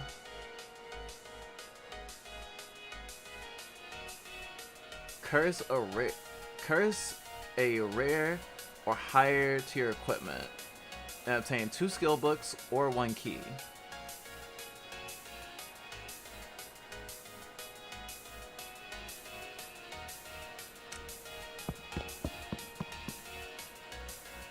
But do I even have any Lucy rare skills? Yes. I have 3 Lucy rare skills. I'll go there after I'm done with everything else. I have a little bit of money, but I'll wait.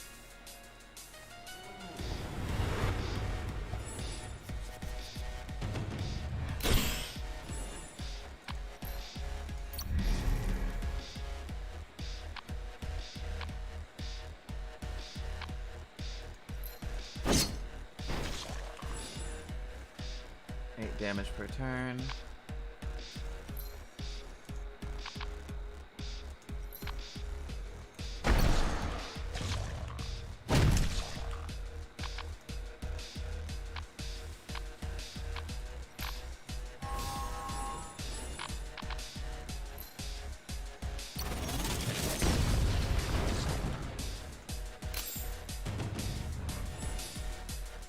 Ah, you got a healer.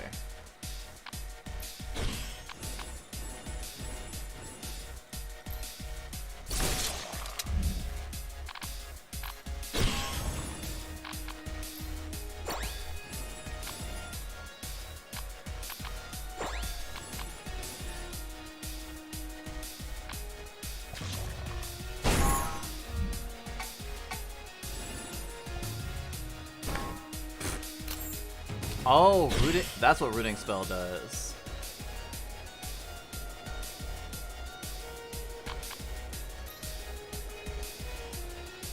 Ah, fuck it. I mean, you can only do at maximum 1 damage to folks anyway. Draw 1 skill.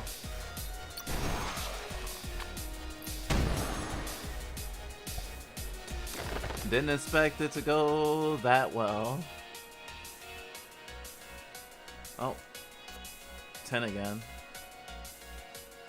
Oh.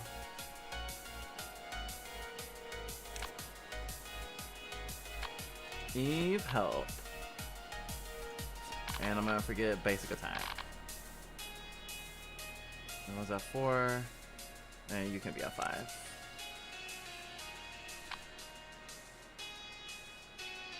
think I already have a Soul Sigma. Another Visual Darkness, I think. Oh, can I just...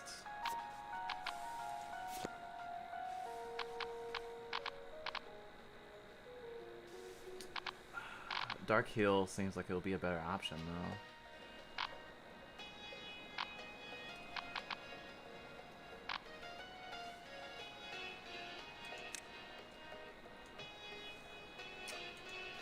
Actually, weirdly, I'm gonna keep it to the basic attack, because being able to basic attack at any time is very useful, and we've literally been in a situation where it's been like, if only I could attack one more time, I will win, and then I can't, and then it's bad.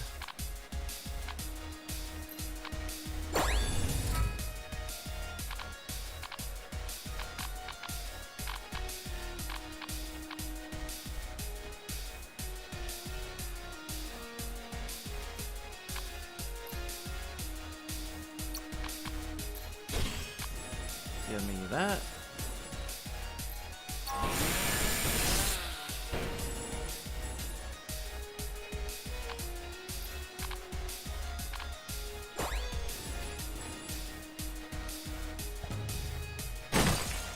Oof.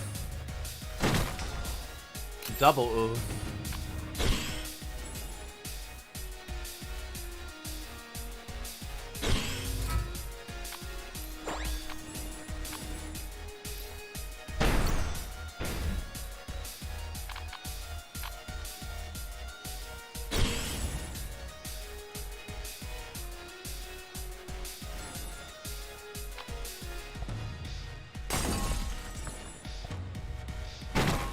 These enemies are strong as fuck.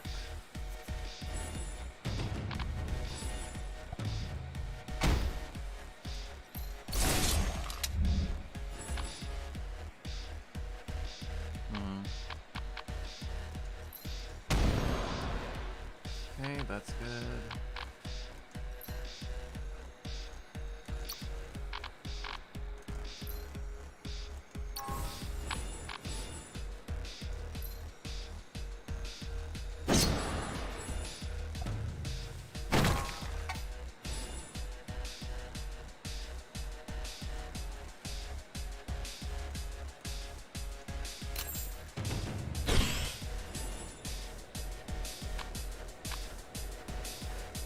Oh, yes.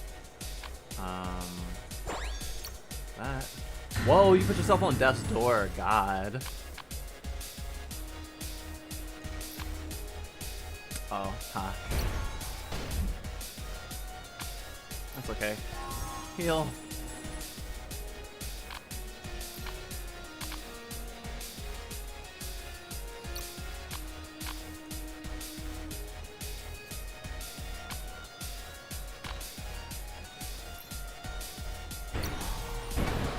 Nice.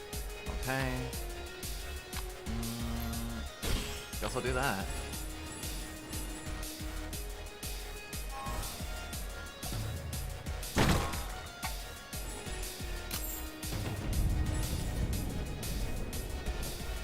Oh, the dark fog's rolling in.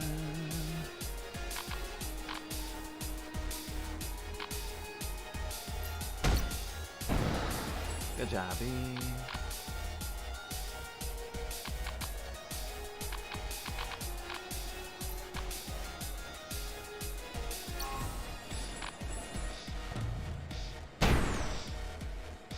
Critical.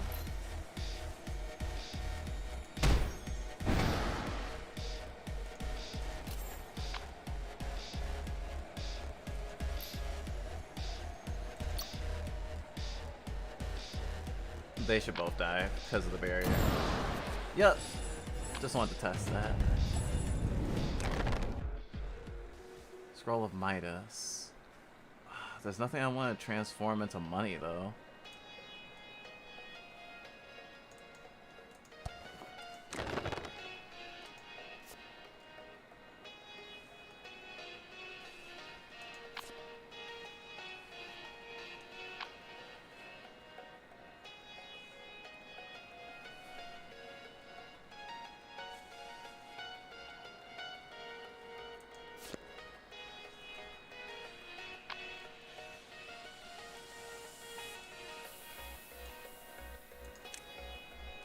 I was like, oh, this place is fully explored. It's like, no, it's not.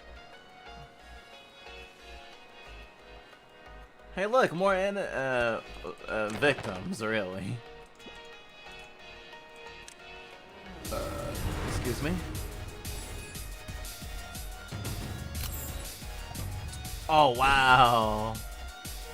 That sucks. Absolute defense. That's armor. Let's see. Shockwave is all enemies.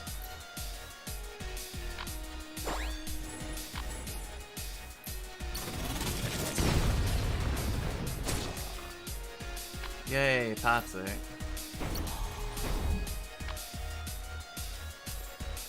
Nice. Pull that over here.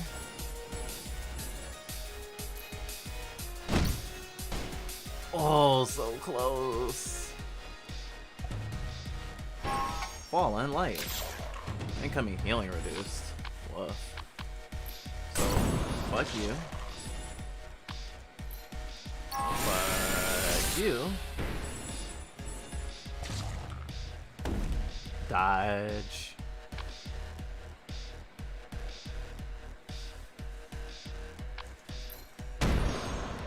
And now you're dead.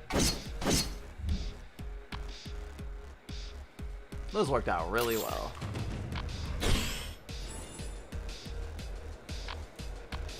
Dark Silhouette.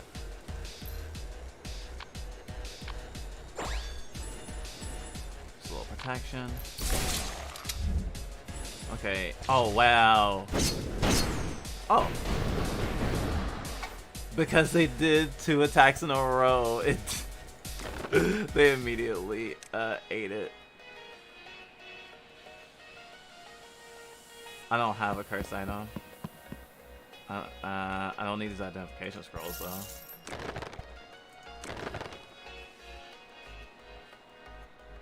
Mapping scroll, wanna keep that. How much is bread worth? Not a fuck ton. I'm gonna keep the swiftness scroll. This is the last stuff I wanna keep. Energy drink will be like the very end of the final boss fight, I think. If I use it.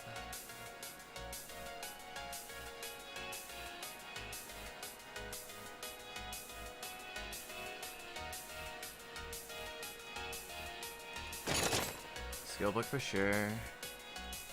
Key for sure. Still don't need a scroll of Midas. Oh, swiftness scroll though.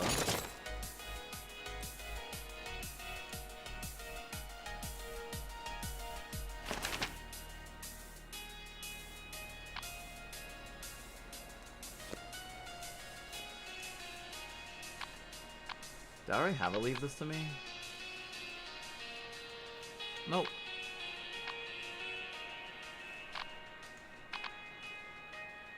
Five, 4, 4, 4.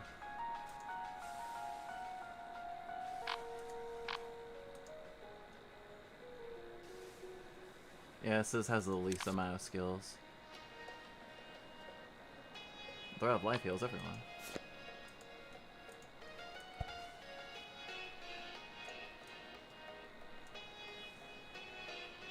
I'm shaving it for later.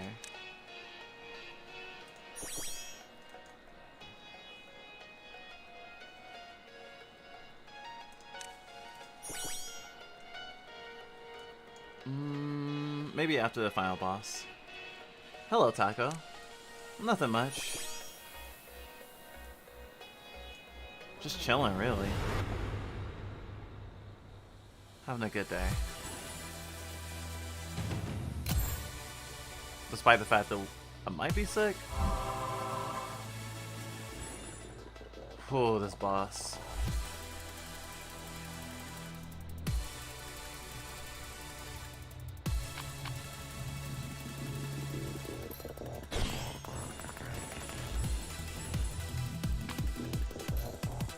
Oh, let's move this over to you.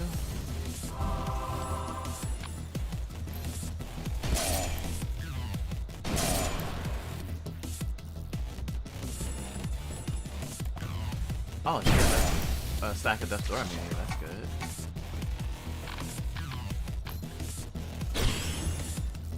Cold-hearted.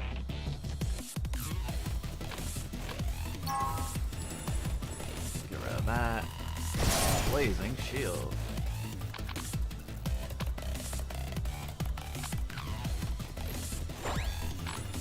Shields are good.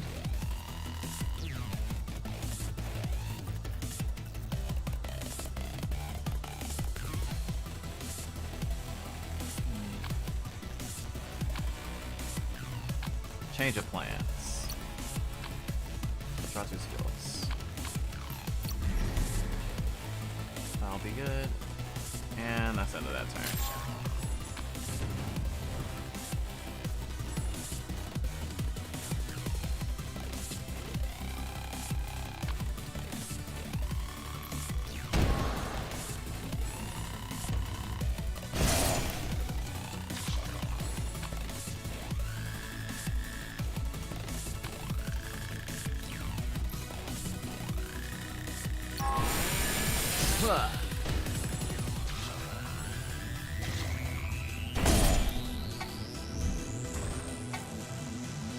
You stunned me, you bitch.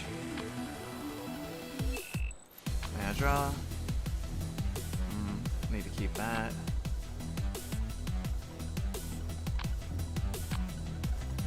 Turnable.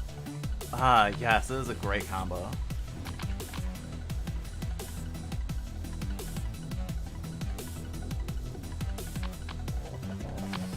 Wow, okay, this is about to be a fuck ton of damage. 119?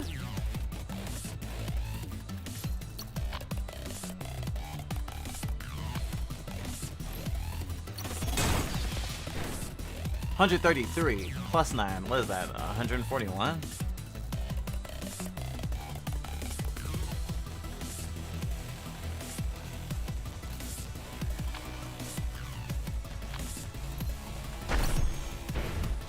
Oh wow, I think I'm about to beat this boss in 4 turns.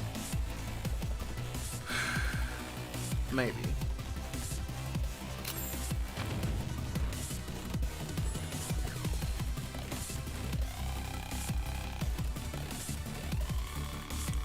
Oh.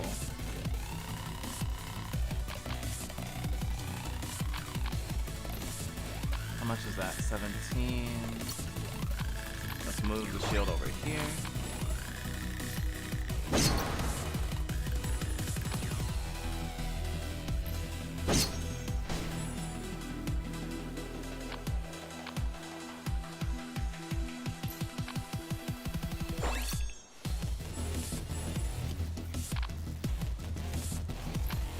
Absolute defense.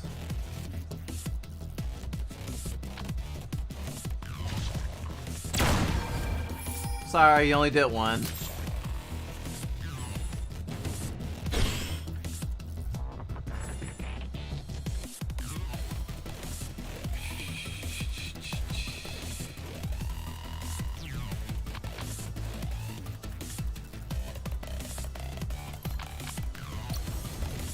Move that over there.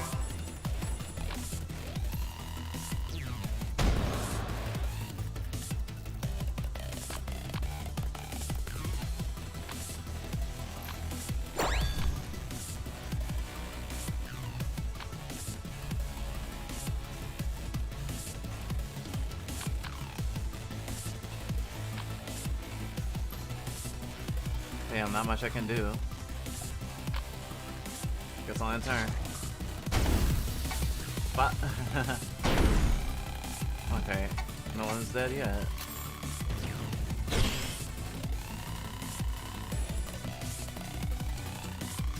Okay, what am I gonna do? What am I gonna do? What am I gonna do?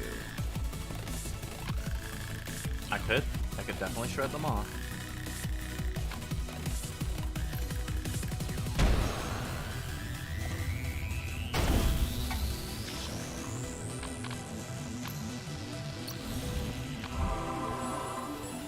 Okay, I think I can beat her this turn.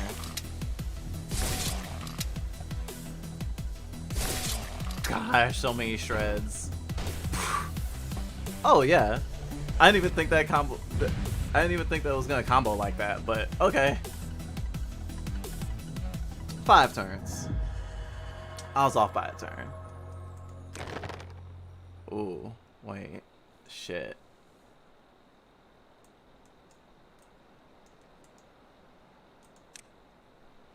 Listing scroll will be. I don't need Eagle Eye. Okay. Throw that away. Yes. Okay. So skill book.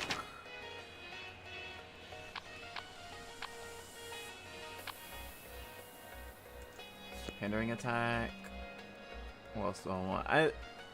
I almost ended that fight without taking any damage at all.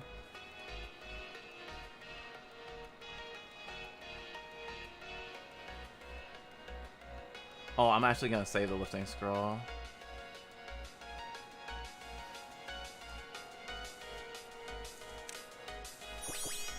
Do I want to buy anything else?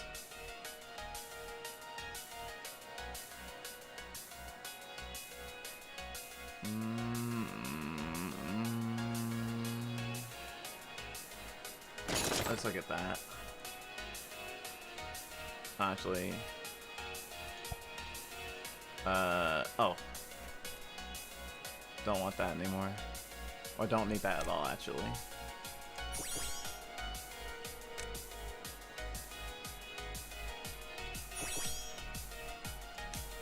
Oh yeah, I could have traded that for money. That's okay. Alright. About to fight the final boss. I mean, the final boss for now. When this game gets updated and the final release comes out, there'll probably be a new final boss. Grant critical keyword. Critical hit chance ×2. Receiving crit chance of the target ×2.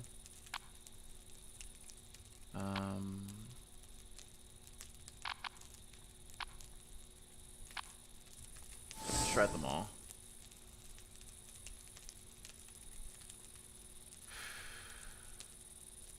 I've been forgetting to read the party banter. That's okay.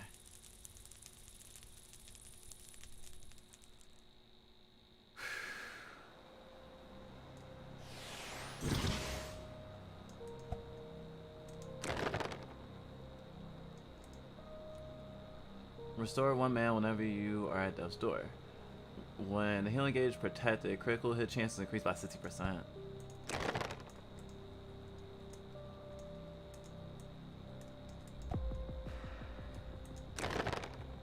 Token of commitment. Healing plus 15. CC resist plus 30%. Evade plus 5%.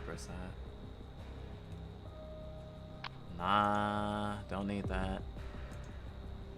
Scroll of Midas. Okay, and mapping scroll.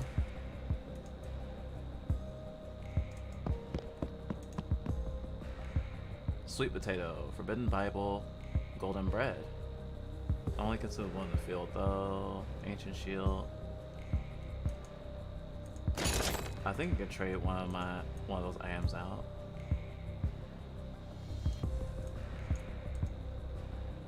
It would be this one. Oh.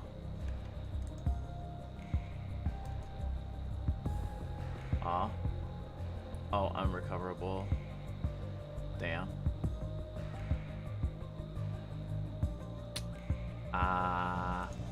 Yeah, I guess I don't need any of this stuff then. Swift. If I can't beat the boss with this setup, I will be very upset. Well, I'm sure I can beat the boss. I should say if I don't beat the boss.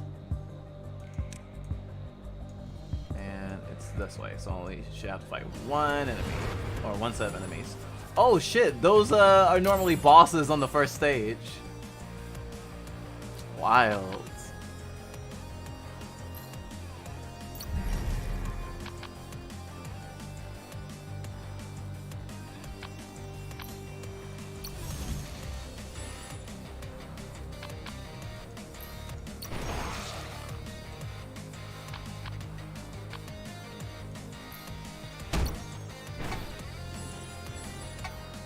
Almost dead. Fuck it. Now you're all the way dead.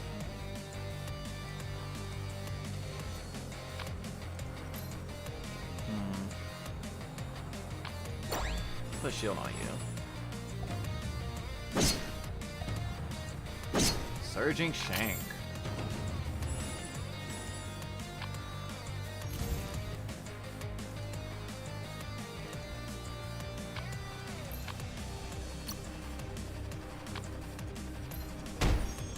Pia. Heal up.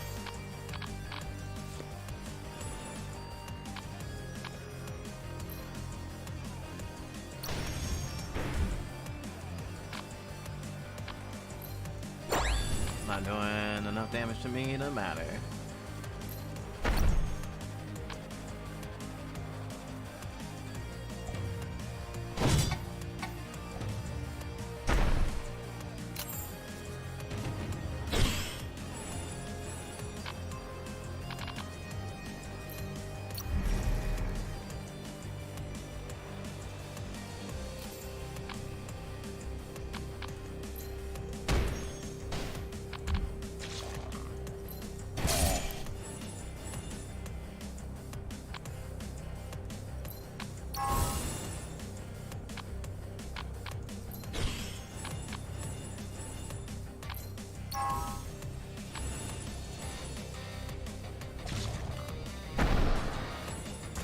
That's why I wasn't attacking. Soul Stigma makes the enemy take damage that party members take.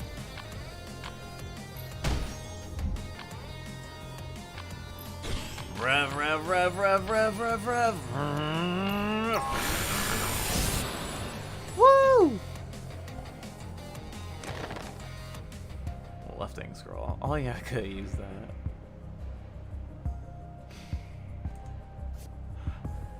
Even though I'm like really prepared for this boss fight, I'm still scared I'm gonna die. Let's go.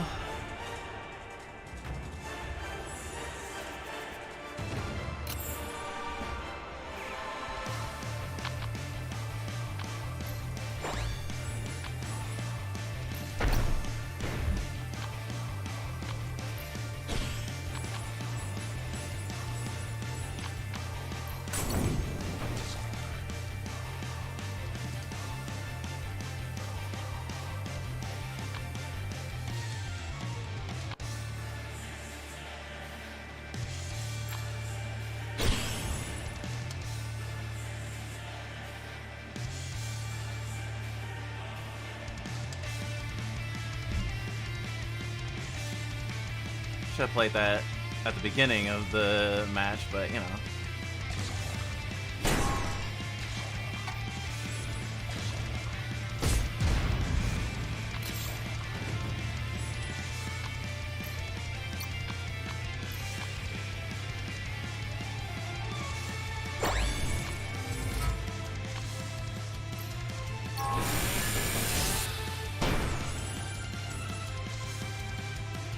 Make it all count.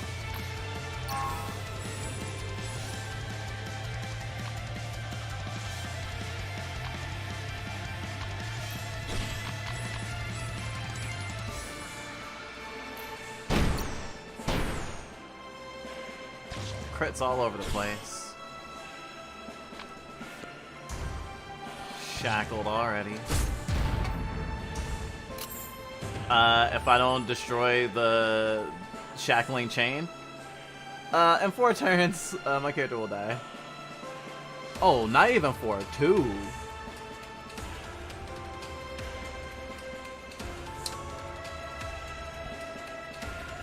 Well, that's terrifying.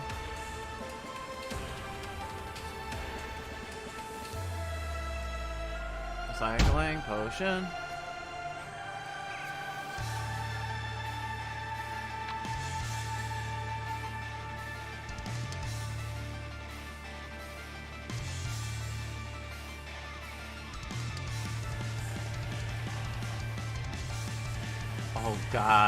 Oh gosh, really?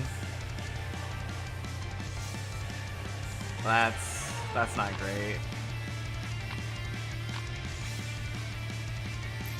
I was about to call him the Night King. I was like, oh, he'll get stronger though. I have 1 turn to do something about shackling chain, or I lose a party member like super duper early.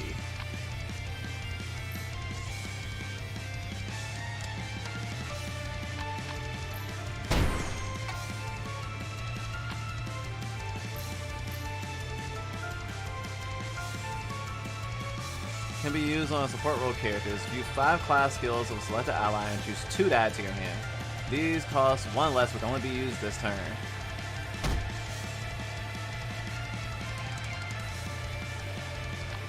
Sacrifice.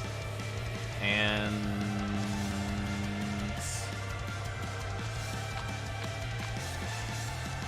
Eve Guard, I guess.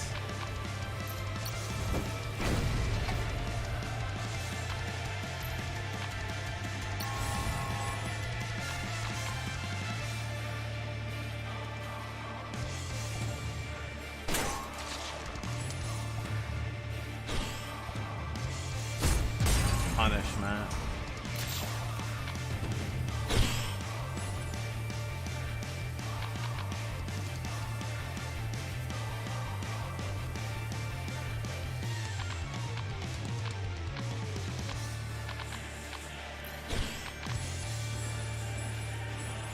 $16, $11. Oh, okay. That was just like really important for me to do.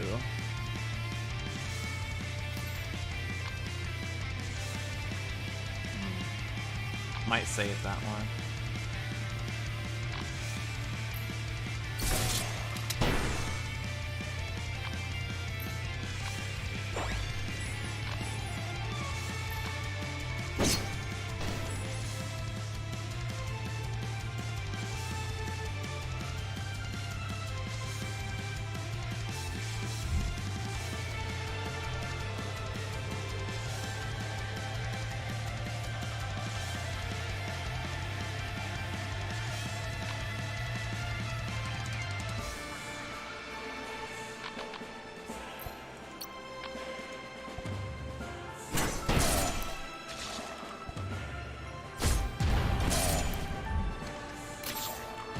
Okay. Oh, she would have went to Death's Door. But she did not.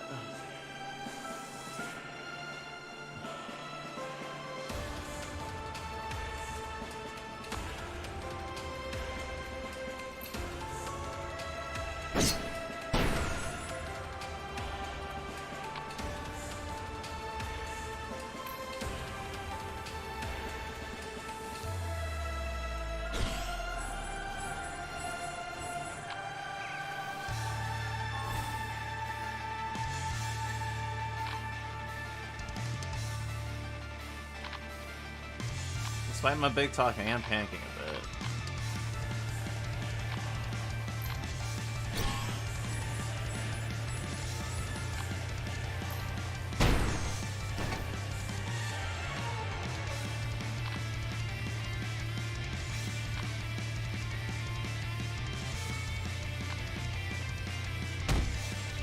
Okay. Okay. Oh wow, that didn't heal nearly as much as I would have hoped. Okay.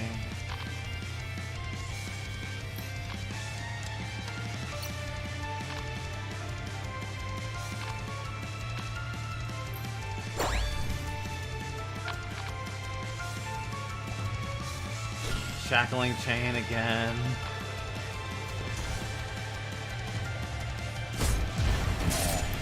I mean, I'm just glad he only does shackling chain during the first phase.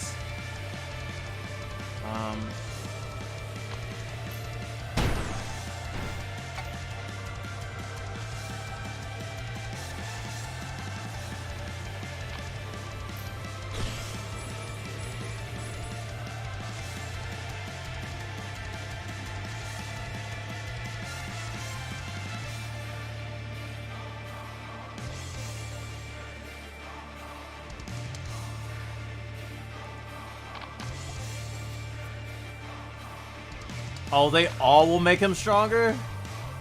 That's not fair.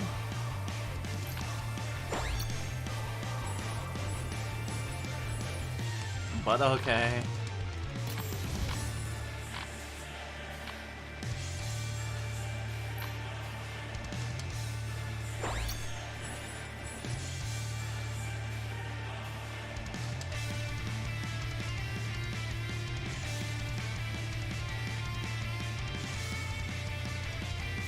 Your last dark barrier.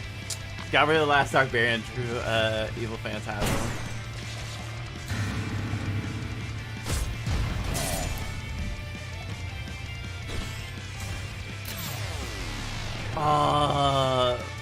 Goodbye, sis.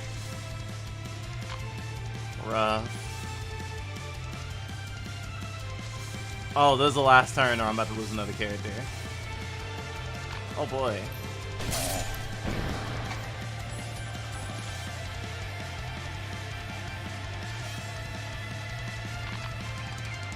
That's a lot of fucking damage.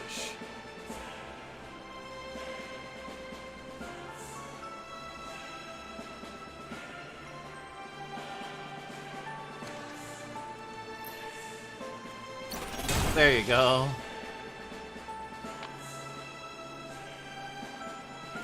I hate to use absolute defense this turn, but you know.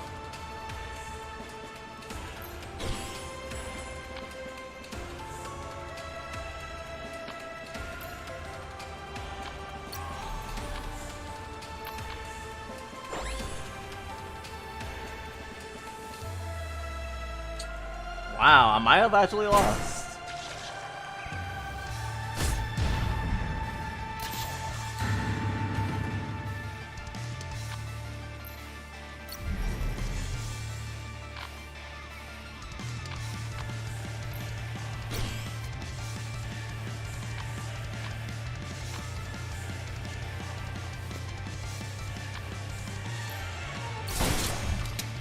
Got him on his fucking knee. I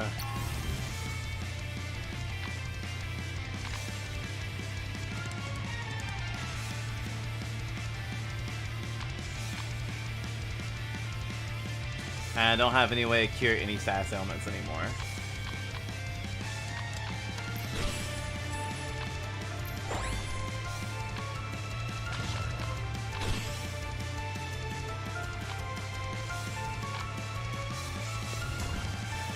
I thought he wouldn't do Shackling Chain anymore. Rough.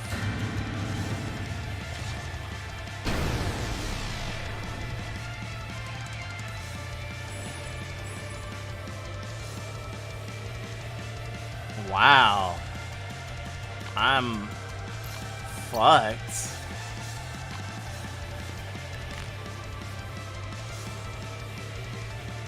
I'm so fucked.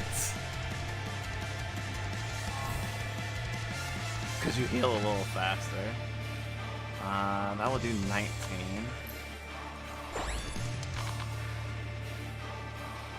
I should wait till next turn and do Dark Silhouette, I think. 29. That should be enough to kill all of them.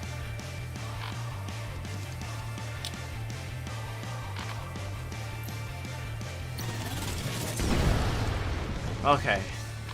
Good. Might as well cast Soul Sigma now.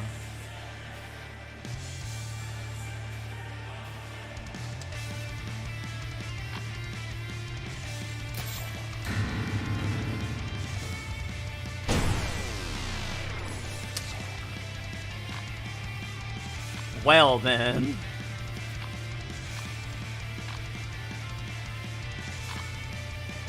Let's let that. Luckily, Royal Light. I wonder how much I could stack this. Actually.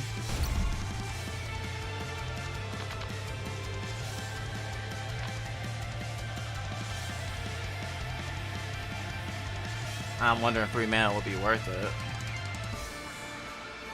He's at less than half health though.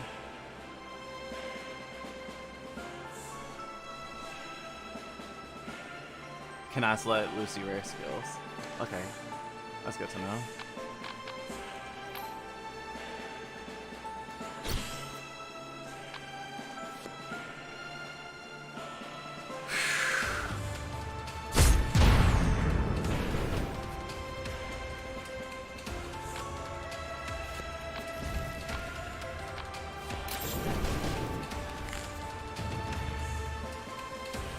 Okay, what has swiftness?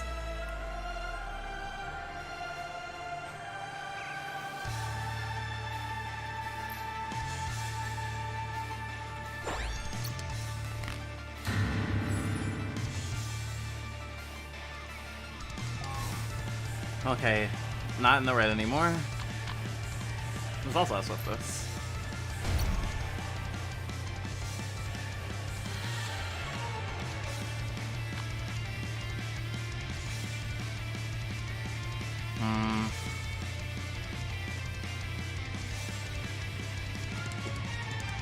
I could actually win this. I could actually win this. I could actually win this, but it's gonna be close. It's gonna be close. Especially since he can like KO me with the next fucking attack.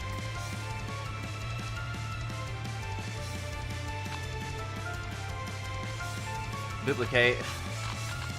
Change of plans. Tactical retreat, give me mana. Okay, still alive.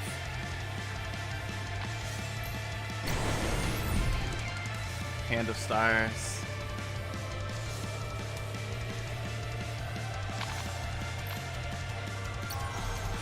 Full heal. That heal. Gosh, what now? Select skills to exclude. Not a lot of skills in general. Okay, still alive.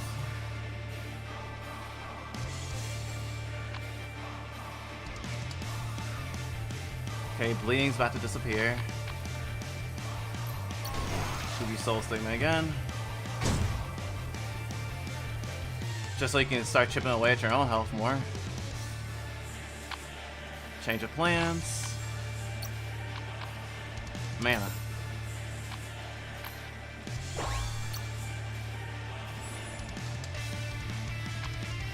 Heal up. Ah. Healing booklet. Yep.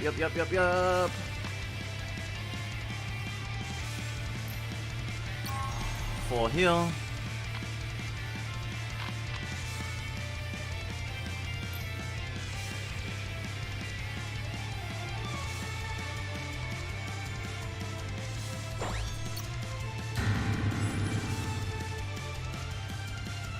Ooh, oh wait. Oh shit, I'm about to die from fucking poison.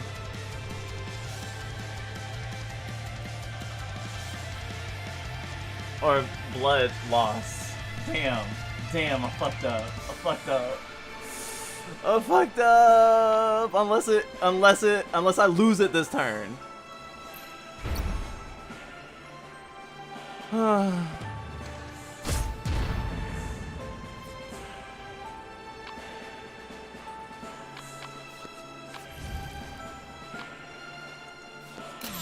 Yup.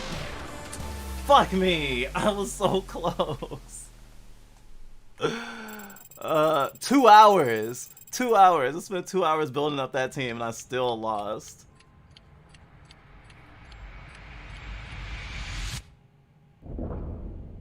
We haven't actually lost that many times. When you first start the game, it's like 300 or something ridiculous. I guess we don't get to see the new character yet. It's where it's like, oh, yes, I'm gonna end stream and then stream again later today. So I guess it's like taking a break. But sometimes shit happens, you know? It would have been so awesome of me to be triumphant, but I made that one itty bitty mistake.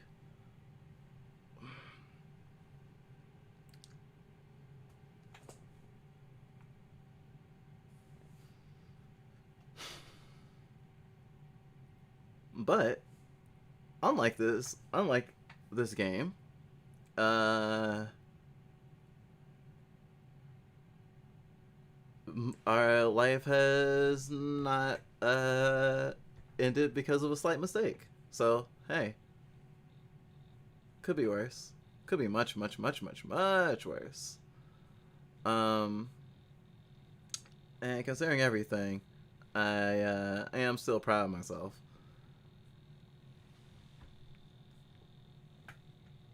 I was like, what, 30 minutes ago? Like, I'll be very disappointed if I don't beat the boss with all these supplies and stuff. But it wasn't necessarily I didn't lose because of the lack of preparation. I mean, that boss is really fucking strong. And I lost party members I lost party members way quicker than I assumed I would. But you gotta be aware that things could turn out any way.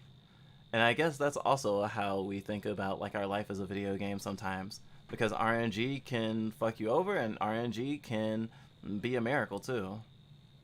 And by that I mean in our actual life, we thought we would die many times. Sometimes by our own hand, sometimes through the wheel of fate. But somehow we pushed past and are still here somehow. And I'm really happy about that. And we're gonna continue to be here. Some Babyfur started a YouTube channel, and they're not giving up.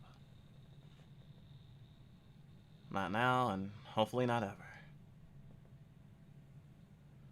I will get a good rest before stream, I hope.